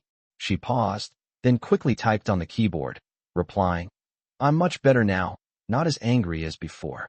Yang Jingyan looked at his phone screen, a slight smile playing on his lips, and quickly typed, okay, that's good. Immediately afterwards, another message was sent. Actually, I wanted to discuss something with you. Upon seeing the message, Chu Siyu's curiosity was immediately piqued, and she replied instantly, what is it? In a few days, I might be going to Ming City to do some pretty good business, but I'm a little short on cash. You have 18,000 yuan on hand right now, right? I'd like to use the money you've earned these past few days first, and when I come down before school starts, I'll triple that amount and distribute it among you. After sending the message, Yang Jingyan leaned back on the sofa, his eyes slightly narrowed, seemingly anticipating Chu Siyu's reply. Actually, he said that on purpose. He has already earned 21,000 yuan from selling umbrellas these days, and has the initial capital of 20,000 yuan. As for the remaining 10,000 yuan risk mitigation fund, it doesn't really matter whether he has it or not. It just means that having it would provide an extra layer of protection. Besides, Comrade Lao Yang will also give him 10,000. He had discussed the matter with the three of them beforehand, and they had agreed to split the profits equally. It was all part of his plan. When Chu Siyu saw the message, she was taken aback and couldn't help but wonder, what kind of business is Jingyan going to do? Can he earn 54,000 yuan before the start of the semester? No, the 54,000 was allocated to us, not to him. Full of curiosity, she messaged me. What kind of business are you going to do? Keep this confidential for now. Yang Jingyan replied crisply. Chu Siyu paused briefly, her mind racing. Ming City, from Jiangqing to Ming City. Could it be? Her heart tightened, and her fingers trembled slightly as she sent a message. Jingyan, you're not going to do anything illegal or criminal, are you? Yang Jingyan looked at his phone, couldn't help but smile, and quickly replied, Don't worry, it's not. Upon seeing this message, Chu Siyu breathed a sigh of relief. Although she was curious, she didn't want to press for answers. She felt that Yang Jingyan would have already said what he wanted to say. So she replied, The 8,000 for Sining and me is fine, but you should ask how ran about the 6,000. Yang Jingyan had already prepared a reply and was about to send it when she suddenly realized. 8,000? Isn't it 12,000? Oh, she wanted to give me 4,000 out of their 12,000. Thinking this, Yang Jingyan smiled to himself. My dear Siyu is so principled. He didn't bother to point it out and replied, No need to ask. I'll take him with me. Not long after, Chu Siyu sent another message. You said you and Howren are going to Ming City to do business, so you're not selling umbrellas anymore? Yang Jingyan knew she would ask that, so he replied immediately, He had planned it all along. After the fruit was mashed and turned yellow, he would have them sell umbrellas at the scenic spot. Given Chu Siyu's stubborn nature, even if you tell her that she can't sell fruit cuts if she wants to sell umbrellas, she might verbally agree, but she might secretly go to sell fruit cuts at night, thinking she can earn an extra bit of money. Therefore, we must ruin the fruit-cutting business no matter what. Then, can the umbrella-selling business still be done? Chu Siyu asked immediately. Yang Jingyan's reply was concise and clear. Chu Siyu stared at her phone screen, lost in thought. If Sining and I were to do it together, the biggest problem would be handling and transporting the goods. Sining and I can take turns pedaling the tricycle, and if we need to carry things, we can do it in 2 or 3 shifts. She didn't think there was anything wrong with riding a tricycle. It's worth noting that both Chu Sining and Chu Siyu have incredibly long legs that would be a shame if they didn't use them to drive tricycles. Thinking of this, she quickly tapped the screen. Since you're going to Ming City, I'm planning to take Sining with me to sell umbrellas. We'll split the profits equally among the 4 of us. Is that okay? Why should we share? We're not involved. You and Sining can keep the money. Yang Jingyan chuckled inwardly. Is it necessary to be so calculating among family members? Besides, what do I need your money for? I want you. No, you started this business first. I've taken over from you, so I should at least share some with you. Chu Siyu's stubborn temper flared up again, and her fingers rapidly tapped on the screen to send the message. Yang Jingyan was too lazy to talk about money with her, so he decided to change the subject. I've already spoken with the Jingqiu management. They'll leave 500 umbrellas in the warehouse next to the main gate. You don't need to restock, just go to the warehouse to get them. Let me know when you're running low, and I'll have them send more. Upon seeing this message, Chu Siyu was somewhat surprised. He knew I would ask him for this business opportunity, and he even arranged everything for me? Looking at the message on her phone screen, a warm feeling welled up inside her, and she replied, Jingyan, thank you. But she still wanted to bring up the issue of allocation, so she continued typing. Yang Jingyan naturally knew that Chu Siyu would definitely bring up the issue of job assignments again, so he quickly typed a message and sent it back. So, before Chu Siyu could even type a few words, Yang Jingyan's message came through. He didn't reply with anything like, You're welcome, or It's what I should do, but instead said, The great mathematician Archimedes once said, To love someone is to prepare everything for them. Chu Siyu stopped typing after seeing the message, her cheeks flushing slightly. She knew that Yang Jingyan was flirting with her, but it would be inappropriate to tell Yang Jingyan now that we're just friends and not to say things like that, since he just helped me so much. I decided not to reply and to find another opportunity to talk to him tomorrow. But did Archimedes actually say that? She started to have doubts, so she turned on her computer and went online to search for information. This computer was bought by their father 3 years ago to help the 2 sisters with their studies. Yang Jingyan achieved his goal. On the one hand, he teased Chu Siyu, and on the other hand, he interrupted her from continuing to talk about the allocation. Just then, Zhong Qiqi's 2 best friends could no longer contain their excitement. In this KTV filled with an ambiguous atmosphere, which girl wouldn't want to have a few drinks with the handsome Yang Jingyan? But seeing Yang Jingyan and Chu Sining being so intimate, they couldn't help but have doubts. So they quietly leaned closer to Zhang Qiqi and whispered, "Qiqi, are they really not boyfriend and girlfriend?" Zhang Qiqi also noticed that Yang Jingyan and Chu Sining seemed to be interacting more intimately than before. Could it be that they were already together? Puzzled, she took out her phone and sent Zheng Haoran a QQ message. "Zheng Haoran, I have a question for you. Are Yang Jingyan and Chu Sining dating?" Zheng Haoran, who seemed to have been glued to his phone, replied instantly, "No. Why are you asking?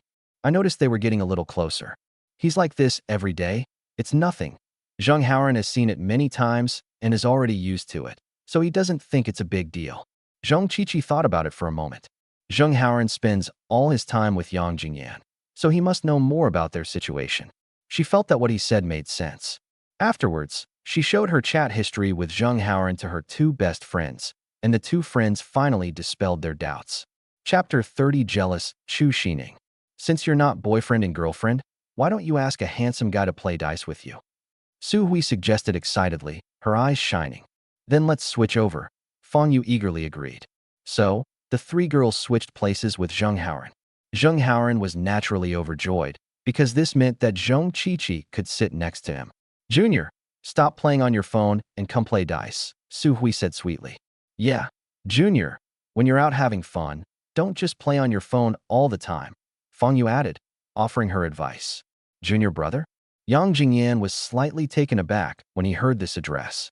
"Yes, we also graduated from Jiangxing No. 1 High School. We were in the same grade as Qiqi, which means we were in the same grade as you," Su Hui explained with a smile. "Oh," Yang Jingyan responded, his brows furrowing slightly as he keenly sensed that the two girls seemed to have a bit of a crush on him. Chu Sining also noticed that the two girls were taking the initiative to come over, clearly showing that they were interested in Yang Jingyan. Before Yang Jingyan could refuse, she secretly pinched his thigh. The pinch was light but meaningful, implying that Yang Jingyan was not allowed to play dice with the two girls. Yang Jingyan found it amusing and thought to himself, "I underestimated this girl's jealousy. If she really played dice happily with these two girls, Chu Sining would definitely be extremely jealous." "I don't know how to play dice," Yang Jingyan said casually. The two senior students naturally saw Chu Sining pinching Yang Jingyan. If it were an average girl, seeing this scene, she would probably know better and leave. But these two senior students just wouldn't have it. Tonight, from the moment Chu Sining stepped into the private room, they were outshone. The cute and playful JK uniform and the sweet voice made them look like mere background figures, and this sense of disparity filled them with resentment. Adding to their anger was the sharp pinch Chu Sining had just given Yang Jingyan's thigh. "What did you mean by pinching us just now? Do you think we're bad guys?" They secretly grumbled to themselves, feeling increasingly resentful. They felt they hadn't done anything outrageous. All they did was ask the junior to play dice. Why were they being treated with such suspicion? "I have to make Chu Sining angry and upset her." Su Hui blinked and asked with a sly look, "Oh, Junior, I was just about to ask, is this pretty junior next to you your girlfriend?" Fang Yu quickly chimed in. "They must be boyfriend and girlfriend. Otherwise, why would they be so intimate? If it were me, I would never do anything so intimate with a man who isn't my boyfriend." Chu Sining was displeased when she heard the two people's sarcastic remarks. "Humph. They must know that Jingyan and I are not boyfriend and girlfriend yet, and they're doing this on purpose. Humph. Two bad guys." So she looked at Yang Jingyan with a little grievance and a little anger, waiting for his answer. Su Hui's question stumped Yang Jingyan. If she were to say yes, Chu Sining would definitely run excitedly to Chu Siyu and say, "Sister, I'm so happy today." Jingyan said I'm his girlfriend. It will be quite troublesome to explain it clearly at that time. But if he directly said no, given Chu Sining's personality, she would definitely be heartbroken for a long time and might not talk to him for several days. "So you're saying it's not temporary?" "No, that's a tacit affirmation." After thinking for a moment, Yang Jingyan suddenly came up with a good solution. He immediately glanced at the three of them and said in a deep voice, "My relationship with her is not that of boyfriend and girlfriend, but it is better than that of boyfriend and girlfriend." When Chu Sining heard the first half of the sentence, her heart sank and a look of disappointment flashed across her face. But then she heard, better than boyfriend and girlfriend. And her curiosity was immediately piqued. Her eyes were full of doubt and curiosity. A relationship that is better than boyfriend and girlfriend? The two senior students exchanged a glance, their eyes full of confusion and pressed. What kind of relationship do you have? Yang Jingyan smiled slightly, a hint of mystery in his smile, and slowly said, she and I were lovers in a past life. Lover from past life? Upon hearing this, the two women were taken aback at first, and then they both burst into laughter. A past life lover? This junior is quite romantic, they teased with a smile. Yang Jingyan smiled too, but only he knew that he and Chu Sining were indeed lovers in their past life. Hearing this, Chu Sining began to ponder. Jingyan is saying that we were already in love in our past life, so we will definitely be together in this life too. Yes, that must be it. Thinking about it this way, she felt a sweet warmth in her heart, and a happy smile spread across her face. A person in love has such a simple mind. A single sentence can make her completely satisfied. But this only solved the relationship problem. The real issue of playing games and drinking still lies ahead. It's okay if you don't know how to play dice. Junior, we'll teach you. The senior girls persisted, enthusiastically inviting him. This time, Chu Sining was completely consumed by jealousy, and her deep-seated competitive spirit was fully ignited. Before Yang Jingyan could refuse again, she interrupted, I'll play with you guys. Oh, you can do it. Fang Yu asked with a hint of skepticism. I don't know how, but didn't you say you would teach me? Chu Sining retorted defiantly. When Su Hui and Fang Yu saw that Chu Sining had actually accepted the challenge, they couldn't help but exchange a glance, their lips curving upwards into a meaningful smile. That smile held a hint of smugness, but also a touch of malice. At this moment, they were thinking, we were worried about not having a chance to deal with you, but you delivered yourself right to our doorstep. They were determined to make Chu Sining keep losing in this dice game, and to force her to drink several glasses of wine to relieve her unhappiness. After some discussion, the two decided to play the simplest game with Chu Sining, comparing sizes. Fang Yu picked up the 3 dice on the table, shook them in her hand, and showed them to Chu Sining. With a seemingly friendly smile on her lips, she said, let's play this. 3 dice, compare the highest and lowest, the lowest one drinks. The rules are very simple, you'll definitely understand them as soon as you hear them. Su Hui chimed in. Yes, it's very simple. Don't worry, we won't bully you. But there was a clear sense of determination in his eyes, as if to say, you're definitely going to drink this wine. Su Hui and Fang Yu began their plan, taking turns playing dice with Chu Sining to see who could win. At the end of each round, the loser had to drink. They even used a little trick, using a relay race to make Chu Sining drink 1 glass after another. Soon, Chu Sining's cheeks gradually flushed as she lost more than she won, and her eyes began to glaze over. But Su Hui and Fang Yu showed no sign of stopping and kept urging her to continue to the next round. Chapter 31 Chu Sining's Mysterious Actions. No matter how Yang Jingyan tried to persuade her, it was no use. He even tried to help her drink, but she firmly refused. He watched Chu Sining drink cup after cup and felt somewhat worried. Just as he was about to forcibly end the game, Chu Sining suddenly stopped playing. Her eyes were glazed over, and she looked at Yang Jingyan with a drunken expression. She said softly, Jingyan, I'm dizzy sleepy. Then she collapsed into Yang Jingyan's arms. Yang Jingyan quickly and gently caught her, afraid that she would fall. But Chu Sining wasn't still behaving herself. She snuggled closer to him, then used Yang Jingyan's lap as a pillow, curled up on the sofa as if she had found the warmest harbor, and quickly fell asleep. Fortunately, Chu Sining's face was facing outwards, towards the table. If she had been facing inwards, her posture would have been rather unseemly. This series of actions left the 2 senior students dumbfounded and completely bewildered. He's only played a few rounds, and he's already this drunk? Yang Jingyan also felt something was wrong. By calculation, Chu Sining had only drunk 2 bottles of beer. Even if she kept drinking, she shouldn't be this drunk, given her alcohol tolerance. Even if it was her first time drinking, she shouldn't be this drunk. In Jiangcheng, a city with a strong drinking culture, girls can drink just as much as boys. In my memory, the first time Chu Sining drank alcohol was when I was in a bad mood. She drank 6 bottles with me. She is the kind of person who is born with a certain alcohol tolerance and should not be underestimated. He roughly guessed the purpose behind Chu Sining's mysterious behavior. Of course, Yang Jingyan wasn't entirely sure either. What if she really was drunk? He tentatively asked. If you're drunk, let me take you home first. Upon hearing this, Chu Sining immediately clung tightly to Yang Jingyan's leg and muttered, No way, I'll be fine after a nap. This time, Yang Jingyan was completely convinced of his own idea. Chu Sining's idea was actually very simple. She hasn't drunk much alcohol since the beginning of the night. She just wanted to take advantage of playing dice to drink more and then pretend to be drunk. She knew in her heart that when she drank too much, there were things she wouldn't dare to do or say on a normal day. But under the influence of alcohol, she could do and say them without any problem. As for sleeping with her head on Yang Jingyan's lap, that was clearly her way of subtly asserting her dominance. She wanted to make it clear to those two girls who harbored ill intentions towards Yang Jingyan that Yang Jingyan was hers, and no one else could even think about touching him.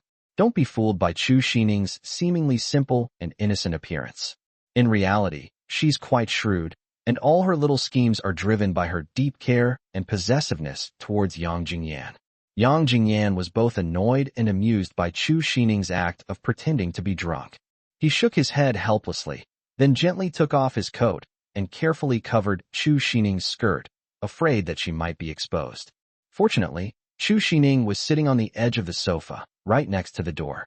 Her carefree act of lying down on Yang Jingyan's lap just now would have been awkward if it had happened anywhere else. It was practically giving away a treat. Yang Jingyan's thoughtful gesture made the two senior students feel awkward and completely dispelled their idea of playing with Yang Jingyan alone. But Yang Jingyan had no intention of letting them off so easily. You guys just forced my Sining to drink. Even though it was Sining's own choice, we still have to make her drink back. We have to be fair and just, right? It can't be just my Sining who suffers, right? A faint smile played on Yang Jingyan's lips as he reached for the dice cup. With a gentle twist of his wrist, the dice cup spun nimbly in his palm, producing a crisp, melodious sound. This game looks pretty simple. I'll give it a try. He looked at Su Hui and Fang Yu with great interest, his eyes gleaming with eager anticipation. Hearing this, Chu Sining was immediately displeased. She didn't understand why Yang Jingyan still wanted to play with them, especially since she had gone to great lengths to get rid of them. The two women were taken aback when they heard that Yang Jingyan wanted to join the game. The two exchanged a glance, their eyes meeting in midair, understanding each other perfectly.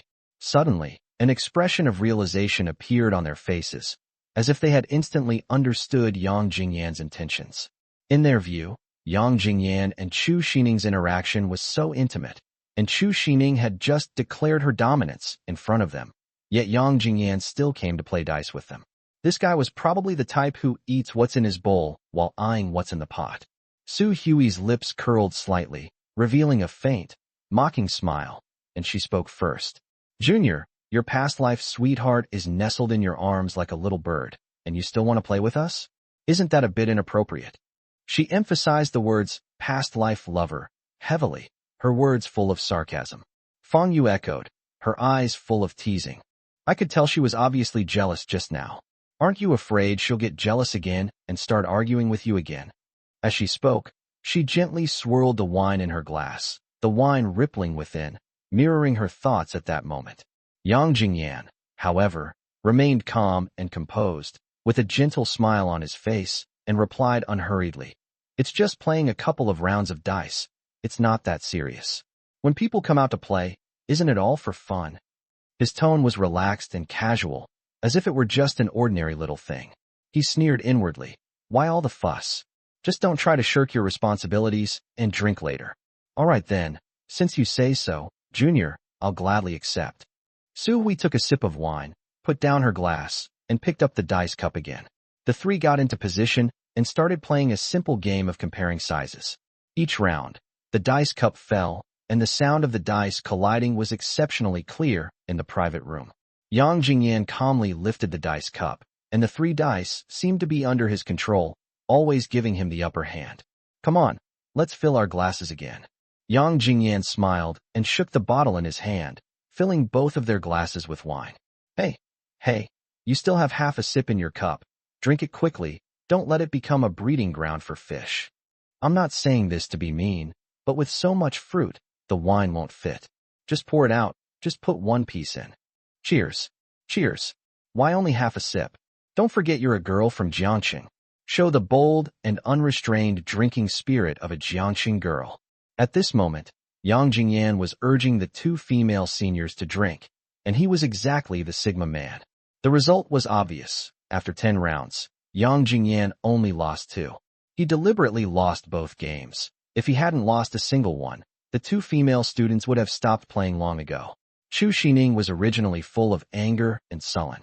But when she discovered that Yang Jingyan was actually forcing the two girls to drink, her anger dissipated considerably, and she thought to herself, so Jingyan is helping me get revenge. After being forced to drink 8 cups of wine, the two men paused for a moment and then spoke. Junior, you really don't know how to play dice? Su Hui stared at Yang Jingyan with a suspicious look. She couldn't understand how someone who claimed to not know how to play dice could only lose 2 out of 10 rounds. No way. Yang Jingyan shrugged, looking innocent and speaking in a relaxed tone. Then you only lost 2 out of more than 10 games. Feng Yu couldn't help but say, her words carrying a hint of doubt. Luck, I guess. Yang Jingyan smiled, a hint of mystery in his smile. Just kidding. He was a man who owned a small bar in his past life. He runs a small bar that plays light music and folk songs, and sometimes he invites live singers to perform. The bar's patrons usually play dice, cards, and drink here, creating a very pleasant atmosphere. When guests come, they always like to play a couple of rounds of games with the boss. Boss, if you don't keep them company, they won't come back next time. But if you do keep them company, you can't outdrink them, so you'll just end up drinking more. So, in order to drink less alcohol, Yang Jingyan spent some money and asked a friend to buy a tutorial on special dice rolling techniques. To put it bluntly, this is similar to cheating in poker, although of course, you can't buy these kinds of things in legitimate places. They are commonly found on public restroom doors and utility poles. Just when he had finally mastered the art of dice rolling, the small bar went out of business. However, this skill wasn't entirely useless. It came in very handy when I went to nightclubs later on. Chapter 32. Why didn't you say there was a second half? After Su Hui finished her drink, she choked on the alcohol and coughed a few times before she recovered. She said with a defiant look, I don't believe you can always be this lucky. As a result, after playing more than 10 rounds, Yang Jingyan was still in complete control, only losing 3 rounds, and those 3 rounds were lost intentionally by him. The two women felt dizzy and their throats burned, making it impossible for them to drink anymore. In just over 10 minutes, they had already drunk more than 20 cups. Although there was ice and fruit in the glasses, making it not exactly 20-odd glasses, it was still quite a lot, probably equivalent to the volume of 3 bottles of wine. It's 3 bottles per person. I'm not playing anymore. I need to take a break. Su Hui waved her hand, her face contorted in pain, as if she would vomit if she drank another glass. No way. Aren't we having a lot of fun? Yang Jingyan's lips curled up slightly, a mischievous glint in his eyes. He hadn't had enough fun yet. Upon hearing this, the two women immediately frowned, thinking to themselves, you seem quite happy, but we're practically passed out from drinking. How about this? Let's all play together. Just then, Su Hui looked at everyone and suddenly made a suggestion. Yeah, let's all play together. Feng Yu quickly echoed her sentiment. Sure, let's go together then. Zheng Haoran was the first to agree. When he sat next to Zhong Qiqi, she was playing on her phone and barely paid any attention to him. He thought to himself that maybe he wasn't very good at chatting and that it might be more lively if everyone played together. Zhang Tao, Chen Hai, Wang Bo, and Su Lang all came over when they heard that they were going to play together, their faces beaming with excitement. What do you want to play? Zhang Tao asked curiously. Everyone chimed in with their opinions, with most voting to play Liar's Dice, while others suggested Blackjack or Lucky 7. Both senior students said it was no problem, they could do everything. But in reality, Yang Jingyan was a bit unfamiliar with these games and couldn't remember many of the rules. He could only play along. Although he couldn't remember the rules, he still managed to drink very few cups thanks to his own excellent skills, unless he wanted to drink, in which case he would lose a few rounds. He shook the dice with one hand, focused on the game, while the other hand gently placed on Chu Sining's head, stroking it lightly again and again, occasionally playing with the ends of her hair. Chu Sining remained quietly curled up beside Yang Jingyan, her head resting on his lap, breathing evenly. She must have truly fallen asleep. This scene looks very heartwarming, just like the girls who accompanied many people through the night in internet cafes in their memories. However, most people lose sight of the girl who once accompanied them like that as time goes by. Time flies by, and before we knew it, it was 11:30. Yang Jingyan glanced at the time on his phone screen and silently calculated that it was almost time to take Chu Sining home. Haoran, come here for a second. He called Zheng Haoran over, and Zheng Haoran switched places with Su Hui and sat next to him. Yang Jingyan turned slightly to the side and whispered in his ear, I'll take Sining home first, then I won't come back later. As he spoke, he discreetly slipped 1,000 yuan into Zheng Haoran's pocket. Pay the bill for me, and you can handle the rest yourself, Yang Jingyan added. Yang Jingyan roughly estimated in his mind that tonight's expenses should be over 400 yuan. After calculating all this, Zheng Haoran would still have more than 500 yuan left after settling the bill. This amount of money is more than enough to continue drinking here or to have more fun somewhere else. Of course, if Zheng Haoran were dragged to some alley by his unreliable cousin to eat a 150 yuan fast food, Yang Jingyan really couldn't control it and could only let him go. He asked Zheng Haoran to continue entertaining the people he had invited, naturally to save face for his younger brother. Zheng Haoran took the money and nodded without hesitation, with a hint of teasing on his face. I should have said it was my treat. Yang Jingyan rolled her eyes at him, too lazy to pay attention to his heartless words. She turned around and gently nudged Chu Sining, who was fast asleep on her lap, and whispered, Sining, it's 11 o'clock. It's time to go home. However, Chu Sining was like a lazy cat, impossible to wake up no matter how much she was called. She just hummed a couple of times in a daze. Yang Jingyan sighed helplessly, knowing in his heart that the saying, you can never wake up someone who is pretending to be asleep, was the perfect description of Chu Sining at this moment. There was no other way, so he could only take the coat that was covering Chu Sining's skirt and tie it around her waist to prevent her from being exposed when he carried her later.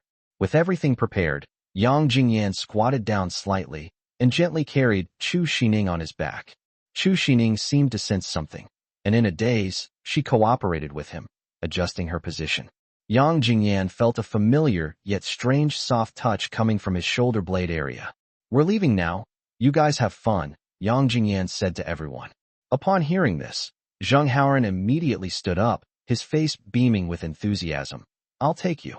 Who would have thought that just as Yang Jingyan was about to leave, Zhong Qiqi also stood up, her face showing a hint of helplessness. Haoran, we should go home too. My mom has called several times to urge me to come out. I had to tell my family that I was going to celebrate a classmate's birthday today. In reality, Zhong Qiqi's parents were both working overtime, and no one was urging her to go home. She was just making an excuse. Upon hearing this, Zheng Haoran's disappointment was palpable. Oh, you're leaving already? I was just saying we'd go grab some late-night snacks or go clubbing together later. He had originally planned to make a good impression on Zhong Qiqi and show off his wealth, but now his plans were ruined. When Zhong Qiqi heard that there was a second half, she hesitated for a moment, thinking to herself, why didn't you say there was a second half sooner? Sooner? But she still replied firmly, no, it's so late. You take them with you. At this moment, Zheng Feng stepped in to lend a helping hand. How can you be happy without a few beautiful women around? The tone was as if eating had no flavor without a beautiful woman by one's side. Zhong Qiqi's two best friends, both seasoned veterans, immediately understood and chimed in. Qiqi, why don't you go home a little later? Just say you'll be back after cutting the cake at 12 o'clock. See, the junior looked so disappointed when you said you were leaving. As she spoke, she gestured towards Zheng Haoran with her lip. Zheng Haoran blushed instantly to the roots of his ears, looking every bit the shy young man. Or you could just say you want to come to my place. I live alone here, another girl suggested. Listening to their conversation, Yang Jingyan could tell that all three girls clearly wanted to go to the second half. However, none of this concerned him. The money had already been given to Zheng Haoran, and he could spend it however he wanted. Yang Jingyan was too lazy to worry about it. So, Yang Jingyan carried Chu Sining on his back and walked straight towards the door. The intermittent conversations of the people behind him reached his ears. Chapter 33, A Divine Body Born Without a Good Match, Zheng Haoran. Zheng Haoran's face was full of expectant smiles as he continued to persuade her. Qiqi, it's rare for us to get together like this, so let's have some fun. I'll take you home later, and make sure you get home safely. As he spoke, images of Yang Jingyan taking Chu Siyu and Chu Sining home these past few days flashed through his mind. The intimate and natural scenes filled him with envy, and he wished he could have such an opportunity himself. Of course, Zheng Qiqi would never let Zheng Haoran take her home, but she really wanted to go to the second half. After all, she was a young girl who had just graduated from high school and was very playful. She bit her lower lip lightly, a perfectly measured hesitation on her face, and gently declined. Haoran, let's just forget about it. It's such a waste of money.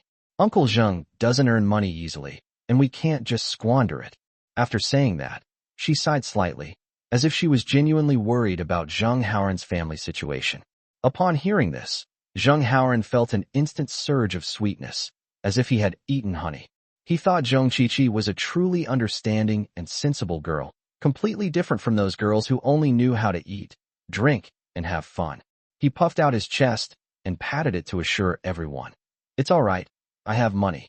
Jingyan and I have made some money doing business together these past few days, so spending this little bit of money is nothing. Doing business? Zheng Qiqi's eyes lit up immediately, and she asked curiously, her expression full of inquiry. She never imagined that Zheng Haoran, who usually seemed so ordinary, would actually be involved in business. Zheng Haoran scratched his head, thought for a moment, and then answered truthfully. Yes, we're in business. The four of us sell fruit slices at the barbecue restaurant. He thought to himself, if Yang Jingyan doesn't want us to talk about selling umbrellas, then talking about selling fruit slices shouldn't be a problem, right? Besides, the fruit slice business is already failing, so there's nothing to hide. A barbecue restaurant selling fruit slices? Is it very profitable? Zheng Feng, a junior in college, was also attracted. He pushed up his glasses and asked with a puzzled look. In his mind, aren't barbecue restaurants all about selling barbecue and drinks? How much profit can you make selling fruit slices? Not bad, Zheng Haoran replied vaguely, a hint of smugness flashing across his face. How much can you earn in a day? Zheng Feng persisted, pressing for an answer. Zheng Haoran rolled his eyes, recalling what Chu Siyu had said before, and said, I haven't calculated it in detail, but I just heard Siyu say that our net income for these 14 days is more than 18,000. As soon as Zheng Haoran said this, the private room fell silent, and everyone stared at him in shock. That's over 1,000 a day, someone couldn't help but exclaim. Selling fruit cuts can make that much money? Others also cast envious glances. It's profitable, but we're selling from 3 barbecue restaurants together. Of course, one barbecue restaurant can't sell that much. Oh, by the way, this was Jingyan's idea. Without him, we probably wouldn't have made this much money. Zheng Haoran did not deny it. In his opinion, earning more than 1,000 yuan a night was already a very profitable business. Upon hearing Zheng Haoran's words, the 3 girls were first stunned, a look of disbelief flashing across their faces. Then, their gazes turned to the doorway Yang Jingyan had just walked out of, their eyes filled with surprise and admiration. They couldn't help but marvel at how Yang Jingyan, who had just graduated from high school, could actually help his classmates make money. What's even more astonishing is that they earn quite a lot of money. If the net income of over 18,000 yuan is divided equally among the 4 people, each person will receive 4,500 yuan. Keep in mind that this is equivalent to 2 months' salary for an average worker, and they earned it in just half a month. The 4 male classmates who were close to each other naturally thought the same thing and shouted it out. Damn, Haoran, you didn't invite us to this great opportunity. Call us together tomorrow. Hearing his classmates' shouts, Zheng Haoran's face instantly darkened, and his anger flared up. Don't even mention it. We can't sell them anymore. Damn it, just thinking about it makes me angry. Someone has booked the entire venue and cut off our source of income. He became more and more agitated as he spoke, and his anger was clearly visible on his face. Who is it? That's so awful, the crowd asked in unison. Forget it. Let's not talk about him anymore. Talking about him just makes me angry. Let's go. Let's go somewhere else to drink. Zheng Haoran waved his hand, not wanting to bring up this unpleasant matter again. Seeing Zheng Haoran's behavior, Zheng Qiqi's eyes darted around, and she immediately thought of a way to back down gracefully. I was wondering why Haoran was so sullen when I came in. So it's because of this guy. When Zheng Haoran heard that the girl he liked cared about his emotional changes, a warm feeling welled up in his heart, and he was touched. I didn't expect that you would care about my feelings so much, Chi-Chi. Of course, after all, we're friends, Zheng Chi-Chi said with a smile as charming as a flower blooming in spring. Then, as if she had made a big decision, Zheng Chi-Chi said, since you're in a bad mood today, then we'll stay with you a little longer. I told my family I'd stay until 12:30 before going home. Upon hearing this, Zheng Haoran was overjoyed, and the gloom on his face vanished. She said, somewhat touched, Chi-Chi, you're so good to me. To me. Zheng Chi-Chi smiled slightly and said softly, you're in a bad mood, so of course I have to keep you company as your friend. Zheng Chi-Chi's smile was captivating, and coupled with her heartwarming words, Zheng Haoran was almost moved to tears. All right, let's change venues then. Yang Jingyan heard everything clearly at the door and was speechless. Just like that, so easily. He was hooked into a cuckold? No wonder Zheng Haoran's romantic experiences in his past life were so bumpy and unbearable to recall. When it comes to Zheng Haoran's love life, he's quite the character. A divine body born unfortunate to encounter a worthy man. What does it mean to be born without a good partner? He just can't find a good man or a beautiful woman. All he encounters are top-notch girlfriends. Like the divorced woman with 2 kids who even demanded Zheng Haoran change his surname. Some have had such rich romantic histories that they're like used cars, having changed hands more than 10 times and had their engines replaced 3 or 4 times. Yet they still pretend to be innocent and pure. They even encountered an RPQ contracted beast. What's even more incredible is that the woman was only dating Zheng Haoran to complete her master's mission, and she was randomly chosen. Yang Jingyan sighed silently. It seemed that it really was necessary to change Zheng Haoran's views on love. To be honest, as Zheng Haoran's childhood friend, he would rather see him become a playboy than see him tormented by these extreme girlfriends to the point of mental instability and eventually losing his mind. The entrance to the KTV. Zheng Haoran hailed a taxi for Yang Jingyan. Why don't you take Sining home later and then come over and play for a while? You guys have fun. I'm a little tired today and want to rest early.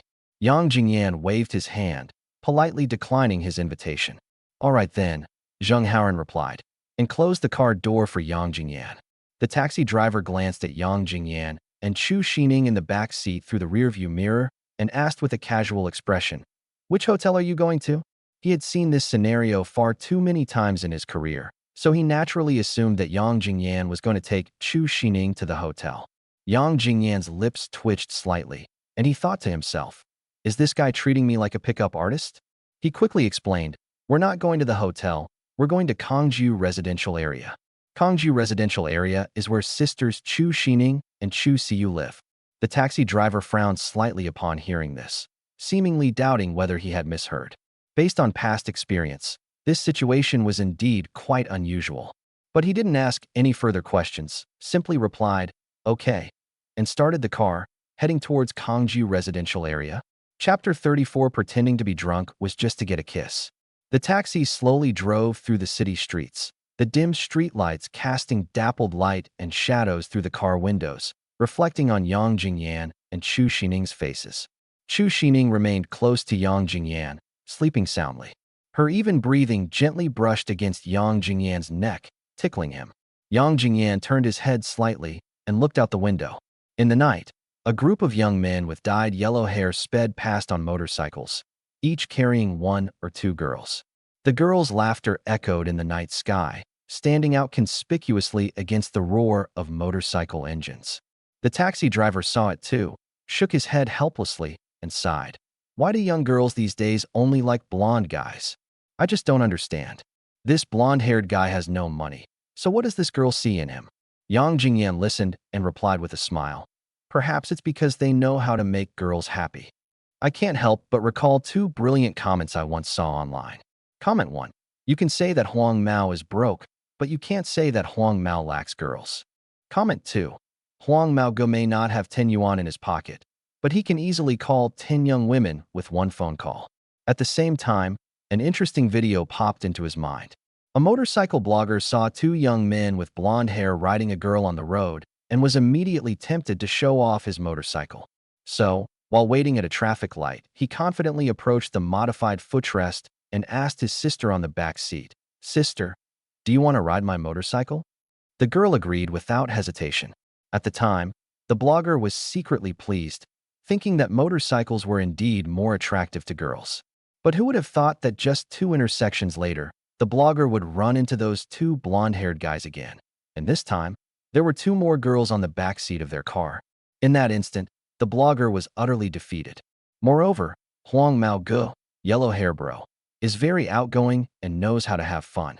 Thinking of this, Yang Jingyan couldn't help but laugh out loud, silently marveling to himself. Huang Mao is indeed Huang Mao. The driver seemed to agree with Yang Jingyan's statement, but lamented, "It's a pity that these little girls are being ruined by that blonde-haired guy at such a young age." He paused, then continued, "Anyway, I look down on these blonde-haired bastards. If any of them dares to touch my daughter, I'll break their legs." As the driver spoke, he glanced at Yang Jingyan in the rearview mirror. Yang Jingyan didn't reply, he just smiled. But as he was laughing, Yang Jingyan's face suddenly froze, and his smile gradually disappeared. He suddenly realized that if he hadn't been reborn, what essential difference would there be between him and these blonde-haired punks? I have a middle parting, and I seem to have indulged in all sorts of bad habits, including smoking, drinking, fighting, and going to bars. The only difference is that I haven't dyed my hair yellow yet. Thinking of this, Yang Jingyan's face instantly darkened. Damn it, did this driver curse me out too? Kangju community. In the stairwell, the lights flickered as Yang Jingyan carefully carried Chu Sining upstairs. He pretended not to know that Chu Sining was drunk and said to himself, "We're almost home." However, Chu Sining, who was being carried on Yang Jingyan's back, opened her tightly closed eyes a crack and secretly looked around at her surroundings. When she realized she was almost home, she seemed to be suddenly overcome by alcohol, and she grabbed Yang Jingyan's neck tightly with both hands. The movement was so fast that Yang Jingyan almost lost his balance. Then, slightly tipsy, she said in a soft, sweet voice, "Jingyan, I like you." After saying that, he kissed Yang Jingyan on the cheek, and the warm touch made Yang Jingyan's heart skip a beat. After the kiss, she seemed to have used up all her strength. Her head slumped weakly on Yang Jingyan's shoulder, as if she had truly been intoxicated by the courage of this confession. Yang Jingyan felt the lingering warmth on his cheek, his heart suddenly racing. At the same time, he found it amusing, thinking, this girl was pretending to be drunk, just so she could kiss his cheek and confess her feelings at this moment. Soon, Yang Jingyan arrived at the door of the sister's residence. He gently put Chu Sining down and instead helped her up, since it would be inappropriate for Chu Siyu to see him carrying Chu Sining on his back. Chu Siyu opened the door sleepily. She was wearing a thin nightgown, her smooth hair casually falling over her shoulders, and her chest was equally well endowed. Seeing Chu Sining so drunk, her eyes were filled with heartache. She quickly stepped forward to support Chu Sining, muttering, "How much did you drink?" Yang Jingyan and Chu Siyu helped Chu Sining back to her room. The two sisters' room was decorated warmly and neatly, filled with a fresh scent unique to young girls. Pink sheets and cute dolls exuded youthful vitality. After putting Chu Sining on the bed, Yang Jingyan explained with a smile, she didn't drink much. She was just playing dice with the 2 women Haren invited, and she drank 2 bottles of beer. Chu Siyu nodded slightly, without saying anything more. Then I'm leaving. After saying that, Yang Jingyan turned around and walked towards the door. Chu Siyu escorted him all the way to the door. Sudden, Yang Jingyan stopped abruptly, then slowly turned around. When Chu Siyu saw Yang Jingyan suddenly stop, she frowned slightly, a hint of doubt flashing in her eyes as she looked at him with some confusion. Yang Jingyan looked around as if afraid of being overheard, then bent down slightly and approached Chu Siyu. His voice was very low, so low that only the 2 of them could hear it, and his warm breath gently brushed against Chu Siyu's ear. Sining must be pretending to be drunk, just so she can kiss me. Upon hearing this, Chu Siyu's body stiffened slightly. She subconsciously glanced at the room where Chu Sining was. Her lips moved, but no sound came out. Yang Jingyan continued, I don't know if she will tell you about this, but I'm letting you know first. Silence spread between the 2, while the cicadas chirped louder and louder on the street. After a long while, Chu Siyu finally spoke softly, her voice as light as a whisper in the wind. Why are you telling me this? I was afraid you would misunderstand. His tone made it sound as if he were the innocent victim of molestation. Although Yang Jingyan's voice was not loud, it struck Chu Siyu's heart like a heavy hammer. I'm afraid you'll misunderstand. These 5 words kept echoing in Chu Siyu's mind. In an instant, she felt as if an electric current had struck her body, and all the blood in her body seemed to freeze in that instant, leaving her completely stunned. She quickly came to her senses, hurriedly avoiding Yang Jingyan's gaze, and said with feigned composure, "It's getting late. Jingyan, you should go back and rest early too." At this moment, her mind was in complete chaos, with all sorts of thoughts racing through her head. She knew what Yang Jingyan's words really meant, but she didn't want to think about it too deeply. She simply ended the conversation hastily, as if she were running away from something. Yang Jingyan seemed to want to say something more, but seeing Chu Siyu's flustered appearance, he finally nodded and turned to leave. "Let's go." Yang Jingyan didn't even turn his head, just raised his hand and waved before disappearing into the night. Once Yang Jingyan was out of sight, Chu Siyu slowly closed the door. Chapter 35. The most direct and effective revenge often only requires the simplest methods. Inside the room, Chu Siyu sat sideways on the edge of the bed.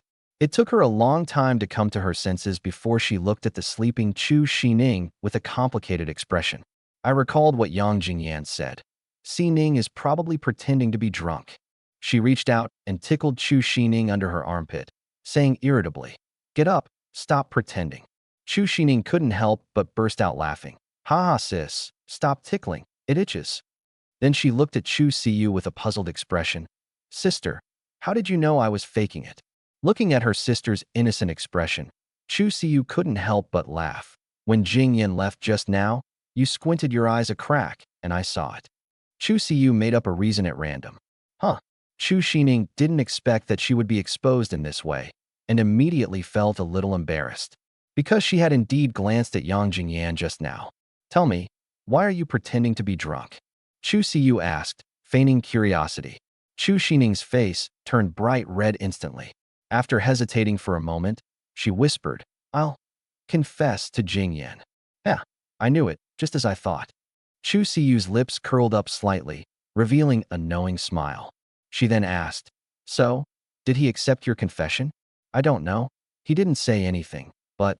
Chu Sining's cheeks turned even redder as she said this, and she became shy and hesitant. "But what?" Chu Siyu frowned slightly, her heart filled with curiosity. "However, Jingyan said that he and I were lovers in a past life." Chu Sining said excitedly to Chu Siyu with sparkling eyes. "A lover from a past life." Chu Siyu raised an eyebrow slightly, a look of doubt on her face. Immediately afterwards, Chu Sining poured out her heart to Chu Siyu, telling her everything that had happened at the KTV. As she spoke, she gestured animatedly, and when she talked about the parts involving Yang Jingyan, her smile was impossible to hide.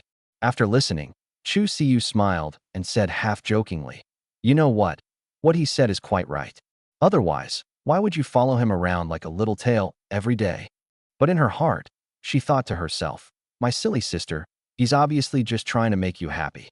There's no such thing as a lover from a past life. Anything else?" "Sister, how did you know there were more?" Chu Sining asked in surprise, her eyes wide open, as if Chu Siyu could read minds. "I'm your sister. How could I not know you? I know what you're going to say the moment you open your mouth. Stop beating around the bush and just tell me." Chu Siyu gently tapped Chu Sining's forehead, urging her on. Chu Sining hesitated for a while before finally leaning close to Chu Siyu's ear and whispering in an almost inaudible voice, "I just kissed Jingyan's cheek." After saying that, she shyly covered her face. "You're this happy just because you kissed him?" Chu Siyu couldn't help but tease. This made Chu Sining extremely shy. She covered her head with the blanket and tossed, and turned in bed. Looking at her younger sister's happy yet shy expression, Chu Siyu shook her head helplessly. A bittersweet feeling welled up inside her, an emotion she couldn't quite explain. She understood that this bittersweet feeling concealed her cautious, unspoken emotions towards Yang Jingyan. "I remember saying, I'm afraid you'll misunderstand." Yang Jingyan's face involuntarily appeared in her mind.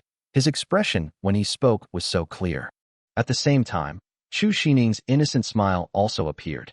She was her dearest younger sister, who was so kind and innocent, and loved Yang Jingyan with all her heart. "No, I can't. This is Sining's happiness." She told herself this in her heart. Her younger sister's feelings for Yang Jingyan were so intense. How could she bear to ruin such a beautiful relationship? She could only bury her feelings deep within, using reason and the shackles of family ties to restrain the stirrings in her heart. The moonlight outside the window still shone down like water, but Chu Siyu found it particularly dazzling. Her thoughts, however, raced wildly like a runaway horse. Chu Siyu is destined to have insomnia tonight, because she had to do a very long mental overhaul of herself. She kept convincing herself to let go of those inappropriate thoughts and to give her sister her happiness. The next morning, as dawn broke, Yang Jingyan jumped out of bed. The city outside the window was still asleep, the streets were deserted, and a few early birds darted about on the branches. After washing up and having breakfast, Yang Jingyan stepped out of the house, rode the family's electric scooter, and looked around for fruit stalls with slow business. He stood in front of these slow-moving stalls, casually picking out fruit, and said as if by accident, "Boss, I see your business doesn't seem to be doing too well lately." Upon hearing this, most of the business owners shook their heads with wry smiles and sighed helplessly. That smile was full of the hardships and helplessness of life. Seeing this, Yang Jingyan continued, "A few days ago, some of my high school students were selling fruit slices at the barbecue restaurant. Wow, business was booming. They could sell several hundred boxes a day. I'm just wondering, if high school students can make so much money, why don't you guys try it tonight?" The stall owners reacted in different ways. Some eagerly asked, "How much do they sell for?" Yang Jingyan answered calmly, 5 yuan a serving, 10 yuan for 3 boxes. Some people were concerned about the quantity. "How big is a box?" Yang Jingyan then said, "It's about the same size as what you usually cut." Some stall owners, after learning about the market, looked troubled. "I've heard about this too, but selling in a barbecue market must cost a lot in stall fees, right?" Yang Jingyan smiled slightly and offered a suggestion. "Why don't you just sell it outside the barbecue restaurant? Some people are worried about the competition. I heard that 2 very pretty young girls are selling there. We grown men probably can't compete with them." Yang Jingyan replied casually, "I heard that those 2 girls aren't selling anymore. It seems like school is about to start." Throughout the morning, Yang Jingyan shuttled between various fruit stalls, visiting more than 10 locations. "I also bought a lot of fruit, a little from each stall. Otherwise, it would have seemed a bit deliberate." However, the fruits Yang Jingyan picked were ones that hadn't been sold recently, since he was tired of the ones he had sold before. He would save these fruits to eat as snacks when he set up his stall later. He just didn't know if it would be effective tonight. Yang Jingyan thought to himself. At the same time, he recalled an old Deng's life insight. The most direct and effective revenge often only requires the simplest method. Therefore, he chose the most straightforward and unadorned form of verbal instigation. It can't be called instigation, maybe it's inducement, but that's not quite right either. It's somewhat related to using someone else to do the dirty work. In short, it's a bit of both. Chapter 36. Chi-Chi is such a good girl, just as kind and considerate as Siyu and Sining. Before we knew it, it was 11:20. Yang Jingyan and Zheng Haoran set up their stall at the primitive forest market, as usual. They had already disposed of the leftover fruit from last night, so even though they lost 100 yuan, it wasn't a complete waste. Seeing Zheng Haoran's tired and listless appearance, Yang Jingyan couldn't help but ask, "What time did you drink last night? You look so weak." Zheng Haoran shook his head listlessly. "Go away. You're the one who's weak. I drank until after 3 a.m. last night. I was about to go home after clubbing, but my cousin invited me to have barbecue, so I had no choice but to go again." "Oh, Zhong Chi-Chi and the others went too?" Yang Jingyan raised an eyebrow and asked with interest. "Yes, Chi-Chi saw that I was in a bad mood, so she stayed up with us until after 3 a.m. last night," Zheng Haoran said, a touch of emotion on his face. Yang Jingyan chuckled inwardly, thinking, she must have seen that you were in a bad mood and just wanted to keep you company. It's definitely not because she likes to have fun.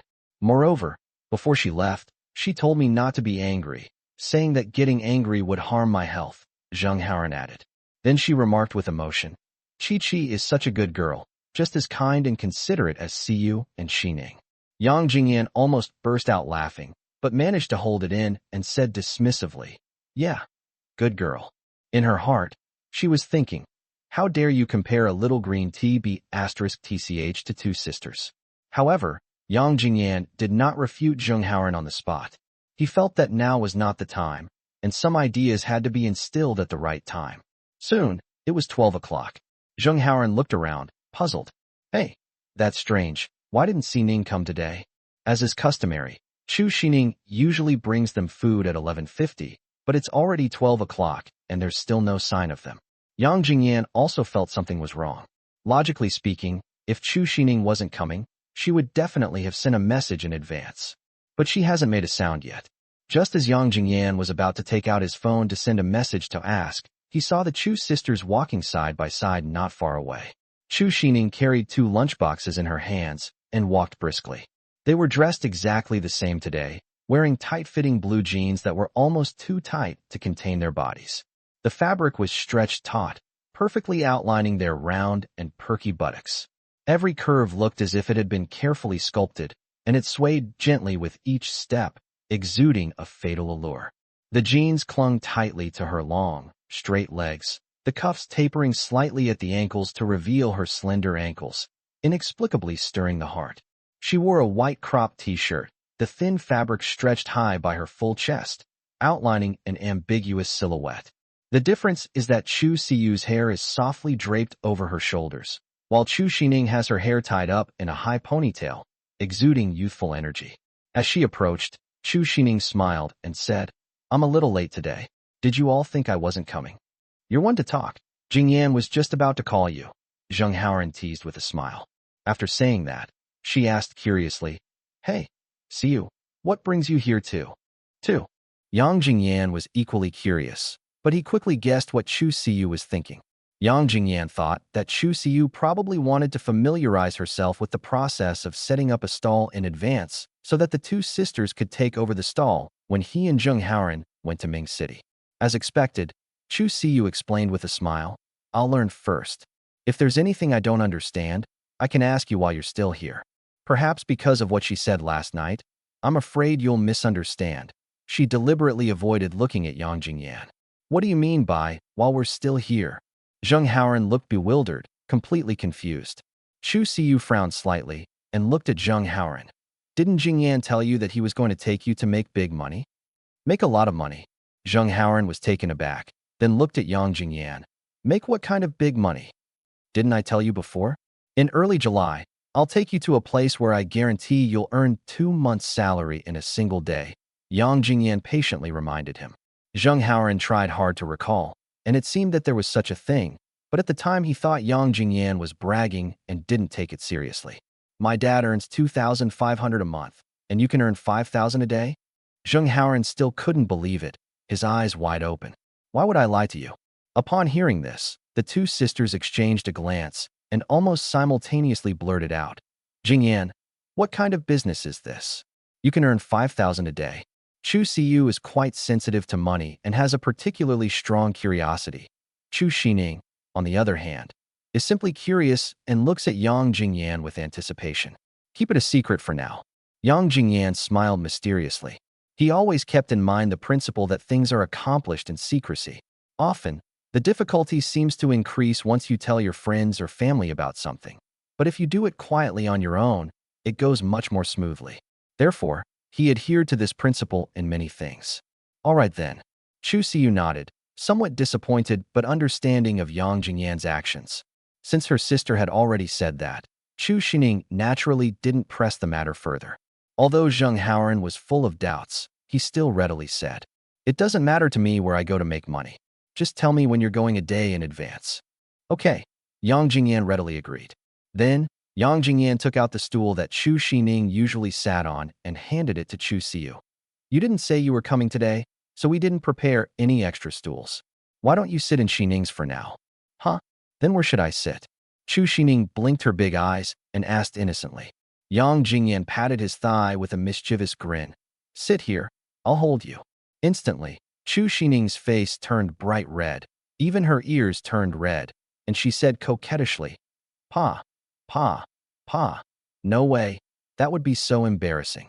Yang Jingyan chuckled inwardly. You slept on my lap all night, and now you're still shy? However, Chu Sining's shy appearance made Chu Siyu and Zheng Haoran burst into laughter. For them, This is just another everyday occurrence.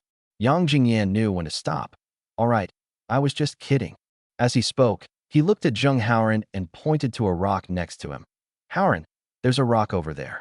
You should understand what I mean, right? Zheng Haoran's smile froze instantly. He looked at Yang Jingyan and pretended to be angry, saying, Damn it. After all this time, I'm the one who suffers in the end. Yang Jingyan continued his moral blackmail. Can you really bear to see the people who cook and deliver our meals standing there? Okay, I'll go. Despite saying that, he still obediently moved the stone over and used it as a stool. Chu Siyu wanted to say, I'm fine standing. But before she could finish speaking, Yang Jingyan grabbed her shoulder and made her sit down, while also pressing Chu Sining down onto the stool. Then, Yang Jingyan looked at Zheng Haoran and said, Come on, Haoran, sit in my seat. TCH, nothing special, Zheng Haoran replied arrogantly. It was your own fault for not sitting down. I gave you a chance. Yang Jingyan shrugged, looking completely innocent. Get lost, Zheng Haoran said with a laugh. The two opened their lunchboxes and began to eat. Time slipped away quietly as the group chatted. Chu Siyu asked all the questions she should have about setting up a stall today and gained a lot. They also talked for quite a while about the allocation of tasks with Yang Jingyan. In the end, Yang Jingyan had no choice but to agree that the money from selling the umbrellas would be split equally among the four of them. Chapter 37 Initial Success. Around 8:30 p.m., as the streetlights came on, the streets and alleys were filled with the aroma of cooking. Yang Jingyan rode his electric scooter to the side of Nanxiang Barbecue City. After getting off, he put his hands in his pockets and walked slowly toward Nanxiang Barbecue City. The dim streetlights cast a long shadow of him. Tonight, he was like an audience member waiting for a good show to begin, coming specifically to see if the stone he had thrown in during the day had created the ripples he expected. Before I even got close, the cacophony of arguing reached my ears. Yang Jingyan was overjoyed and quickened his pace. At the entrance of the South Alley Barbecue City, in front of a newly set-up fruit-cutting stall, the stall owner and Lu Chang were locked in a tense standoff. Who gave you permission to set up a stall here? As always, Lu Chang held his chin up high, his nostrils practically pointing to the sky. His arrogant demeanor made him look like a city management officer. The stall owner across the street wasn't someone to be trifled with either. Before coming, he had already inquired with the security guards and knew that setting up a stall inside the barbecue city was not allowed. So he specially set up his stall at the entrance. At that moment, he retorted without fear. I've got it right at the door. What's it to you? Who do you think you are? Lu Chang's face instantly turned bright red. Enraged, he turned to the security guard beside him and shouted imperiously, Aren't you going to do anything about this? Are you just a useless security guard? The security guard crossed his arms, looking completely nonchalant, and said slowly, This isn't within my job scope. The boss only told me not to let other fruit stalls into the barbecue area, and I did that. As for him setting up a stall at the entrance or elsewhere, that's none of my business. The tone was as if he were talking about something that had nothing to do with him. Lu Chang was speechless, his face turning pale and then red. He glared at the security guard, then took out his phone and dialed the number of the barbecue restaurant owner. Hey Xiaolu, what's up? The boss's voice came from the other end of the phone, sounding tired and impatient. Didn't we sign a contract? How dare this security guard let others set up stalls in the barbecue area? You're going to give me an explanation today. Lu Chang shouted at the top of his lungs, his voice so loud it seemed to shatter the phone. Okay, I understand. The boss replied simply, and then hung up the phone. Immediately afterwards, the shop owner dialed the security guard's number. Hey, Uncle Zhang, what's going on? Did you let those students in to set up a stall again? No, it's just that a fruit vendor came today who wanted to set up a stall at the barbecue area, but I stopped him, so he set up his stall at the entrance. The security guard quickly explained. Upon hearing this, the boss frowned deeply, his brows furrowing into a deep frown. Since last night, he had grown somewhat disgusted with Lu Chang, this calculating fellow. At that moment, he cursed inwardly. Damn it, I only paid 60,000 yuan for the stall, and all I get to do every day is cause trouble. It's a real headache. Is that so? Give the phone to Xiao Lu, the boss said, barely suppressing his anger. Lu Chang answered the phone, but before he could speak, his boss's impatient voice came through.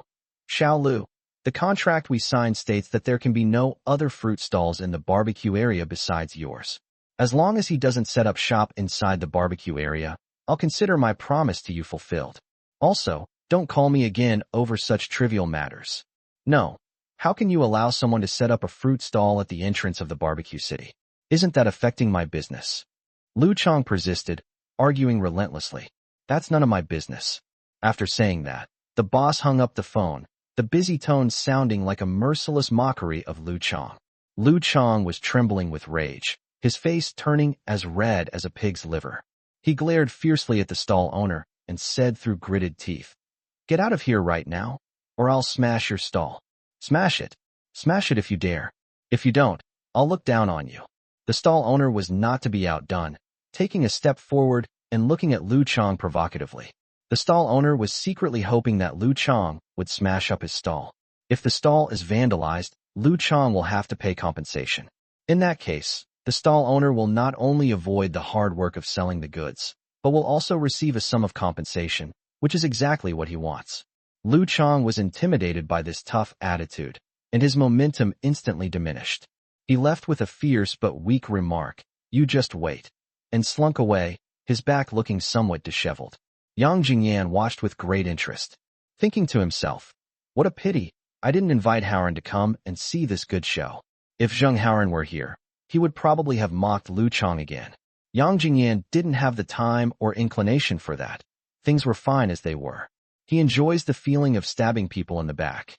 You should know that in the adult world, people may appear peaceful on the surface, but behind the scenes, they are all man-eating trees and capricious little devils.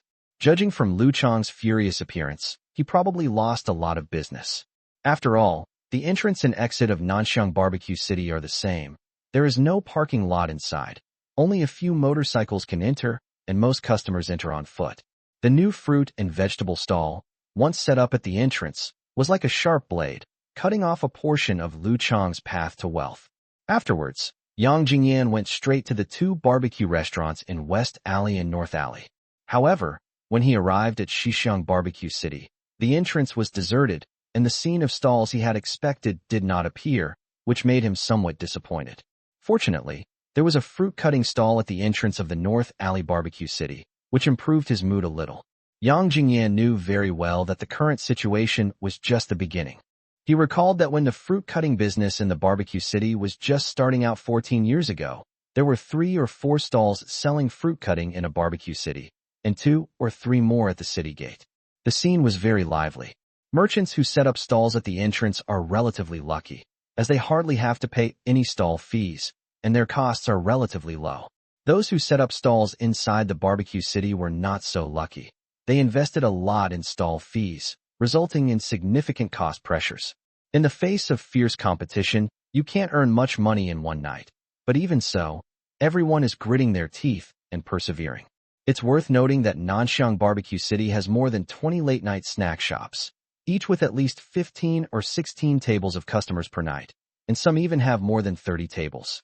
Conservative estimates suggest that the entire barbecue restaurant easily serves at least 300 tables of customers per night. Moreover, Jiangxing is a well-known city that never sleeps, with a huge flow of customers. Several groups of customers may come and go in one night, and the barbecue area is still bustling at 4 or 5 in the morning. In addition, with the hot weather in Jiangxing at night, the habit of eating fruit, barbecue, and beer has become popular, making the potential of this fruit-cutting business immeasurable. Therefore, every stall owner harbors this idea. As long as they can hold out until the end and outlast their competitors, they can monopolize the entire market and reap huge profits. Yang Jingyan was used to this. It was perfectly normal. Tonight's results are good. Let's continue tomorrow. Yang Jingyan thought to himself.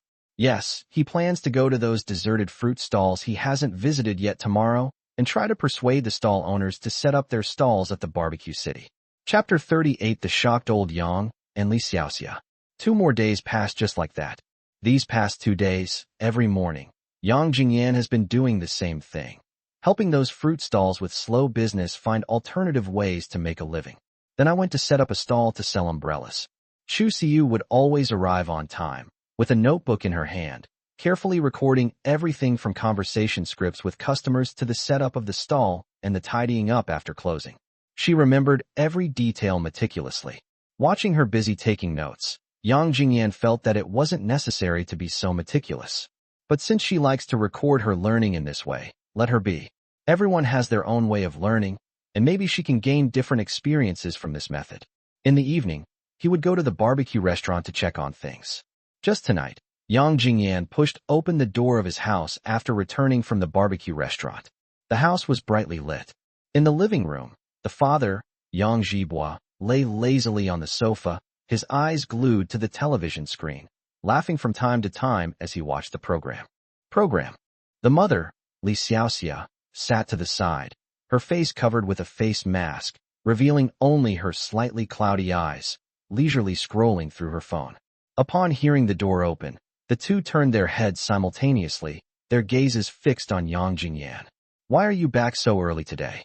Li Xiaoxia broke the silence first, her tone full of doubt. Normally, Yang Jingyan would return home around midnight after dropping off the Chu sisters, so today's timing was quite unusual. "You came back because you had nothing else to do." As Yang Jingyan changed his shoes, he replied casually, his voice carrying a hint of relief after exhaustion. Yang Zhibua frowned slightly and asked with concern, "I heard that you've been selling fruit cuts at the barbecue market with the Chu family's twins and that kid from the Zheng family lately? What? Are you taking a break today?" In fact, the couple had known about Yang Jingyan selling fruit slices at the barbecue restaurant for a long time, but they had chosen to keep a close eye on him without interfering too much. In their view, it's a good thing for their children to earn money. It's better than them staying home all day playing video games and drinking. But Yang Jingyan came back so early today, it really makes one want to find out why. "It's not a break, I won't go anymore." Yang Jingyan walked to the sofa, plopped down, picked up an apple from the fruit bowl on the coffee table, took a big bite, and juice spilled out. "What's wrong?" "Can't make money." Li Xiaoxia couldn't sit still any longer, so she shifted her body and moved closer to Yang Jingyan. "No, it's not that. The place has been booked out, so we can't go inside to set up our stall," Yang Jingyan said, chewing on an apple and speaking indistinctly. "Oh, I see." The couple nodded simultaneously, their doubts instantly dispelled. So that explains it. Their business was stolen. They scrutinized their son, trying to catch a glimpse of disappointment or sadness on his face, but Yang Jingyan remained calm, as if the matter was nothing more than a passing breeze to him. Even so, the couple was still worried. "It's all right, son. Consider this a good early exposure to society. You have a long road ahead of you," Yang Zhibua said earnestly, patting Yang Jingyan on the shoulder. "Yes, life is bound to have some unpleasant things. Don't think too much about it. It's normal to encounter such things when you're doing business," Li Xiaoxia chimed in, her eyes full of affection. Yang Jingyan felt somewhat helpless. Were his parents worried that he would be affected by this? He sat up straight and said half-jokingly, "What are you worried about? Do you think your son is the kind of fragile little boy?" His tone carried a hint of teasing, as well as a touch of youthful confidence. Upon hearing this, Li Xiaoxia pretended to be angry and glared at Yang Jingyan. "Hey, I'm just trying to be nice to you, and you don't even appreciate it. What? Can't I even show you some concern?" Looking at his mother's expression, Yang Jingyan couldn't help but laugh, a sly smile spreading across his face. "What I need is financial support." Li Xiaoxia immediately rolled her eyes at him and said, "Get lost. I have no money." After saying that, she deliberately turned her head away, pretending to ignore Yang Jingyan. But the barely perceptible smile at the corner of her mouth still betrayed her feelings. Watching the mother and son bickering, the father, Yang Zhibua, was both amused and exasperated. He cleared his throat and steered the conversation toward money. "How much have you made selling fruit cuts during this period?" Upon hearing this, Li Xiaoxia also became interested, turned her head, and looked at Yang Jingyan with anticipation. Yang Jingyan thought for a moment and said seriously, "According to Siyu, the net income should be more than 18,000. 18,000. So many." The couple's eyes widened instantly, their faces filled with surprise. That's over 18,000 yuan, which is equivalent to 2 months' salary for the two of them. They never imagined that a few children could earn so much money in just over 10 days. While the couple was still in shock, Yang Jingyan suddenly said, "It's all right. It's a bit little, but it'll do." Upon hearing this, The couple's thoughts were instantly pulled back, and they looked at Yang Jingyan with some disdain.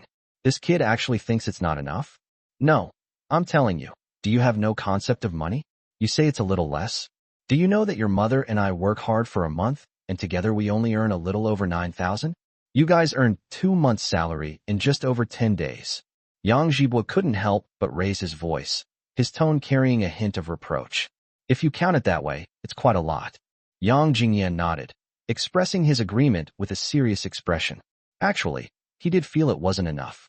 After all, in a few days, he would be going to Ming City to do business that could earn 4 or 5,000 a day. For him, 18,000 could be earned in 4 days. So how did you divide the money? Li Xiaoxia then asked the next question. The three of them each received more than 6,000 out of the original 18,000. Yang Jingyan answered truthfully. Li Xiaoxia nodded, but soon she realized something was wrong. And what about you? Me? I'd be working for free. Yang Jingyan shrugged, looking completely indifferent. He felt there was no need to lie to his parents. It wasn't a big deal. Working for nothing?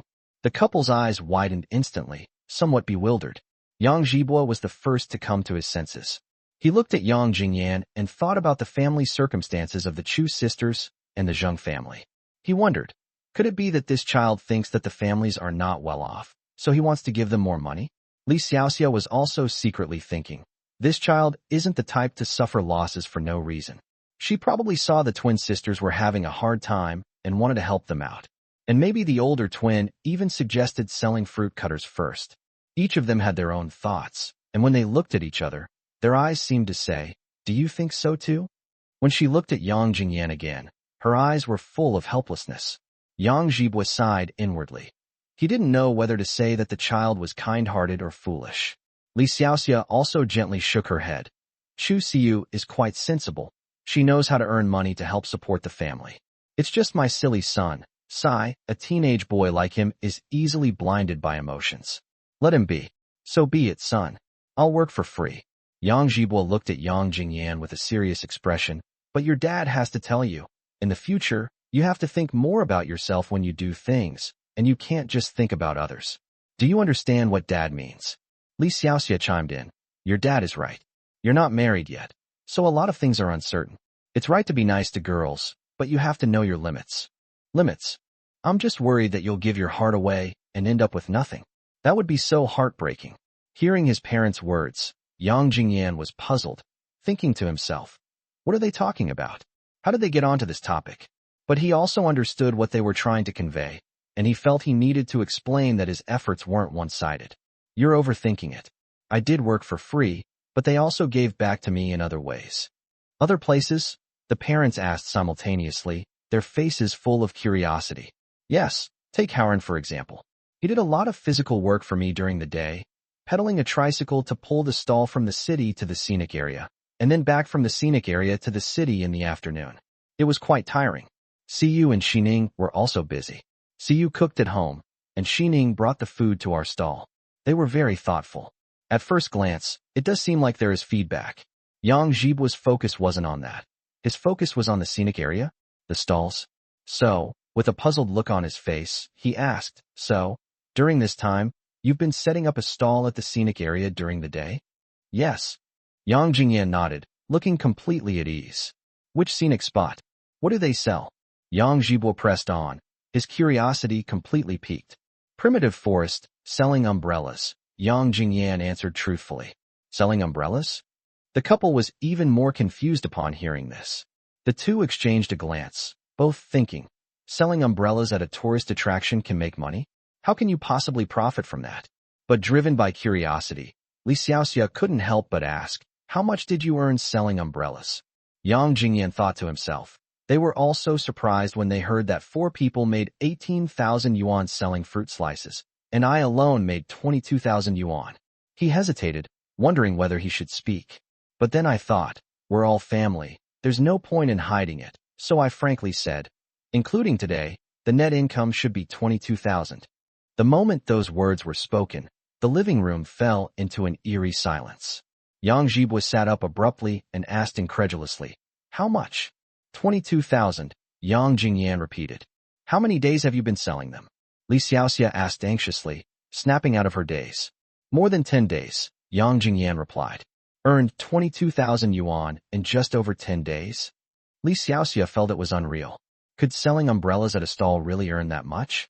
Yang Zhibo looked at Yang Jingyan with suspicion and said half-jokingly, Son, don't try to fool your parents. There really are that many? Why would I lie to you? Really? Li Xiaoxia still couldn't believe it and asked again.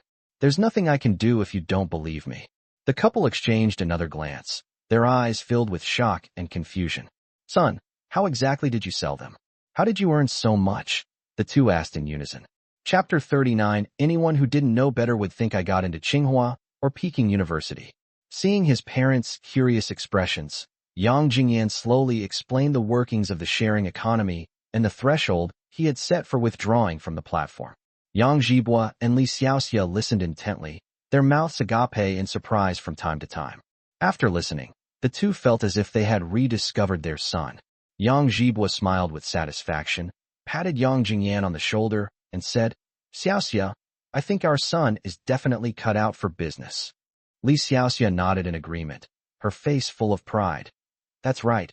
If my son hadn't told us all this, I really wouldn't have imagined that umbrellas could be sold like this. Yang Zhibo looked at Yang Jingyan and continued, How about we send you to business school? Although it's only a vocational college, with your intelligence, you're sure to have a bright future. He still felt that Yang Jingyan would not get into university. As they were talking, Li Xiaoxia suddenly slapped her forehead. I forgot. I heard from a colleague that today is the day the college entrance exam results are released, right? Yeah. Upon hearing this, Yang Zhibo immediately perked up. Although he didn't have high hopes for Yang Jingyan getting into university, he still harbored a sliver of expectation. Son, quickly check how many points you got on the test. Yang Jingyan walked to the computer desk, turned on the computer, and started checking the scores. The room was extremely quiet, except for the sound of the mouse clicking. After a while, the score appeared on the screen. Although the score wasn't high, it had already exceeded the admission line for second-tier universities. Li Xiaoxia jumped up excitedly first. As a teacher, she knew all too well the minimum admission scores for first and second-tier universities in Jiangnan province. Old Yang, our son got into university. The voice was full of joy and pride, as if Yang Jingyan had been admitted to a top university. Yang Zhibo was somewhat surprised. How many books? What kind of university could it be? A second-tier one, I guess. You actually expect him to get into a top-tier university? Li Xiaoxia rolled her eyes at Yang Zhibo. Upon hearing this, Yang Jingyan thought to himself, Ms. Li Xiaoxia, you were so excited just now. Anyone would have thought I got into Tsinghua or Peking University. Now you're teasing me again. You're really my mother. A second-tier university is fine too. It's still a legitimate university. Yang Zhibo grinned from ear to ear. We have to celebrate properly. Tomorrow I'll tell all the relatives to throw a graduation banquet. Yang Jingyan was not surprised at all. The situation was the same in his previous life. He interrupted his still excited parents, held out his hand, and made a gesture of asking for money. Dad, I got into a second-tier university. Shouldn't you keep your promise? A promise? What promise? Yang Zhibo looked bewildered. Li Xiaoxia suddenly realized. Didn't you make a bet with your son before?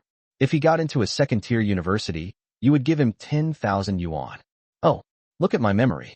Yang Zhibo suddenly realized. You already have over 20,000 yuan, and you're still thinking about your dad's 10,000 yuan? Li Xiaoxia said, both amused and exasperated. Yang Jingyan grinned mischievously. That's different. A bet is a bet, and you have to accept the consequences. Looking at his son's smug expression, Yang Zhibo shook his head helplessly and said with a smile, Okay, 10,000 yuan for a second-tier university degree is worth it. I'll give it to you tomorrow. Upon hearing this, Yang Jingyan thought to himself, Here we go again. So all I got into university was this 10,000 yuan. However, he knew his dad was joking, so he replied, Okay. Having achieved his goal, he stretched and walked briskly toward the bathroom. I'm going to take a shower first, then I'll go to sleep. His parents were still excitedly discussing his grades and future behind him. After returning to his room, Yang Jingyan collapsed onto the bed with a thud. He stretched comfortably and casually picked up his phone from beside his pillow. The moment the screen lit up, two unread messages appeared on the screen, sent by Chu Sining and Zheng Haoren respectively. They're definitely here to ask about scores. Yang Jingyan's lips curled up slightly as he murmured softly, tapping the message interface with his thumb. Sure enough, they both asked the same question. Jingyan, what score did you get? Upon seeing this message, Yang Jingyan's thoughts involuntarily drifted back to his past life. He clearly remembered that the two sisters, Chu Siyu and Chu Sining, had always been top students, and studying never seemed to be a difficult task for them. When the college entrance examination results were released, their scores far exceeded the admission scores of all universities in Jiangnan province. It's no exaggeration to say that any university in the entire Jiangnan province would accept them if they expressed interest. As for Zheng Haoran, he's even more unpredictable. We all played together, and this guy actually got into a top university. Yang Jingyan couldn't help but wonder if this guy had secretly studied while he wasn't paying attention. Thinking of this, a faint smile appeared on Yang Jingyan's lips, and his fingers danced quickly across the screen as he began to reply to messages. His reply to Chu Sining was tinged with concern and curiosity. Just barely past the second-tier university cutoff. What about you and Siyu? Your scores must be well above the first-tier cutoff. The reply to Zheng Haoran was concise and to the point, consisting of only 5 dry words, just past the second-tier university entrance exam cutoff. Shortly after the message was sent, the phone screen lit up again. It was Chu Sining's reply. A second-tier university is fine too. My sister and I both did well on the exam. So, which university are you planning to attend? He knew Chu Sining too well. The girl was asking this because she was definitely planning to apply to the same school, the same major, or even the same class as him. In her past life, she resolutely gave up a golden opportunity to attend a top university so that she could continue studying with him. How could such deep affection not move one to tears? Yang Jingyan narrowed his eyes slightly, his fingers slowly tapping on the screen. I don't know yet. We're still researching. What about you? Almost instantly, Chu Sining's message popped up again. I'm also researching this. Upon seeing this reply, Yang Jingyan couldn't help but laugh out loud, his smile filled with sweetness and relief. Meanwhile, Zheng Haoran's message arrived belatedly. That's a pity, but actually a second-tier university would be fine too. Yang Jingyan knew that Zheng Haoran was definitely trying to get him to ask him questions so he could put on a show, but he wouldn't give him that chance. So he simply replied with a single word. Oh. Zheng Haoran clearly hadn't expected Yang Jingyan to be so perfunctory. A short while later, he sent another message. Why don't you ask me how my exam went? See, trying to show off in front of me? No way. Thinking it over, he pressed the voice button and started his rant mode. You bastard, don't think I don't know you've been secretly studying behind my back. Your grades must have passed the first-tier university entrance exam. Otherwise, why would you be asking me first? What happened to our agreement to go to a vocational college together? Yang Jingyan knows Zheng Haoran too well. He can imagine that even if Zheng Haoran is being scolded, he will still stare at the screen and laugh like an idiot. Sure enough, Zheng Haoran quickly replied with a voice message. I swear, I didn't study secretly. I don't know why I passed the first-tier university entrance exam. As Yang Jingyan listened to the voice message, he thought to himself, still trying to pretend? Still want me to praise you? Dream on. So he decisively changed the subject. By the way, my dad's throwing me a celebration for graduating high school tomorrow. You have to come. Zheng Haoran readily agreed, replying immediately. Okay, just tell me where you are tomorrow. Yang Jingyan replied. Okay, I'll tell you the location later. In Wuhan, it is a long-standing tradition for families to hold a celebration banquet when their children are admitted to university. Friends and family gather together to celebrate this hard-won joy. When hosting a celebration for a child's graduation, a table is set aside specifically for the children's friends. Yang Jingyan was no exception. The first people he thought of were Zheng Haoran and the Chu sisters. As for others, he doesn't have the mind to consider them for the time being. So he sent messages to both sisters separately. The message sent to Chu Sining was, there's a graduation banquet at home tomorrow. You have to come. The message sent to Chu Siyu read, I got into a second-tier university. My family is having a celebration banquet tomorrow.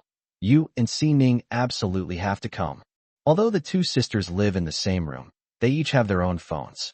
Notifying them individually not only shows more sincerity, but also avoids some unnecessary awkwardness. The most important point is that twins must be treated equally.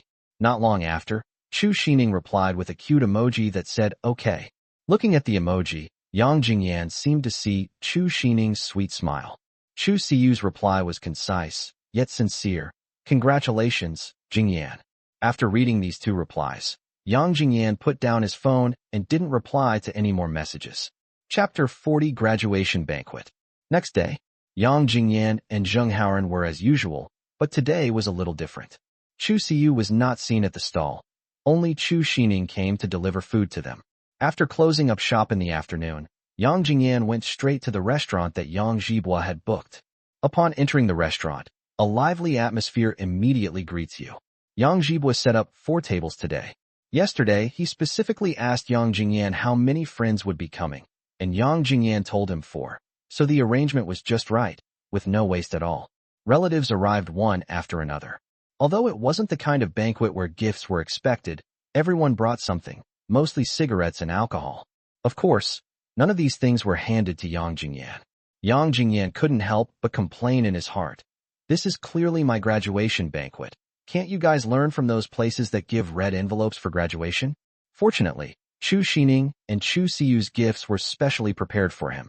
In fact, long before the college entrance examination, Chu Sining had secretly started preparing a gift for Yang Jingyan to celebrate his college entrance. After Chu Siyu found out, she also carefully prepared one. 1. Chu Sining looked excited and couldn't wait to take out the gift she had prepared. Her eyes sparkled as she said, Jingyan, this is a gift for your college admission. Chu Siyu was much gentler, smiling and saying softly, Jingyan, congratulations on getting into university. Chu Sining's gift was in a delicate little gift box, while Chu Siyu's was slightly larger, but equally beautifully packaged. Looking at Zheng Haoren, who was empty-handed, he said innocently, why didn't you two tell me beforehand that you were bringing gifts? I thought nobody was bringing any. The main reason is that he and Yang Jingyan usually get along in a casual way. If they were too particular about gift-giving, it would seem like they were becoming distant. Yang Jingyan joked with a smile. These are tokens of love they gave me. What? You want to be my lover too? Let me make this clear. Even if you want to give them to me, I won't accept them. Get lost. I'm not gay. Why would I give you a token of love? Zheng Haoren rolled his eyes at him, and everyone burst into laughter. As soon as these words were spoken, the two sisters' cheeks flushed instantly. Not only were there several of Yang Jingyan's relatives at this table, but what caught Chu Siyu's attention even more was Yang Zhibua and Li Xiaoxia at the other table. She frowned slightly, leaned closer to Yang Jingyan, glanced at the table, and whispered a reminder. Jingyan, your uncle and aunt are here. Don't say anything out of line. The voice was soft, yet carried a hint of seriousness. Chu Sining was also extremely shy, nodding like a chick pecking at rice, echoing her sister. That's right. That's right. If you keep talking nonsense, I won't give you a gift. Yang Jingyan found their shy expressions extremely amusing, but obediently replied to Chu Siyu. Okay. Then she winked and teased Chu Sining. If you're not going to see me off, who are you going to see off? Chu Sining was caught off guard by the question and stammered. Well, I'm not giving it to you. Yang Jingyan laughed heartily, then changed the subject. Thank you for the gifts. He was about to open it when Chu Sining, quick-witted and agile, stopped him. No, don't take it apart now. Take it apart when you get back. Yang Jingyan smiled and gave a soft, oh. In truth, he knew what Chu Sining had given him, since he had received one in his previous life. He was just curious about Chu Siyu's gift, since she hadn't attended the graduation banquet in his previous life, making this gift an unknown surprise. At the dinner table, Yang Zhibua was in high spirits and talked at length. Before long, he picked up his wine glass, strode over to Yang Jingyan's table, and continued his long-winded talk. When Yang Zhibua was sitting at another table, Chu Sining didn't feel particularly shy. But now that he's here, Chu Sining instantly becomes embarrassed. Her face turns bright red, and she lowers her head, seemingly lost in thought. As Yang Zhibua spoke, the topic shifted to persuading Chu Sining, Chu Siyu, and Zheng Haoren to study medicine, just like in his previous life, and he even emphasized studying traditional Chinese medicine. Traditional Chinese medicine is the future trend, and the country will definitely support it strongly. You young people who study this will have a bright future, Yang Zhibua said confidently, his eyes shining with self-assurance. It must be said that Yang Zhibua has a good eye for talent. Traditional Chinese medicine has indeed received strong support from the country in the future.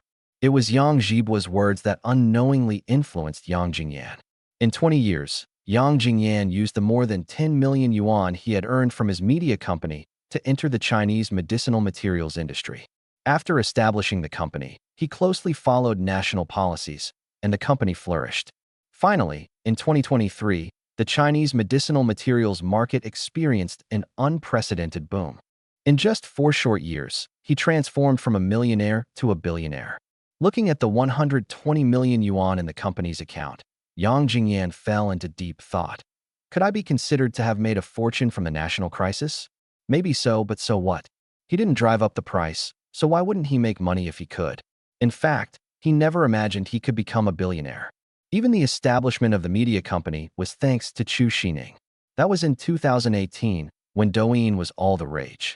At that time, he casually posted a short video online showing his daily life with Chu Sining. Guess what? The video went viral.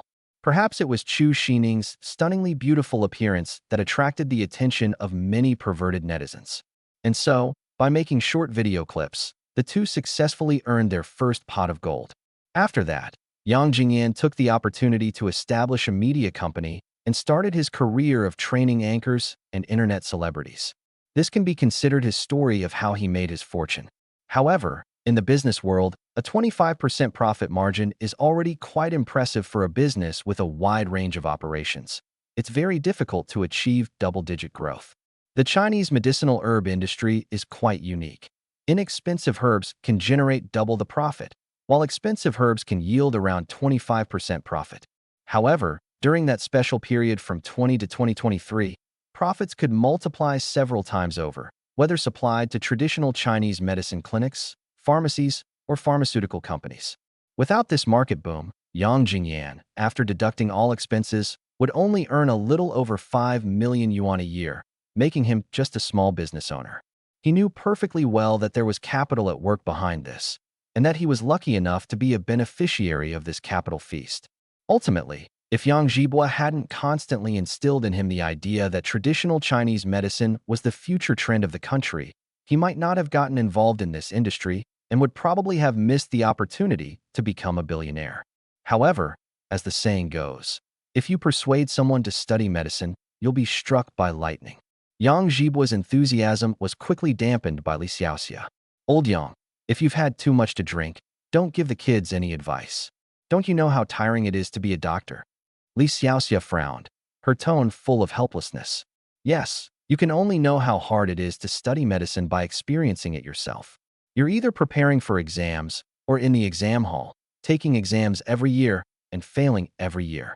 Seeing Yang Zhibua's busy and arduous life, Yang Jingyan was extremely resistant to studying medicine. Therefore, even though his score was barely enough to get into Jiangnan Provincial University of Traditional Chinese Medicine, a second-tier university, he still chose to go to Jiangnan Nationalities University, which was also a second-tier university.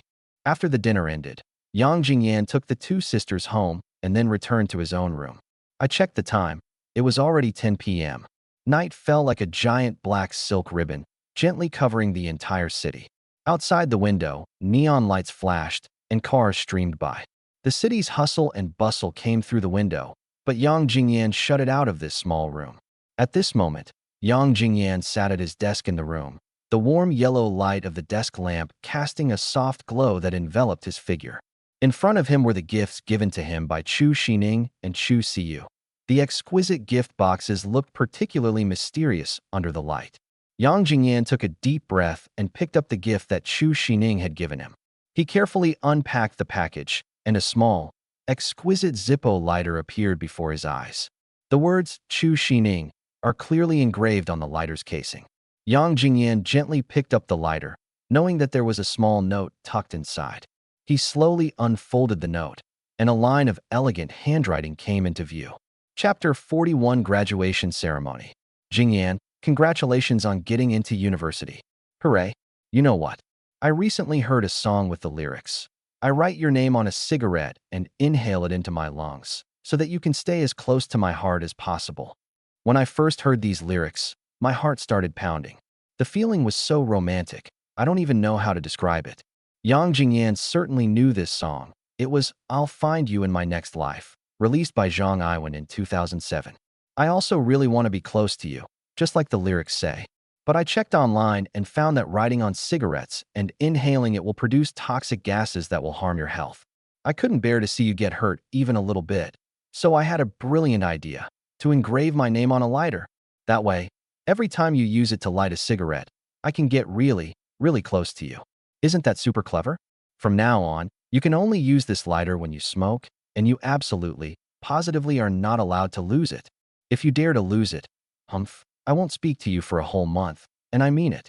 After reading the contents of the note, even though Yang Jingyan had already read it once in his previous life, he couldn't help but laugh out loud.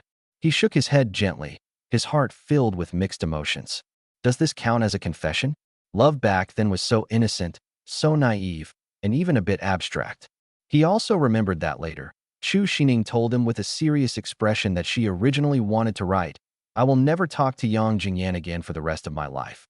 But when she got to the pen, she was afraid that Yang Jingyan would really lose her by accident, so she hesitated again and again before changing it to 1 month. Yang Jingyan carefully placed the lighter and note aside, his eyes falling on the gift Chu Siyu had given him.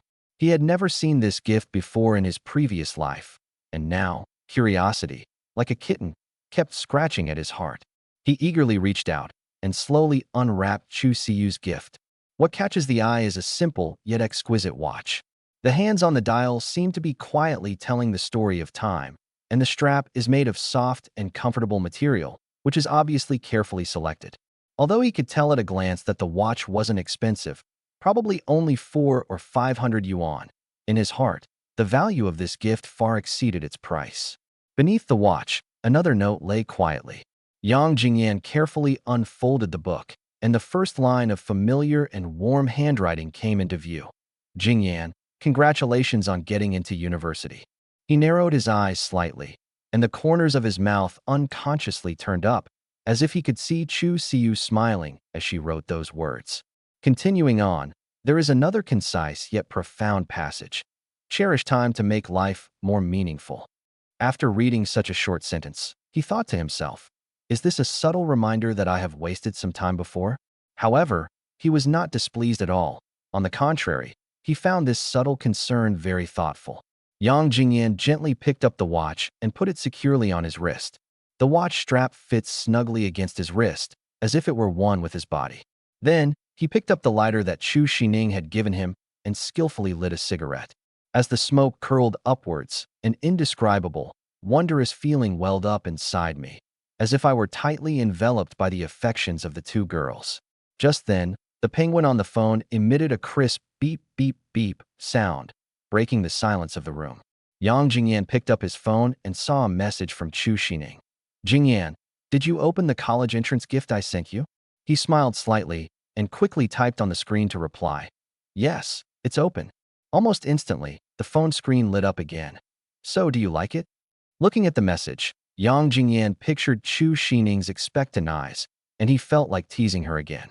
I was planning to quit smoking, but since you gave me such a meaningful lighter, I guess I'll keep smoking. After sending the message, he leaned back in his chair with a mischievous smile on his lips, imagining Chu Sining's expression when she saw it. Sure enough, a short while later, Chu Sining sent a huh emoji followed by the text. I don't know. Then, why don't you return it, and I'll send you a new gift? Seeing her flustered response, Yang Jingyan laughed even harder and decided to continue teasing her. There's no reason to return a gift I've accepted. I've decided that from now on, I'm going to smoke 2 packs of cigarettes a day, so you'll be as close to my heart as possible every half hour. After sending the message, Yang Jingyan himself felt that it was a bit like he was deliberately being sarcastic, just like when he posted a status on his WeChat moments and was teased by his friends. Chu Sining, on the other end of the phone, blushed instantly, her face turning bright red to the roots of her ears. Fortunately, Chu Siyu was focused on reading in her room at the moment, and she was the only one watching idol dramas in the living room. Otherwise, she would have been so embarrassed that she would have wanted to crawl into a hole in the ground. She then realized that Yang Jingyan's talk about quitting smoking was a lie. He was just teasing her. She muttered under her breath, That jerk Jingyan, all he does is tease me all the time.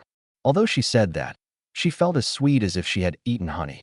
To avoid being further teased by Yang Jingyan, she decided to change the subject.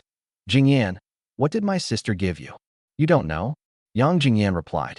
She didn't tell me. Your sister gave me a watch. After that, the two chatted for a while longer. Yang Jingyan had just put down his phone and was about to get up to pour himself a glass of water when his phone vibrated again. This time, the message came from Chu Siyu. Jingyan, are you planning to go to Ming City on July 1st? In response to Chu Siyu's question, Yang Jingyan replied, what's wrong? Soon, Chu Siyu sent another message.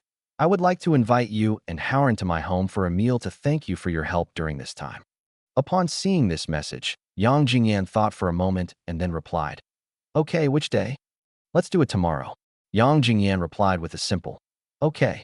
Once Chu Siyu has made up her mind, it is very difficult to change it unless she really doesn't have time or there are other important things to do.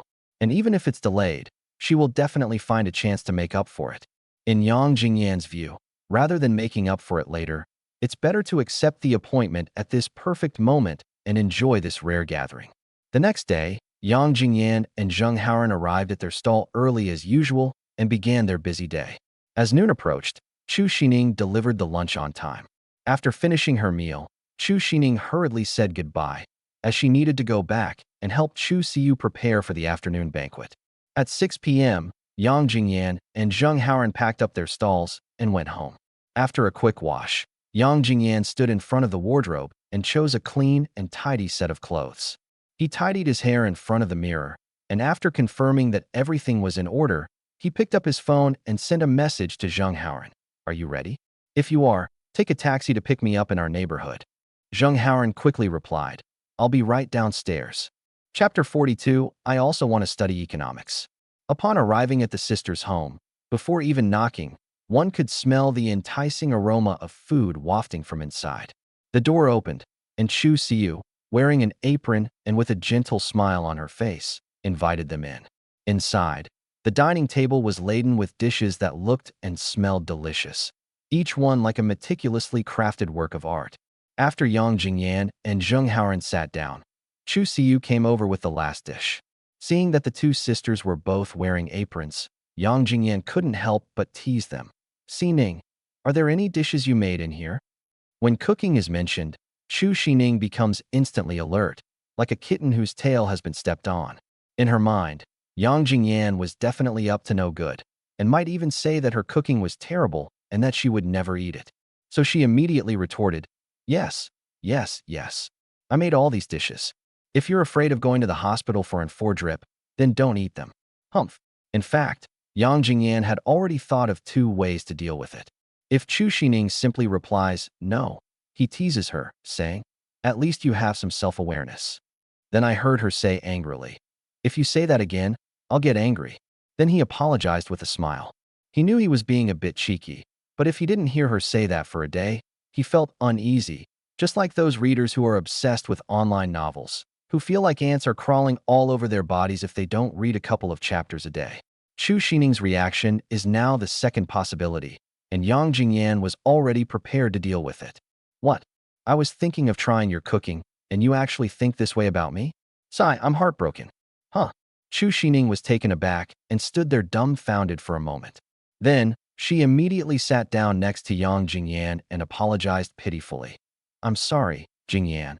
It's your fault for saying those things about me before. I thought you were going to say that you wouldn't eat if I made it.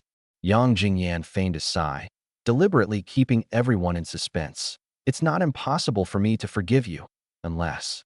Unless what? Chu Sining asked eagerly. Yang Jingyan pointed a finger at his face and said with a mischievous grin, unless you kiss me. No way. Chu Sining turned her head away haughtily, but a blush crept onto her face.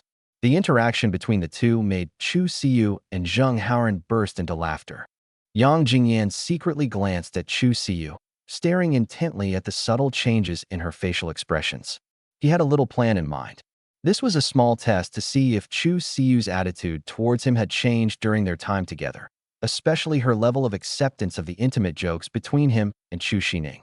If Chu Siyu's expression showed even the slightest change, It meant that she was starting to care about him. Then I can't tease Sining like that anymore. I have to be careful about how I behave. After observing for a while, Chu Siyu's expression remained unchanged. Yang Jingyan secretly analyzed in his heart. Judging from this situation, her feelings for me probably haven't changed significantly yet. After the jokes, everyone started to eat properly. Yang Jingyan and Zheng Haoran poured themselves some baijiu, Chinese liquor, and chatted while drinking. After a few rounds of drinks, Zheng Haoran suddenly brought up the topic they hadn't finished discussing the night before. Jingyan, have you decided which school you want to go to? What universities can I go to? There are only 2 second-tier universities I can choose from. I plan to go to Jiangnan University for nationalities. What about you? Yang Jingyan had already made up his mind. He would not only stay at the same school, but also continue to choose economics as his major. To save myself the trouble of learning it again, I want to go to a science and engineering university, Zheng Haoran replied. Why? Yang Jingyan asked, feigning curiosity. My dad told me to study computers. Yes, that's right. STEM guys are still quite popular in the dating market. Yang Jingyan nodded and made a small joke, saying that this was no different from the situation in his previous life. Jingyan, there's something strange about the way you're talking. Zheng Haoran looked puzzled, not understanding the joke. No. Yang Jingyan grinned mysteriously, leaving Zheng Haoran even more confused.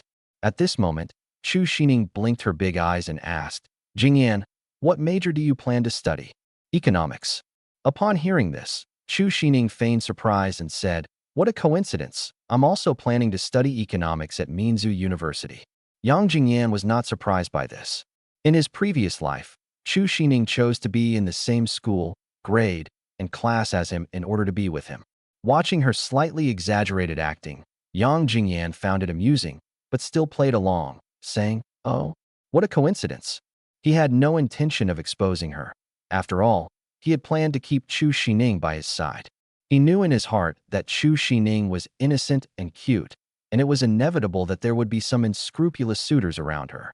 Especially when his relationship with Chu Siyu progresses further, his relationship with Chu Sining might become fragile, and he doesn't want others to have a chance to take advantage of it. Yeah. Chu Sining nodded obediently in response, her face beaming with a smile. Yang Jingyan feigned shock and continued, that would be best. How about I help you start a business at school, open a company, and let you be your own boss? Chu Sining instantly envisioned herself as a domineering female CEO and excitedly exclaimed, great. But then she suddenly thought, if I'm the boss, what will you be? As for me, I'll be your subordinate and help you manage the company. Yang Jingyan replied with a smile. Role-playing. It's about a male subordinate talking back to a female CEO? Yang Jingyan thought to himself. Just as the atmosphere was getting along well, Zheng Haoran suddenly blurted out, Jingyan, aren't you using the emperor to command the nobles? Yang Jingyan was utterly speechless, thinking to himself, brother, don't just use a new illusion randomly, is that right? He quickly changed the subject. Oh, by the way, Siyu, what about you? Upon hearing this, both Chu Sining and Zheng Haoran turned their gazes to Chu Siyu. Chu Siyu pondered for a moment, then slowly said, I also want to study economics. Sis, are you going to go to the same school as us? The we that Chu Sining mentioned clearly refers to her and Yang Jingyan. Upon hearing this, Yang Jingyan frowned slightly. He remembered that Chu Siyu studied accounting in her previous life, so why did she want to switch to economics in this life? Could it be that, like Chu Sining, she came to the Nationalities University to accompany him? But this doesn't seem like Chu Siyu's style. He pondered for a moment, thinking, could it be that taking her to do small business during this time has given her a new understanding of making money, thus giving rise to the idea of starting her own business? He felt that the second guess was highly likely. Chu Siyu shook her head and replied to Chu Sining, I want to go to Jiangnan University. Then, she looked at Yang Jingyan and said seriously, actually, I originally wanted to study accounting. Before, I always thought that I would take Sining to do some part-time jobs and earn more than 50 yuan a day, which would be very satisfying. But during this time, the small businesses Jingyan led us to do gave me a new perspective on making money. So I want to learn the best economics knowledge so I can start my own business in the future. Just as Yang Jingyan had thought. However, he felt it was a pity. Chu Siyu's greatest talent lay in financial management, or more precisely, in tax avoidance and other matters that benefited the company. She was an invaluable talent. Studying economics would be a waste of your talent. Therefore, Yang Jingyan decided to talk to her alone later. Chapter 43. Go check if Lu Chang is dead. As dusk fell, after a satisfying meal, Yang Jingyan suggested going to a barbecue restaurant. He did this not for any other reason than to let everyone see how Lu Chang is doing now, and to vent his anger at being ostracized by him before. I heard there are a lot of fruit-cutting stalls at the barbecue area now. Shall we go check if Lu Chang is dead yet? And grab some barbecue while we're at it. Zheng Haoran definitely agreed. Even if Yang Jingyan didn't make the date, he would still make it tonight. However, Chu Siyu shook her head, indicating her refusal. I think I won't go. Let Sining go with you. Upon hearing that she would be alone with Yang Jingyan again, Chu Sining immediately became excited. Great. I'll go change my clothes. As for Zheng Haoran, in Chu Sining's view, that was something that could be ignored. Yang Jingyan didn't force her. He knew that Chu Siyu didn't like crowded places, and once she made a decision, it was hard to persuade her otherwise. While Chu Sining went to change her clothes, Yang Jingyan looked at Zheng Haoran and winked at him, saying, Haoran, do you want to go to the restroom? Why do I need to go to the toilet? I'm not in a hurry. Zheng Haoran looked bewildered. Yang Jingyan continued to hint. No, you want to. Although Zheng Haoran was a little slow to react, he understood that Yang Jingyan had something to say to Chu Siyu alone, so he cooperated and said, Oh, okay, I'm going to the restroom. How could Chu Siyu not see that Yang Jingyan was trying to get Zheng Haoran away? After Zheng Haoran went into the restroom, Yang Jingyan looked at Chu Siyu and said seriously, Siyu, I have something to tell you. Chu Siyu frowned slightly and asked, What did you say? You said before that you would consider dating me if I got into university. Now that I've been admitted, what's your decision? Yang Jingyan stared intently into Chu Siyu's eyes, trying to find the answer in her reaction. Chu Siyu pursed her lips, about to speak. Jingyan, I. Upon hearing her opening line, Yang Jingyan knew that his favorability rating was far from sufficient. Before she could finish speaking, he interrupted her with a smile. Just kidding. What I really wanted to tell you is that you have a real talent for being an accountant. I'm sure I'll make a lot of money in the future, and I'll need a capable assistant to help me manage the company's money. You know what I mean. Chu Siyu paused for a moment, thought about it carefully, and realized that Yang Jingyan's words made sense. If Yang Jingyan starts a company in the future and does need a professional to manage the money, I can help him in that regard. She always felt that Yang Jingyan and Chu Sining would eventually get together, and that Yang Jingyan would be her brother-in-law in the future, so it seemed reasonable for her to help her brother-in-law's company. It's really nice to be able to stay by their side in this kind of relationship. She didn't have a deep understanding of accounting. She only knew that an accountant's job was to help the company manage its finances and keep accounts. But soon she remembered that if she could do this job, Sining could do it too. Moreover, in her preconceived notion, managing the purse strings is generally the wife's responsibility. Her parents were like that. Her mother always managed the family finances. Therefore, she felt that she was not suitable for this position, and that Chu Sining was a more suitable candidate. After thinking for a moment, she had another idea in mind, so she replied, I'll consider it. Just then, Chu Sining came out after changing her clothes. Today she wore a simple dress, looking fresh and lovely. She asked with a smile, When do we leave? Yang Jingyan replied with a smile, Wait until Haoran finishes using the restroom. The air at Nanxiang Barbecue City is filled with the aroma of grilled skewers and the cheerful laughter of people. Yang Jingyan has been quietly monitoring the fruit-cutting business of the 3 barbecue restaurants for the past few days. It was only 9:11 a.m., and 2 fruit and fruit-cutting stalls had already set up at the entrance of Nanxiang Barbecue City. These stall owners do the same business as Lu Chang, but they don't have the burden of stall fees, which significantly reduces their costs. Seeing this scene, Yang Jingyan's lips curled up slightly. He knew in his heart that his efforts over the past few days had not been in vain. Every morning, he would wander among the fruit stalls that weren't doing well, patiently offering advice to the stall owners and suggesting that they set up their stalls at the entrance of the barbecue city.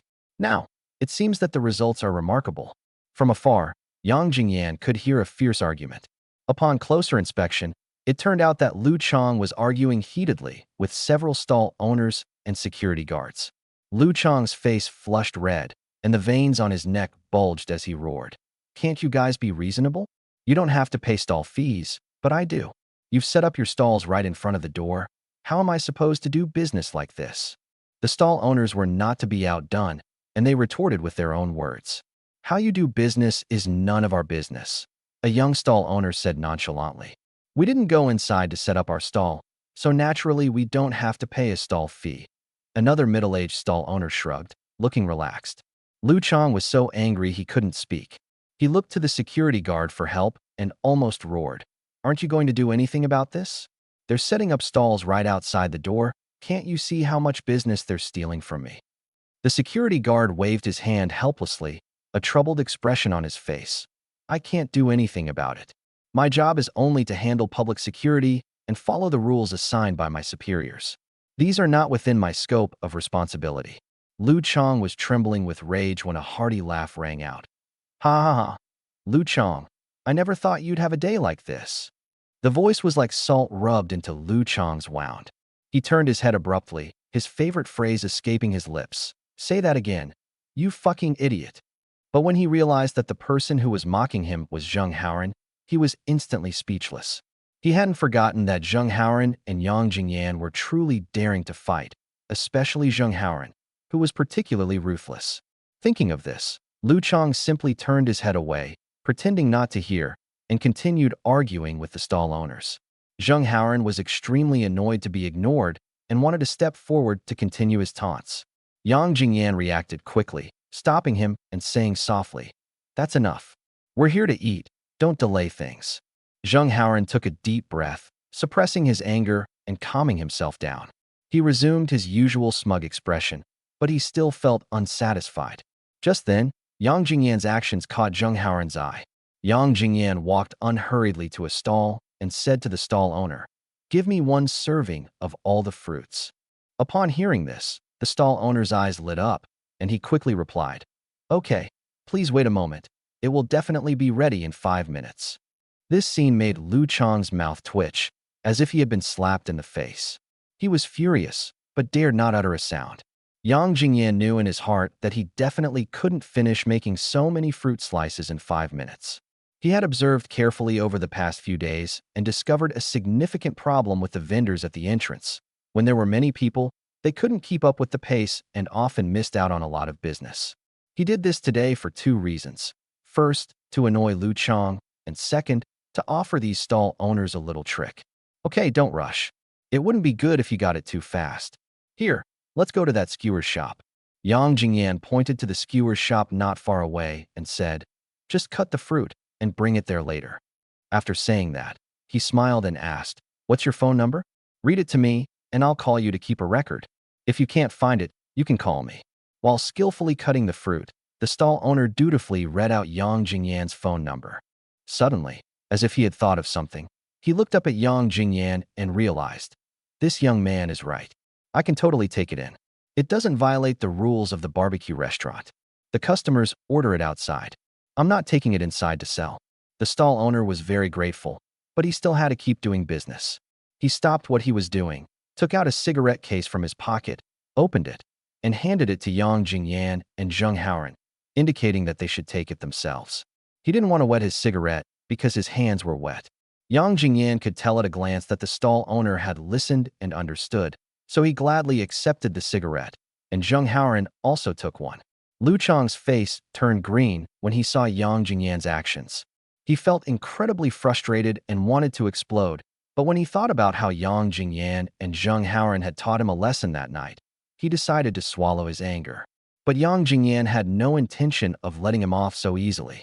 He turned and walked over to the security guard, offered him a cigarette, and said with a smile, "I saw him causing trouble at the entrance the day before yesterday. If we let him continue like this, it might affect the business of the barbecue restaurant. Aren't you going to tell your boss? If this affects the business of the big vendors inside, they might cause a much bigger scene." Yang Jingyan stopped there. Looking at the crowd surrounding them, the security guard realized that Yang Jingyan's words made sense. He seemed to have a sudden realization. Wasn't this a reminder for me to report him? Did this young man want me to vent my anger? It didn't seem like such a bad idea. Thinking this, he took out his phone and dialed the number of the barbecue restaurant owner. He quickly explained the situation to the barbecue restaurant owner. The owner of Nanxiang Barbecue City was completely enraged and immediately dialed Lu Chang's number, his voice full of anger. Xiao Lu, you cause trouble at the entrance of my barbecue city every day. Have you ever thought about how this will affect the business inside? At first, he tried to suppress his temper. Lu Chang, however, failed to detect the other party's restraint and said righteously, "These street vendors are stealing my business at the entrance of the barbecue market. Why don't you come out and do something about it?" These words acted as a fuse, completely igniting the boss's anger. If you can do it, then do it. If you can't, then get the hell out of here. Fine, give me my rent back and I'll leave right away. Lu Chang had long wanted to quit. Ever since these street vendors appeared, they had taken away half of his business, and he was losing money every day. This couldn't go on. Unexpectedly, the boss responded on the other end of the phone. "I haven't violated the contract. Why should I refund your rent?"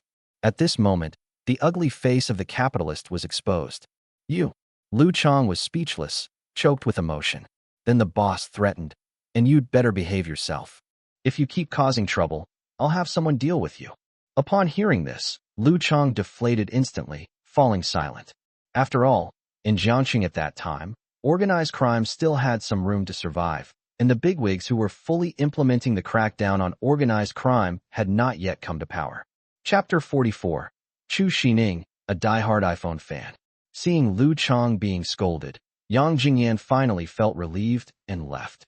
The three arrived at the designated barbecue stall and found a spot with a good view to sit down. Zheng Haoran eagerly poured himself a glass of beer, tilted his head back, gulped it down in one go, then let out a long sigh, his face full of satisfaction. Seeing Lu Chang in this mess now is fucking satisfying. His voice remained clearly audible amidst the noise, as if he were venting all the pent-up anger he had been holding back. Chu Sining nodded in agreement, her eyes gleaming with satisfaction. Serves him right. Who told him to bully us? Recalling all the difficulties Lu Chang had caused them before, she couldn't help but feel a hint of anger in her voice. Zheng Haoran turned to look at Jingyan with a mocking smile. "Jingyan, you're ruthless. Did you see that? When you were teaching that vendor to steal his business, Lu Chang looked at you like he wanted to tear you apart alive." As he spoke, he gestured with his hands, as if trying to recreate Lu Chang's furious expression at the time. Jingyan frowned slightly and said with a serious expression, "I didn't teach him. I just couldn't wait." His expression was innocent, as if he genuinely couldn't wait to eat the fruit slices. Upon hearing Zheng Haoran say that Jingyan was ruthless, Chu Sining immediately defended Jingyan. She looked at Zheng Haoran and said seriously, "Jingyan is not ruthless at all. I believe that Jingyan is just impatient." Her eyes were full of trust in Jingyan. Zheng Haoran refused to believe it. He patted Jingyan on the shoulder and said with a smile, "Do you think I don't know you? You specially invited us to have barbecue tonight, just so we could see this and let us vent our anger." Jingyan smiled, neither agreeing nor disagreeing. "Think what you want. And look, even Sining trusts me. But you, Zheng Haoran, how could you imagine your good brother to be such a treacherous person?" Jingyan jokingly remarked, a mischievous smile on his face. Zheng Haoran waved his hand helplessly and said with a wry smile, "Fine, fine, I can't argue with the two of you by myself." He could only surrender when he saw the two of them working together.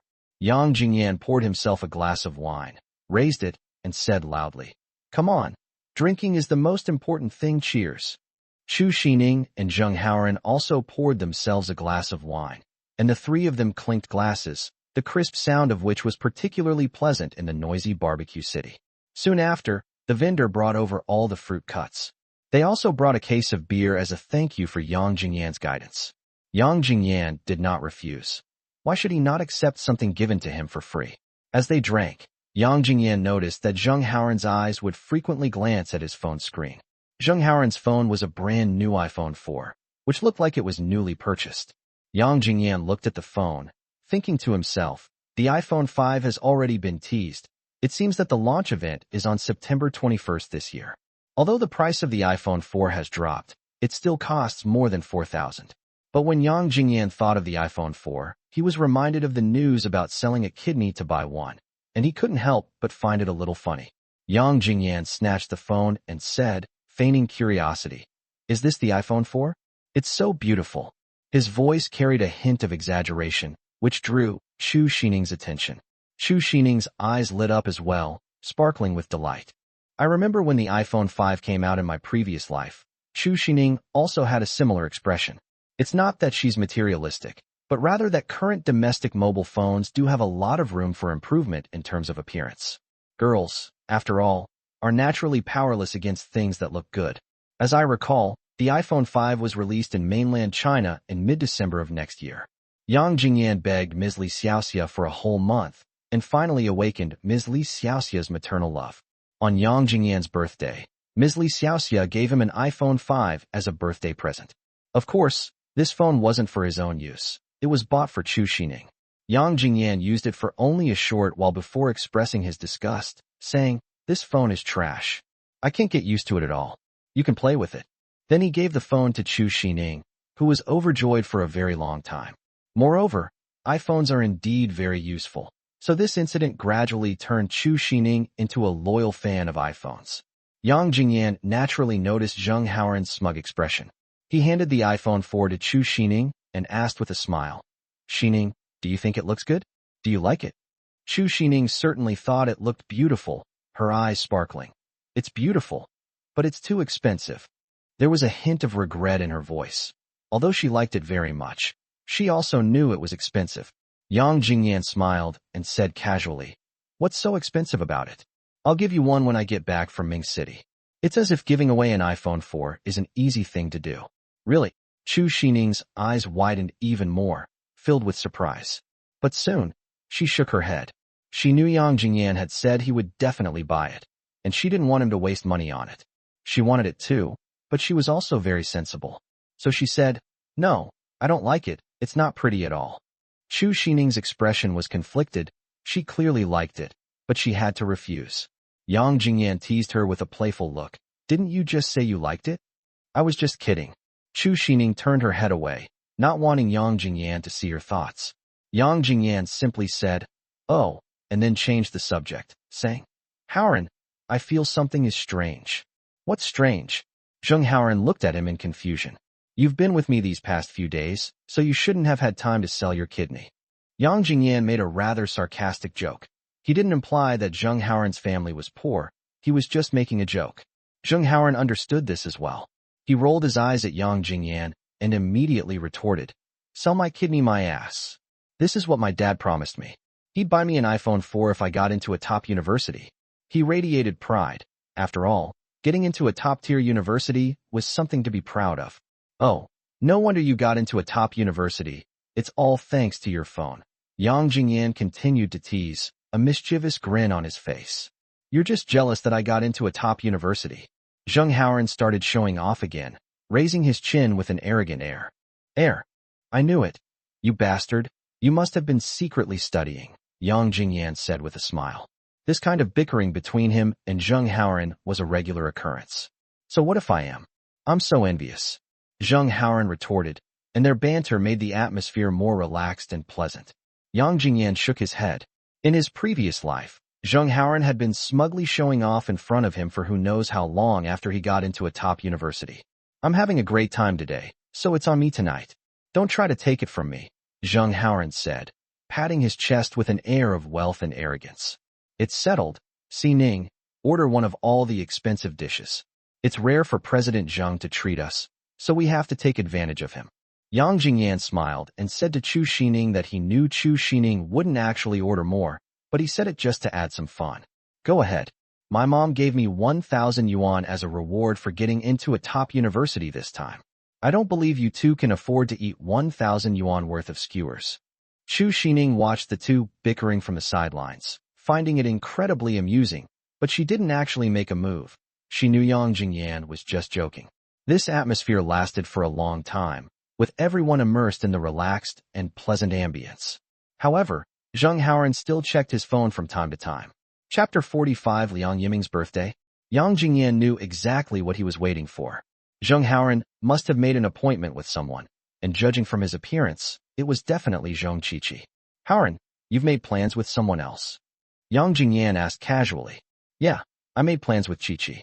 She said she's going to celebrate a friend's birthday and will come over when it's over," Zheng Haoran said, glancing at his phone again, eagerly awaiting news from Zhong Qiqi. A birthday? It's not Liang Yiming's birthday, is it? Chu Sining asked curiously, her eyes sparkling with gossip. Zheng Haoran frowned slightly. Is Liang Yiming's birthday today? A sense of unease suddenly welled up in his heart. Yes, he messaged my sister yesterday and asked her to take me with her. Chu Sining nodded and said seriously. How did your sister respond to him? Yang Jingyan asked curiously how Chu Siyu had rejected the factory director's foolish son. He was filled with curiosity about Chu Siyu's actions. After all, Liang Yiming had been relentlessly pursuing Chu Siyu. My sister invited you and Haoran to dinner at home today, and you declined, Chu Sining replied. She felt a sense of satisfaction when she recalled her sister's decisiveness in rejecting Liang Yiming. Yang Jingyan was delighted. This guy asked the girl he liked to celebrate his birthday with him, but she told him that she had invited his rival to her house for dinner. I wonder how interesting Liang Yiming's expression was back then.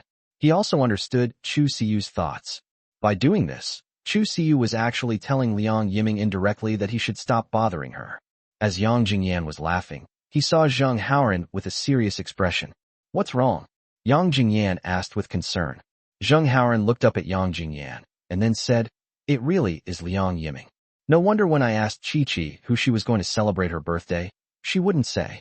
Zheng Haoran knew that Zhong Qiqi liked Liang Yiming. In their second year of high school, Zhong Qiqi even wrote a love letter to Liang Yiming. So what if it is? It's just a classmate's birthday, what's the big deal? She didn't tell you because she was worried you'd overthink it. It shows she cares about how you feel. Yang Jingyan tried to defend Zhong Qiqi, but of course, he wasn't being kind. He did it to appease Zheng Haoran and elevate Zhong Qiqi so that he could sever the ties between the two later. This time, Yang Jingyan didn't want to see such a thing happen again. After listening, Zheng Haoran felt that there was some truth to it. He nodded. That must be what Qiqi thinks. I almost misunderstood her. His expression relaxed a bit, and he believed Yang Jingyan's words. Yang Jingyan nodded. So, don't think too much about it. Let's eat and drink as we please. He smiled and raised his glass, gesturing for everyone to continue drinking. Okay. Zheng Haoran also raised his glass, clinked it with Yang Jingyan's, and drank it all in one gulp. On the other side, inside the luxurious private room of the KTV, Liang Yiming seemed to have drunk a bit too much. His face was flushed and his eyes were somewhat glazed. He leaned back on the sofa, talking to the two women beside him. His voice was somewhat loud, carrying a hint of anger and resentment. I just don't understand. What exactly does Chu Siyu see in Yang Jingyan? Compared to family background, his family is far worse off than mine. As for upbringing, I've been surrounded by cultured people since I was young, and I've been influenced by them and trying to emulate them. But what is Yang Jingyan?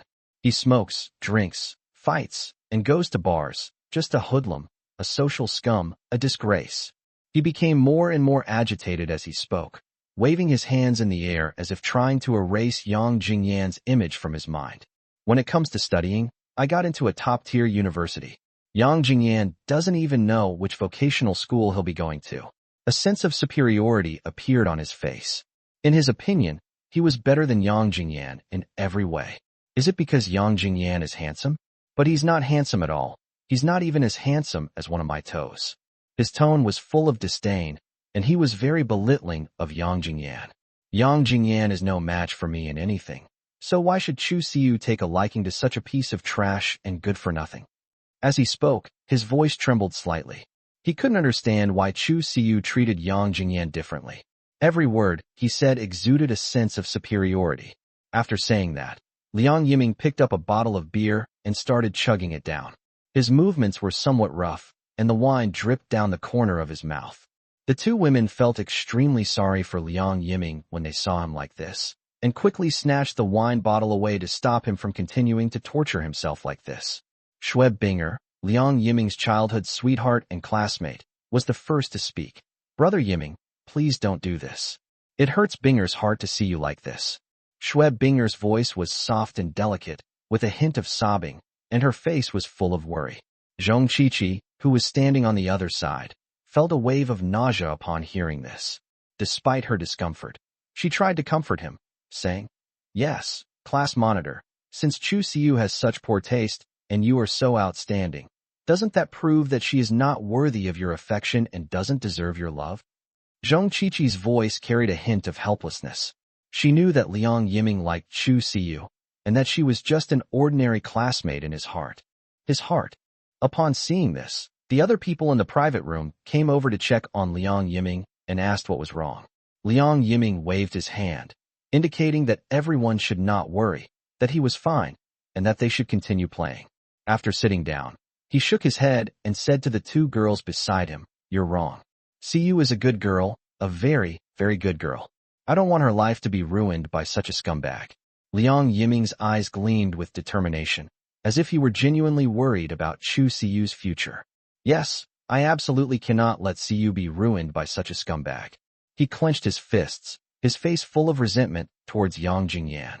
As he spoke, he took out his phone and was about to dial Chu Siyu's number. His fingers trembled on the screen. He hesitated for a moment, about to dial the number, but then gave up. "But even if I call now, what can I say? She might not even answer my call." Chu Siyu has always been indifferent to him. Schweb Binger couldn't stand it anymore and snatched the phone. "I'll call. I want to tell her how Brother Yiming treated her. She doesn't deserve Brother Yiming's love at all." Schweb Binger was furious. She felt that Chu Siyu did not know how to cherish Liang Yiming's feelings. The way he kept calling out, "Brother Ming," reminded Zhong Qiqi, who was sitting next to Yang Jingyan, of Chu Sining. Chu Sining and Schweb Binger are known as the two most love-obsessed people in their grade. But compared to each other, Chu Sining seems to be much better. At least she doesn't make people feel nauseous. Chapter 46, A Telephone Interrogation. Schweb Binger was smart. Instead of making a QQ voice call, she dialed the mobile number directly.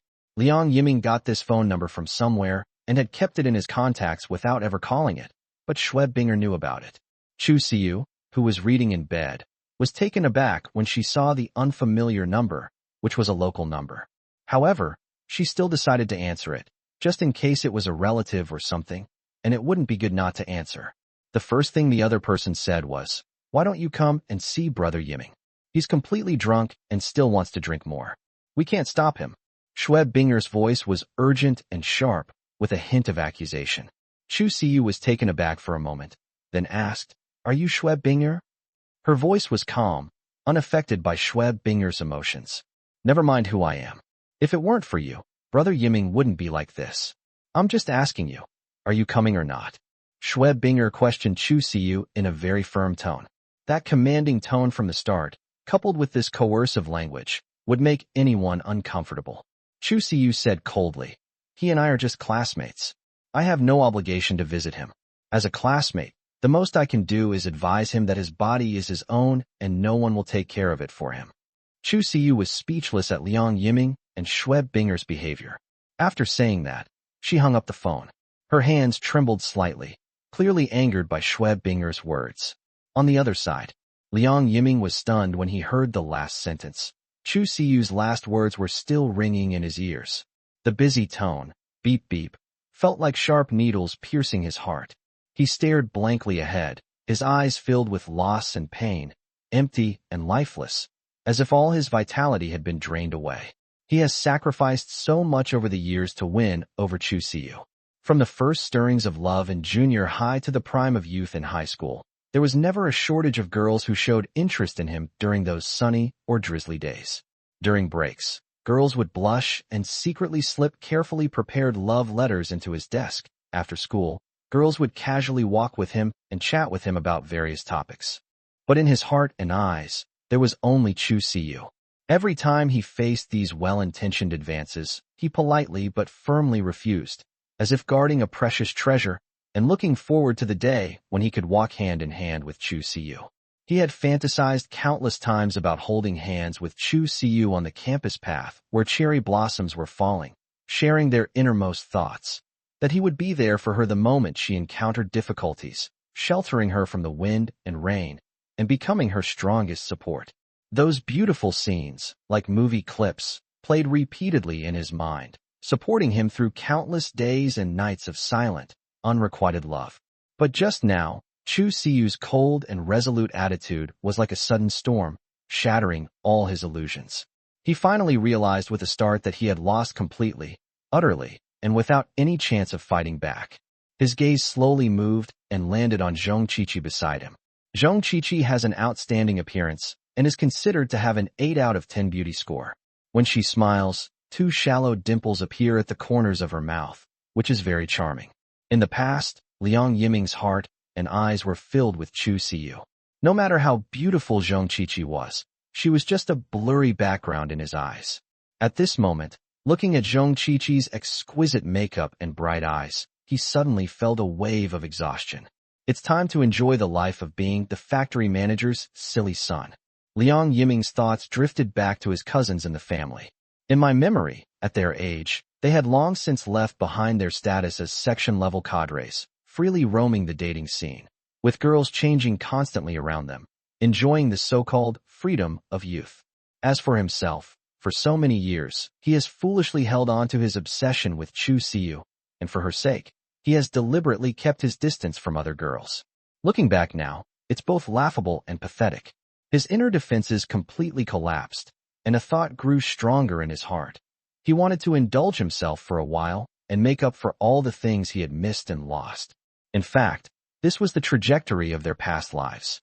After receiving a clear rejection from Chu Siyu, the shackles in his heart instantly shattered, and he completely released his long-suppressed nature, plunging headlong into a life of indulgence. He turned his head slightly, his gaze falling on Schwebbinger. Schwebbinger, his childhood sweetheart with whom he grew up, was actually his betrothed long ago. Her family was extremely wealthy, practically rolling in money, and their influence far surpassed that of her father. In the past, his mind was entirely focused on Chu Siyu, and he was always somewhat perfunctory in his feelings for Schwebbinger. Looking into Schwebbinger's concerned eyes, Liang Yiming silently said in his heart, "Binger, wait for me. Over the years, I've given up so many joys in life for someone who doesn't love me. I want to take back everything I've lost. Once I've made up for all that's been lost, I'll marry you and spend the rest of my life treating you well." Liang Yiming didn't want to become a scumbag despised by the world. He just felt that he had been suppressed for too long and needed a period of indulgence to release the desires deep in his heart and to experience the life he had missed. Thinking of this, Liang Yiming sighed deeply, his sigh filled with resentment for the past and confusion about the future. He picked up another bottle of beer, tilted his head back, and brought the bottle to his lips, ready to drink it all in one gulp, as if he wanted to use this spicy liquid to start a brand new, indulgent chapter in his life. This time, he had only taken a small sip when Schwebbinger snatched the bottle away. "Brother Yiming, you can't drink anymore. Binger will take you home." Schwebbinger's voice carried a hint of pleading. She didn't want to see Liang Yiming torture her like this anymore. Liang Yiming shook his head and said wearily, "Binger, I don't want to go home. I just want to get drunk and forget all my troubles." He felt that his romantic journey was full of ups and downs. These words moved the two girls even more. Don't be fooled by Liang Yiming's current demeanor. He's a hypocrite. He knows that the more he pretends to be affectionate towards Chu Siyu, the more he can move the two girls beside him. "Binger, give me the wine. I'll drink it slowly." Liang Yiming looked at Schwebbinger with a pleading look in his eyes. This time, Schwebbinger didn't stop her. Instead, she took out a wine glass and poured herself a glass of wine. "Brother Yiming, Binger will drink with you." Her voice carried a hint of determination. She was willing to stand by Liang Yiming and face his pain together. Honestly, Liang Yiming already has such a wonderful childhood sweetheart, yet he still covets someone else's childhood sweetheart. It's really quite shameless of him. "Squad leader, I'll drink with you too." Zhong Qiqi also quietly drank with them. Looking at Zhong Qiqi, who was drinking with him, Liang Yiming's eyes thoroughly examined her from head to toe. After hanging up the phone, Chu Siyu tossed her phone aside, looking like a deflated balloon. Her chest heaved violently, her heart filled with anger and resentment. "It makes me furious just thinking about it. Liang Yiming and I are just ordinary classmates. Why does Schwebbinger have the right to interrogate me as soon as she calls, with that arrogant tone, as if I've done something heinous? Anyone would be furious in this situation, even though she is usually so gentle and virtuous." Chapter 47, Let Chu Sining Learn Accounting. She stared blankly at the ceiling. The book that had been lying open by her pillow now seemed utterly meaningless, and the dense text seemed to transform into Schwebbinger's aggressive face. Just as Chu Siyu was feeling down, her phone screen suddenly lit up with a message from Jingyan. "Are you resting?" Yang Jingyan sent this message purely to fulfill his promise to Chu Siyu and Chu Sining regarding a gift for their college entrance exams. He had no idea that such a distressing incident had just occurred. When Chu Siyu saw Yang Jingyan's message, her previously gloomy mood brightened up a little, as if a ray of light had shone in.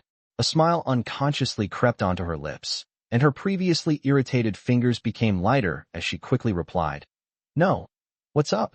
I'm sorry I didn't prepare any graduation gifts for you and Sining today. It's because I haven't decided what to give you yet. I'll think about it carefully and make sure to prepare a thoughtful gift for you before I come down from Ming City." After sending the message, Yang Jingyan's mind was filled with images of Chu Siyu and Chu Sining. He had his own reasons for not giving a gift today. He knew in his heart that once they went to university, given the sisters' outstanding qualities, they would definitely be surrounded by suitors. There is a type of person who doesn't dare to pursue girls who obviously come from wealthy families, but feels that they have the opportunity to pursue girls from ordinary families who are beautiful.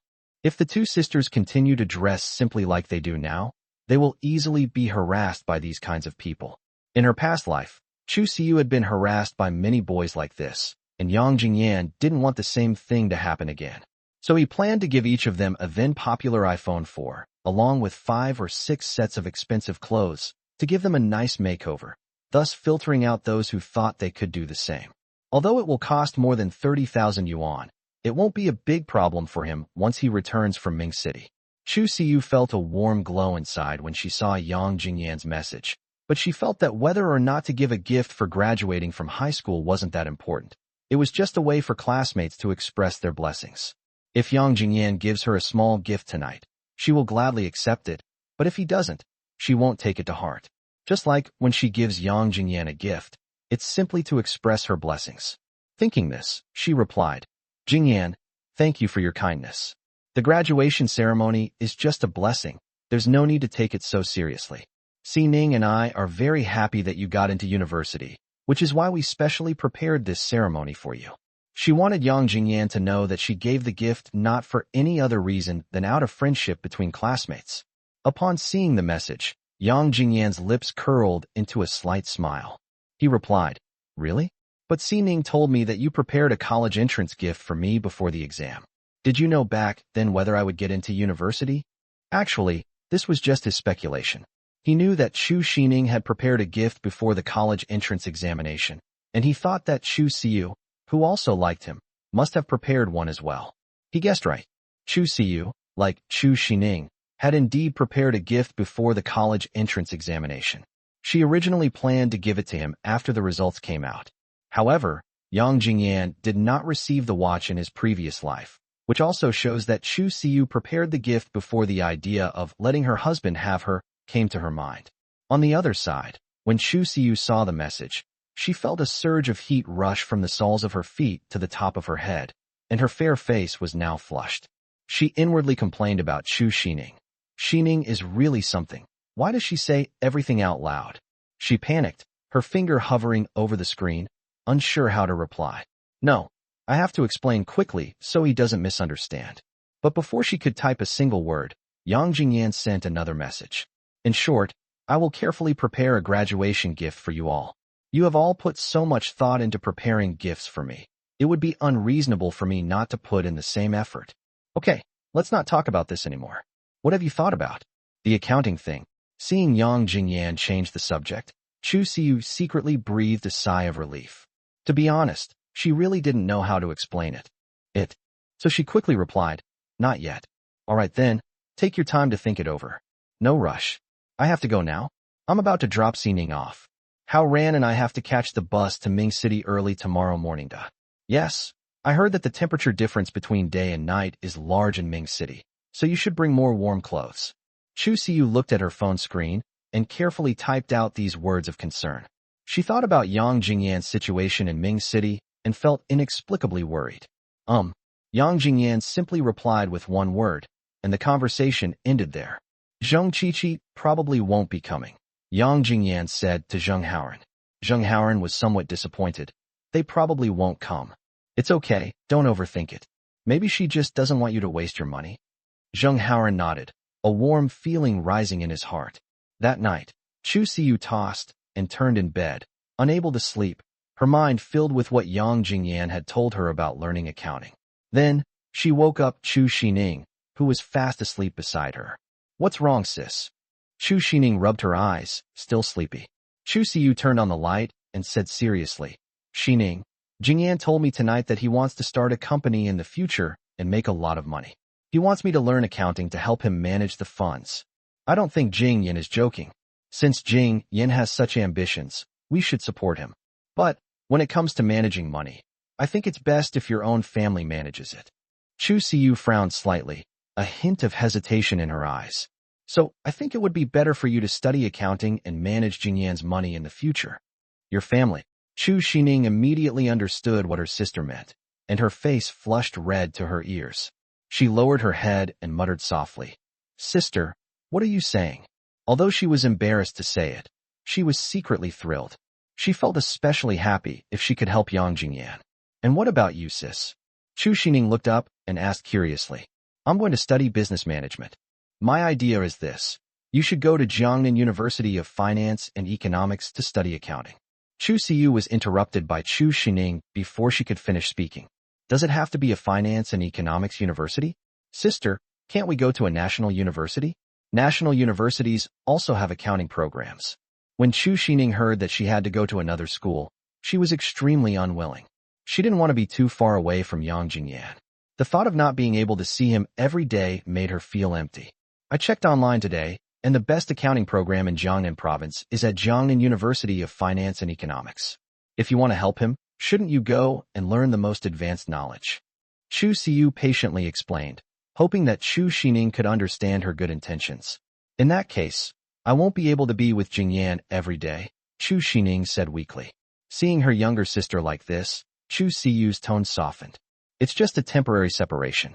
Besides, your school is only about 10 kilometers away from Jingyan's school, which isn't far.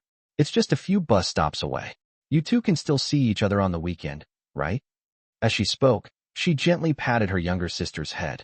"I'm going to study business administration at Jingyan University. Their business administration program is among the best in the country, with a particularly strong faculty and plenty of practical opportunities. I think that studying there will allow me to better help you in the future." Chu Sining felt conflicted as she listened to her sister's words. She recalled every moment she had spent alone with young Jingyan these past few days, and every scene was so beautiful.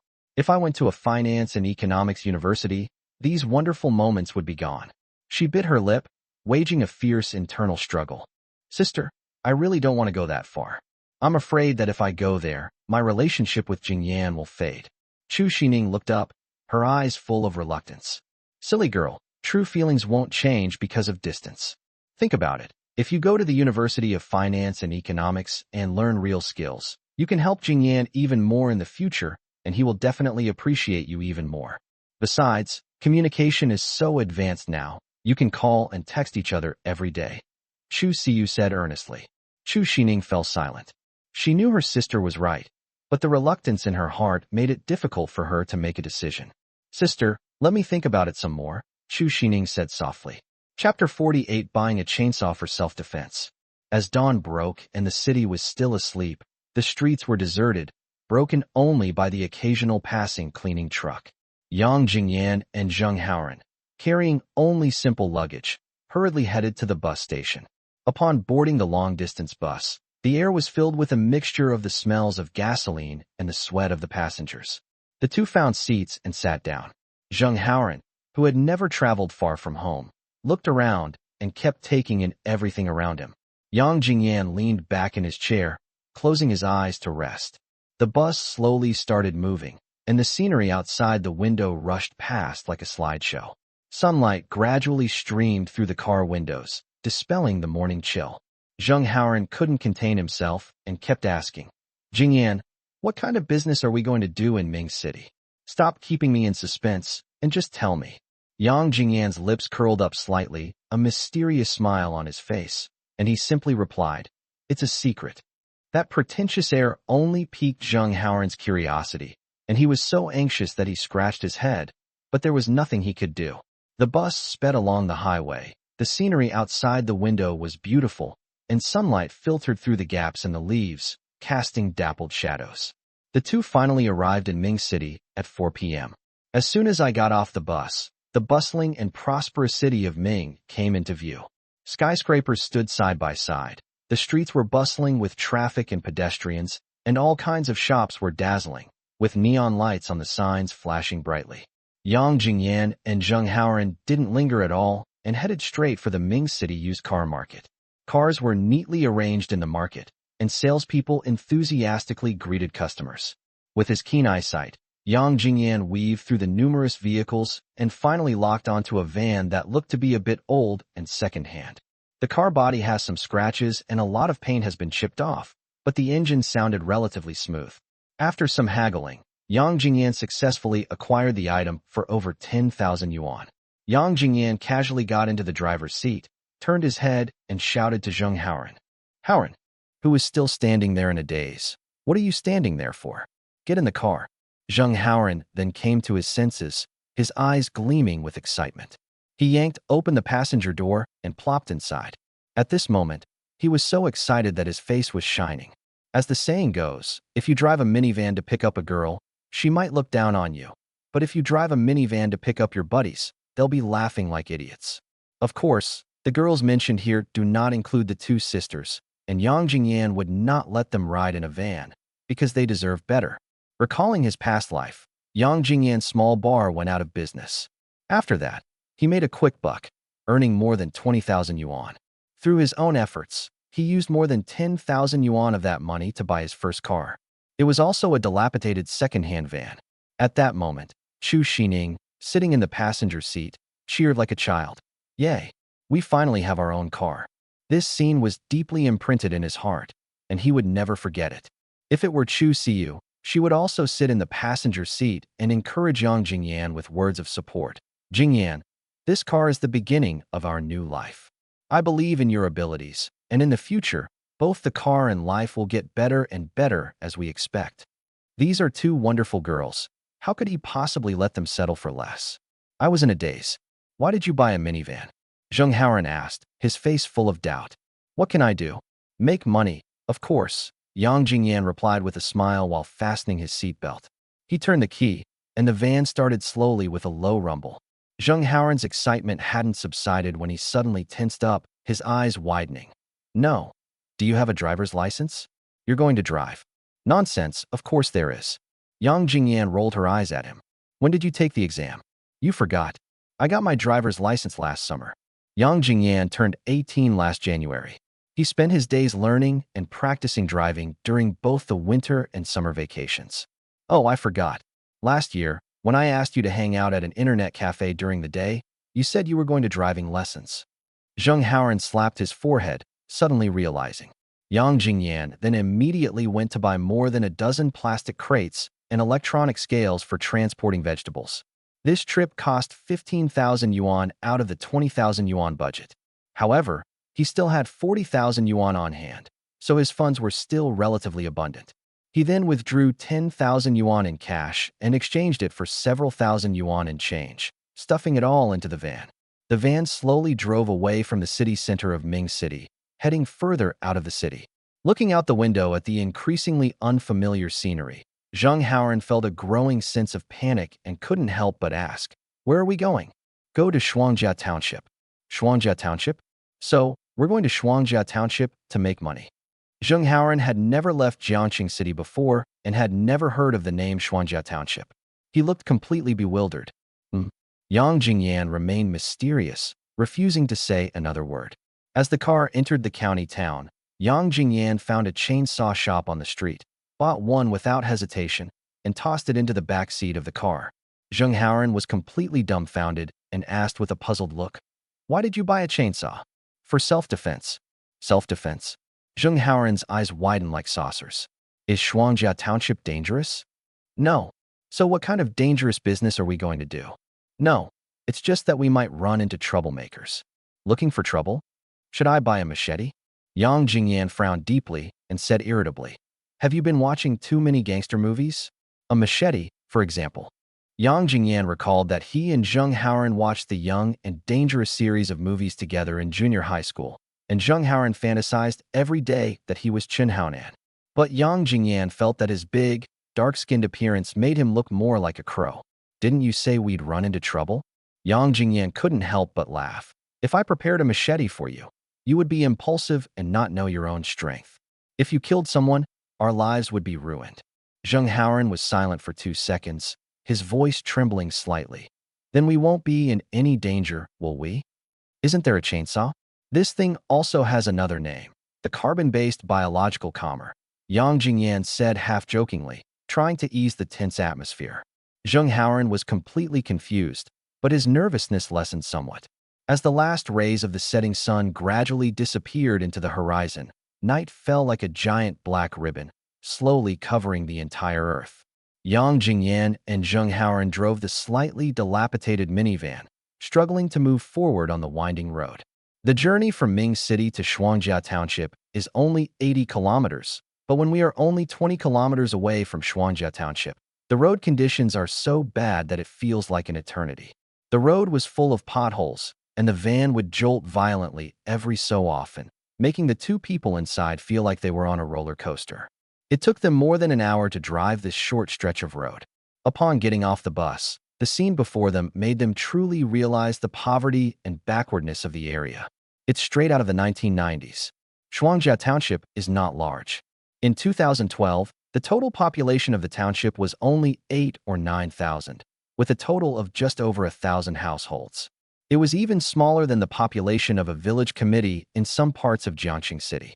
Moreover, these families live extremely scattered, with no sense of centrality whatsoever. There are dozens of families scattered sparsely on one mountain and dozens more scattered on another. This population distribution results in an extremely low population density in Shuangjia Township. Most of the houses along the road were made of adobe, with mottled walls and stone-tiled roofs that looked like they were about to collapse in the breeze. The whole village looked deserted and quiet, lacking the hustle and bustle of a bustling city. Only the occasional bark of a dog broke the silence. Overall, Jiangnan Province lags far behind Beijing, Shanghai, and Guangzhou, and there are countless backward areas like this. Even by 24 years later, things hadn't improved much. But don't be fooled by how bad Shuangjia Township is now. In a few years, the people here will become incredibly wealthy. He recalled that starting in 2016, the country began mining and tobacco cultivation here, bringing about tremendous changes to Shuangjia Township. By 2020, almost every household owned a car and lived in a 3-story house. When I checked the time, it was already 8:30 p.m. Yang Jingyan calculated the journey. From Ming City to Shuangjia Township, a distance of more than 80 kilometers, it took more than an hour just to travel on that terrible road. Exhausted, the 2 searched for a place to stay in the countryside. After searching for a long time, we finally found a small hotel, which was also the only hotel in the whole township. The hotel looked very dilapidated, and the words on the sign were somewhat blurry. Stepping into the hotel, the room was dimly lit and filled with an old, worn atmosphere. When registering accommodation information, they still use the most traditional registration book. There's no computer. The owner, wearing reading glasses, slowly fills in the form. After settling in, the 2 went out to eat. Chapter 49: 2 Hometowns. At this time, the temperature had dropped significantly, and a chill was in the air, a stark contrast to the warmth of Jiangxing. Even Zheng Haoran, who always wears short sleeves and shorts all year round, hurriedly put on thick clothes. Following his memories from his previous life, Yang Jingyan found a restaurant. The interior was dimly lit, and the tables and chairs were arranged in a slightly messy manner. There are very few restaurants in Shuangjia Township, only 3 in total, and not even a single barbecue stall. On ordinary days, the entire town is quiet and deserted, lacking any lively atmosphere. The restaurant owner was a middle-aged man dressed in rather old-fashioned clothes. Yang Jingyan asked him to arrange some food, and then began to look around the small restaurant again. He was deeply impressed by this store. In his past life, after his small bar went out of business in 2017, he bought that second-hand van and started doing business here, often having lunch here as well. "Boss, bring me a pot of your local baijiu to try," Yang Jingyan said to the boss. The restaurant owner glanced at the 2 curiously and joked with a smile. "A pot contains a pound of liquor. Can you finish it? How about I pour you 2 cups first?" The boss thought that these two young people, at such a young age, might not be able to finish so much alcohol. 500 milliliters, divided equally among them, is 250 milliliters per person, which is indeed not much for Yang Jingyan and Zheng Haoran. The average alcohol consumption of people in Jiangxing ranks among the top 3 in all cities and prefectures in Jiangnan province. Moreover, alcohol tolerance has a genetic component. If the father can drink, the child can likely drink too. Don't let old Yang's ordinary appearance fool you. He has a surprisingly high alcohol tolerance. In contrast, the average alcohol consumption of people in Ming City is almost the lowest among all cities and prefectures. In Shuangjia Township, only some middle-aged and elderly people have a relatively high alcohol tolerance, while young people generally have a low alcohol tolerance. It's normal for the boss to ask that question. It's okay, you can do it, Yang Jingyan said confidently. Let me make this clear first. You can't get a refund if you can't finish it, the owner reminded him again. No need to back out. The guy next to me can drink like a man can handle a kilogram of liquor. Yang Jingyan chuckled and patted Zheng Haoran on the shoulder. The boss just smiled and thought the two were bragging. Then, the boss took out a wine jug and filled it with wine from a large vat next to him. Yang Jingyan poured a glass for Zheng Haoran and then poured one for himself. Zheng Haoran took a sip and immediately gasped. This liquor is probably stronger than the liquor we have back home, isn't it? Yes, ours is only 53 degrees. This is 60 degrees of sorghum liquor, Yang Jingyan explained. 60 degrees. Holy crap. Zheng Haoran's eyes widened in surprise. Yang Jingyan also took a small sip and took a deep breath. The wine was indeed harsh on his throat, but it was a familiar taste to him. Soon, the dishes Yang Jingyan ordered arrived. The restaurant owner noticed that the two had already drunk half a glass of wine before the food had even arrived, and frowned slightly, asking, "Have you eaten somewhere else?" "No, we're used to drinking like this," Yang Jingyan explained with a smile. In Ming City, there is no such thing as a pre-dinner elimination round. The so-called pre-dinner elimination round is just that you are given 2 or 3 snacks to go with drinks, and you play cards and drink while playing. Only the strongest who persevere are qualified to eat. In his previous life, Yang Jingyan had several close classmates who came to Jiangsheng for a trip during his university years, so he invited them to have dinner together at a restaurant. The drinking session before the meal, which was essentially a pre-meal elimination round, had already left those friends feeling dizzy and unsteady on their feet. Seeing this, Yang Jingyan couldn't help but joke. It can't be that bad, can it? The chef has only cooked one dish, and you guys are already done. Drinking cultures vary from place to place, and small restaurant owners in impoverished rural areas naturally find it difficult to understand these differences. After all the food was served, Zheng Haoran was already starving. He quickly scooped up a bowl of rice and wolfed it down, saying, "I'm starving to death." After dinner, Yang Jingyan and Zheng Haoran continued drinking, while Yang Jingyan pondered tomorrow's plans and routes. Just then, the shop owner walked in with a glass of wine. He was truly surprised to see that these two young men could drink a glass of wine without their faces turning red or their hearts skipping a beat. "I'll sit with you for a while," the owner said warmly. "Welcome, welcome." Yang Jingyan politely stood up and poured the boss a cup of tea. Actually, even if the boss didn't come in, Yang Jingyan would have called him later. The owners of these rural restaurants are well informed about all kinds of news in the whole township. Moreover, they are warm and hospitable.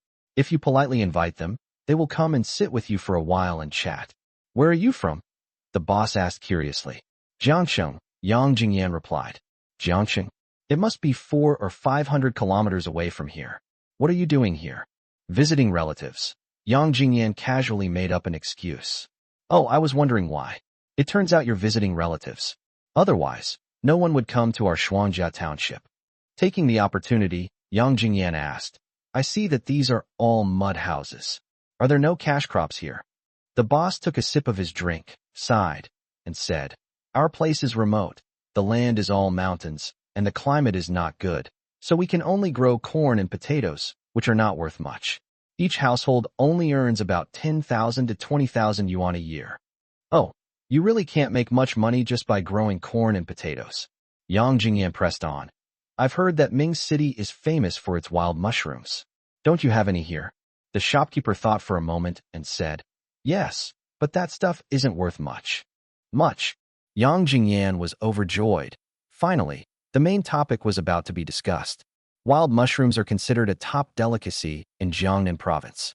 Every year during a specific season, people in Jiangnan province receive text messages from the Provincial Food Safety Office reminding them to be careful when consuming wild mushrooms. This also signifies the start of the annual poisoning contest. This stuff is highly toxic. Improper cooking could be fatal, and even with proper cooking, poisoning is still possible. However, poisoning can cause strange hallucinations, as if opening the door to a four-dimensional world. However, people in Jiangnan province eat wild mushrooms mainly because of their delicious taste. For example, when stewing chicken with matsutake mushrooms, the chicken becomes the side dish after the stew is done, and people scramble to eat the matsutake mushrooms. It's not really worth much, Yang Jingyan said, going along with his words. The boss continued. Yes, in our area, every household goes up the mountain to pick wild mushrooms during this season. They can earn about 2,000 yuan a year, and some can even earn 10 or 20,000. What's your purchase price here? Yang Jingyan asked impatiently. The most expensive variety of giant shaoking is the red giant shaoking, which costs 40 yuan per kilogram. Gamba mushroom costs 80 yuan per kilogram, and matsutake mushrooms cost 120 yuan per kilogram. The shopkeeper answered truthfully. That was indeed the case, but it was based on the highest price paid in the local area. Shuangjia Township is famous for its high-priced wild mushrooms such as dried mushrooms, Boletus edulis, and matsutake. In 2017, after his bar went out of business, Yang Jingyan came here to buy wild mushrooms and made a small fortune. At that time, information was readily available, and most people in Shuangxiang Township knew the above purchase price, so the buyers could only earn a 30% profit. Moreover, there were more than a dozen buyers at that time. Even so, he still earned 80,000 yuan, making back the money he lost opening the small bar. It's 2012 now, and information isn't readily available. People here have no idea about the outside purchase prices, and they don't even know how much money the buyers are making. Yang Jingyan calculated that the purchase price here is generally only 1/3 of that in the wild mushroom trading market. Take matsutake mushrooms as an example. Buyers buy them for 120 yuan per kilogram, drive 80 kilometers to the Ming City wild mushroom trading market, and then resell them for 360 yuan per kilogram, making a profit of 240 yuan. In Shuangjia Township, even at this price, every household can earn 2,000 to 3,000 yuan by picking wild mushrooms in July and August. This shows that the yield of wild mushrooms in Shuangjia Township is quite considerable. To understand how he found out about this place, we have to mention the small bar he runs. At that time, the small bar was not doing well and was located in a remote area. Two middle-aged buyers would bring different young girls to the bar every few days to drink and seduce. After they had drunk enough, they were taken to the hotel next door and made noises. The two buyers were named Lao Lin and Akai. Because of their frequent visits, the two middle-aged buyers gradually became acquainted with Yang Jingyan. On one occasion, Yang Jingyan inquired about their business, and the two revealed their business to him. Back then, they could only earn 150,000 to 160,000 yuan a year from wild mushrooms from their hometown. Upon hearing this number, Yang Jingyan was shocked. If you can earn 150,000 to 160,000 in 2 months, then that's 70,000 to 80,000 a month. At the time, they even laughed at Yang Jingyan, saying, "It's all because business has been tough these past 2 years." They also mentioned that between 2009 and 2015, there were only 5 buyers in Shuangjia Township. On average, each buyer could earn 500,000 to 600,000 yuan in 2 months, which is equivalent to earning 200,000 to 300,000 yuan per month. When Yang Jingyan was buying wild mushrooms, he specifically asked the local villagers to verify the matter. The villagers were all cursing the 5 buyers for being too unscrupulous back then. That's really outrageous. Something originally worth 360 was only sold for 120 by the buyer, which is equivalent to pocketing 240. Chapter 50. Zheng Haoren, who was a legal representative in his previous life. After the restaurant owner finished speaking, he probed Yang Jingyan. "What's the purchase price where you are?" He thought that there were also wild mushrooms in Jiangxing. Actually, Jiangxing also has them, but in very small quantities, because wild mushrooms only grow in high-altitude, cold climates, and their growth cycle is only 2 months. Yang Jingyan smiled and said, It's pretty much the same where we are. It seems the price of wild mushrooms really isn't high, and those 5 buyers didn't make much money either. From the restaurant owner's words, you can see how isolated Shuangjiao Township was in terms of information in 2012. The 5 buyers were all from out of town. They tacitly agreed to keep the news from the villagers of Shuangjiao Township, preventing them from knowing the true price of wild mushrooms. Moreover, the internet was not well developed at the time, so the villagers had no way of knowing where these buyers sold the wild mushrooms. I don't know about that. Yang Jingyan cleverly avoided the topic. Zheng Haoran, standing to the side, was already too shocked to speak. He never expected that his father would spend 600 yuan to buy 500 grams of matsutake mushrooms to make medicinal wine, and that the purchase price of matsutake mushrooms was so low. He finally understood why Yang Jingyan had told him to keep quiet and not to look too surprised. It turned out that Yang Jingyan was after the wild mushroom business. The shop owner sighed. I don't know where they sell them or how much they're selling them for. Otherwise, I'd be thinking of buying them and trying to resell them myself. I don't know. I haven't looked into it, Yang Jingyan replied evasively. Let's not talk about that anymore. The boss is a good cook. The food is delicious. Come on, Haoran, toast the boss. Yang Jingyan smiled and raised his glass, changing the subject. The group drank and chatted, and the atmosphere gradually became more relaxed. 10 p.m. Slightly tipsy, Yang Jingyan and Zheng Haoran returned to the rather simple inn. As soon as I pushed open the door, a musty but still clean smell wafted out. The hotel's interior was acceptable, with all the necessary facilities, including a sink, toilet, and shower in their proper places. The room felt a bit deserted because it lacked a television, which would have brought a lively atmosphere. This setup is like those small hotels in 2024 that usually cost 50 or 60 yuan. Simple and unpretentious. However, the price here is not low, costing 80 yuan per night. Yang Jingyan didn't pay much attention to it. He was thinking to himself that he would stay for one night. After I familiarize myself with the place tomorrow, I'll go stay in the county. Although he had walked this road many times in his previous life, so much time had passed that his memories were inevitably somewhat hazy. Staying here tonight would put his mind at ease. As soon as Zheng Haoran entered the room, he quickly drew the curtains and cautiously glanced out the window. After confirming no one was eavesdropping, he excitedly and nervously moved closer to Yang Jingyan, lowering his voice to almost a whisper. Damn, the price of matsutake mushrooms here is so low. If we take them to Jiangsheng and sell them, won't we make a fortune? His eyes gleamed with greed, as if he could already see stacks of banknotes flying towards him. Looking at his greedy appearance, Yang Jingyan couldn't help but laugh.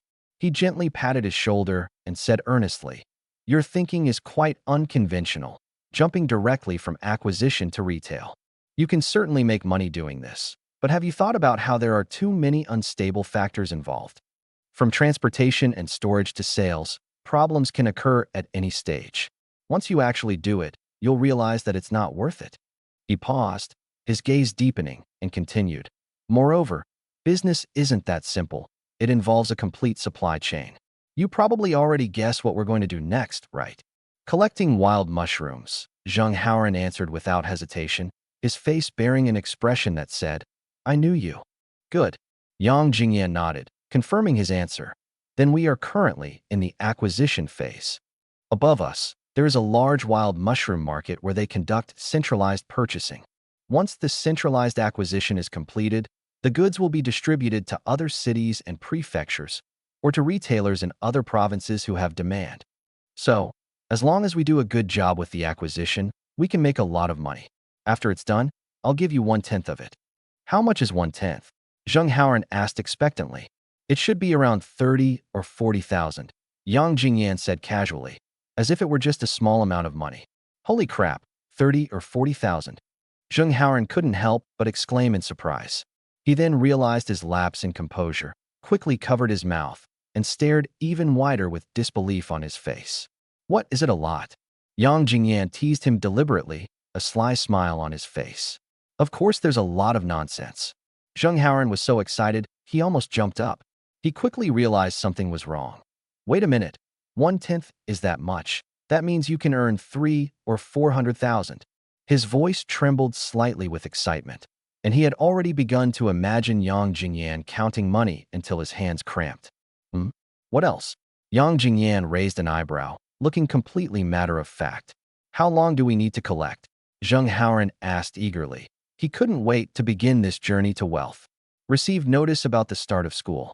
Yang Jingyan gave Zheng Haoran a brief answer to his question, and then patiently explained, once we start school, the wild mushroom growing season will be over, and we won't be able to have them again until this time next year. I've received the notice that school will start in about 2 months, Zheng Haoran muttered to himself. Earning 3 or 400,000 in 2 months. What an astonishing number. He swallowed hard, feeling both shocked and excited. However, Zheng Haoran was merely shocked and did not suggest taking a larger share. In fact, he knew in his heart that Yang Jingyan could have handled this business on his own, but he still invited him, which was already taking care of him. He felt deeply grateful to Yang Jingyan. But in reality, Yang Jingyan simply asked him to do manual labor. Yang Jingyan was very satisfied to see that Zheng Haoran was not greedy. He admires Zheng Haoran's sense of boundaries and his ability to stay within them. To understand why Yang Jingyan was so generous to Zheng Haoran, we need to go back to their past. In his previous life, when Yang Jingyan established a Chinese herbal medicine processing company, Zheng Haoran volunteered to become the company's legal representative. At that time, Zheng Haoran was heartbroken and in a daze, with no fighting spirit.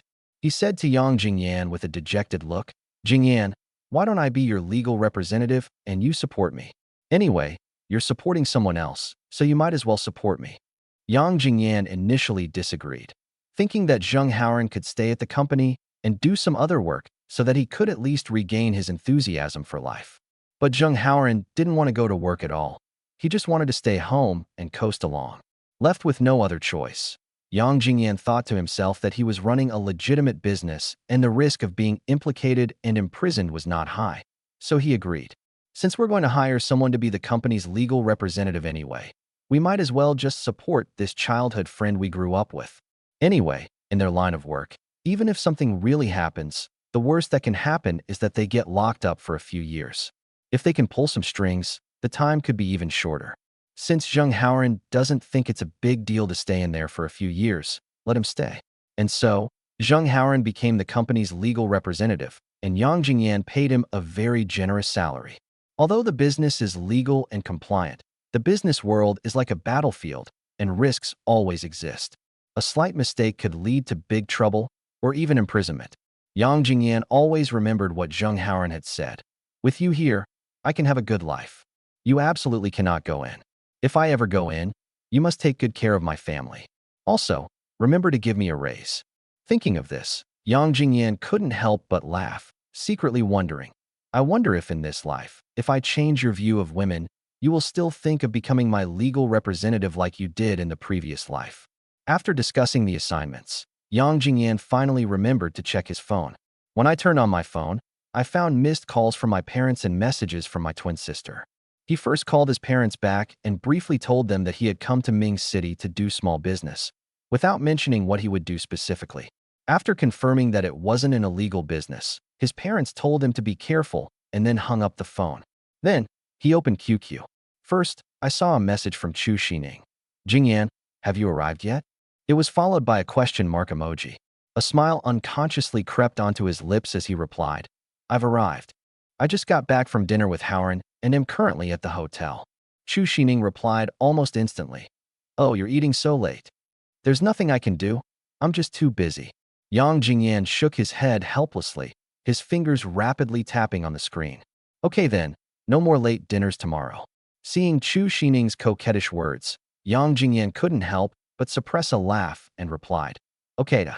After replying to Chu Sining, he saw a message from Chu Siyu, sent at 6:30 p.m.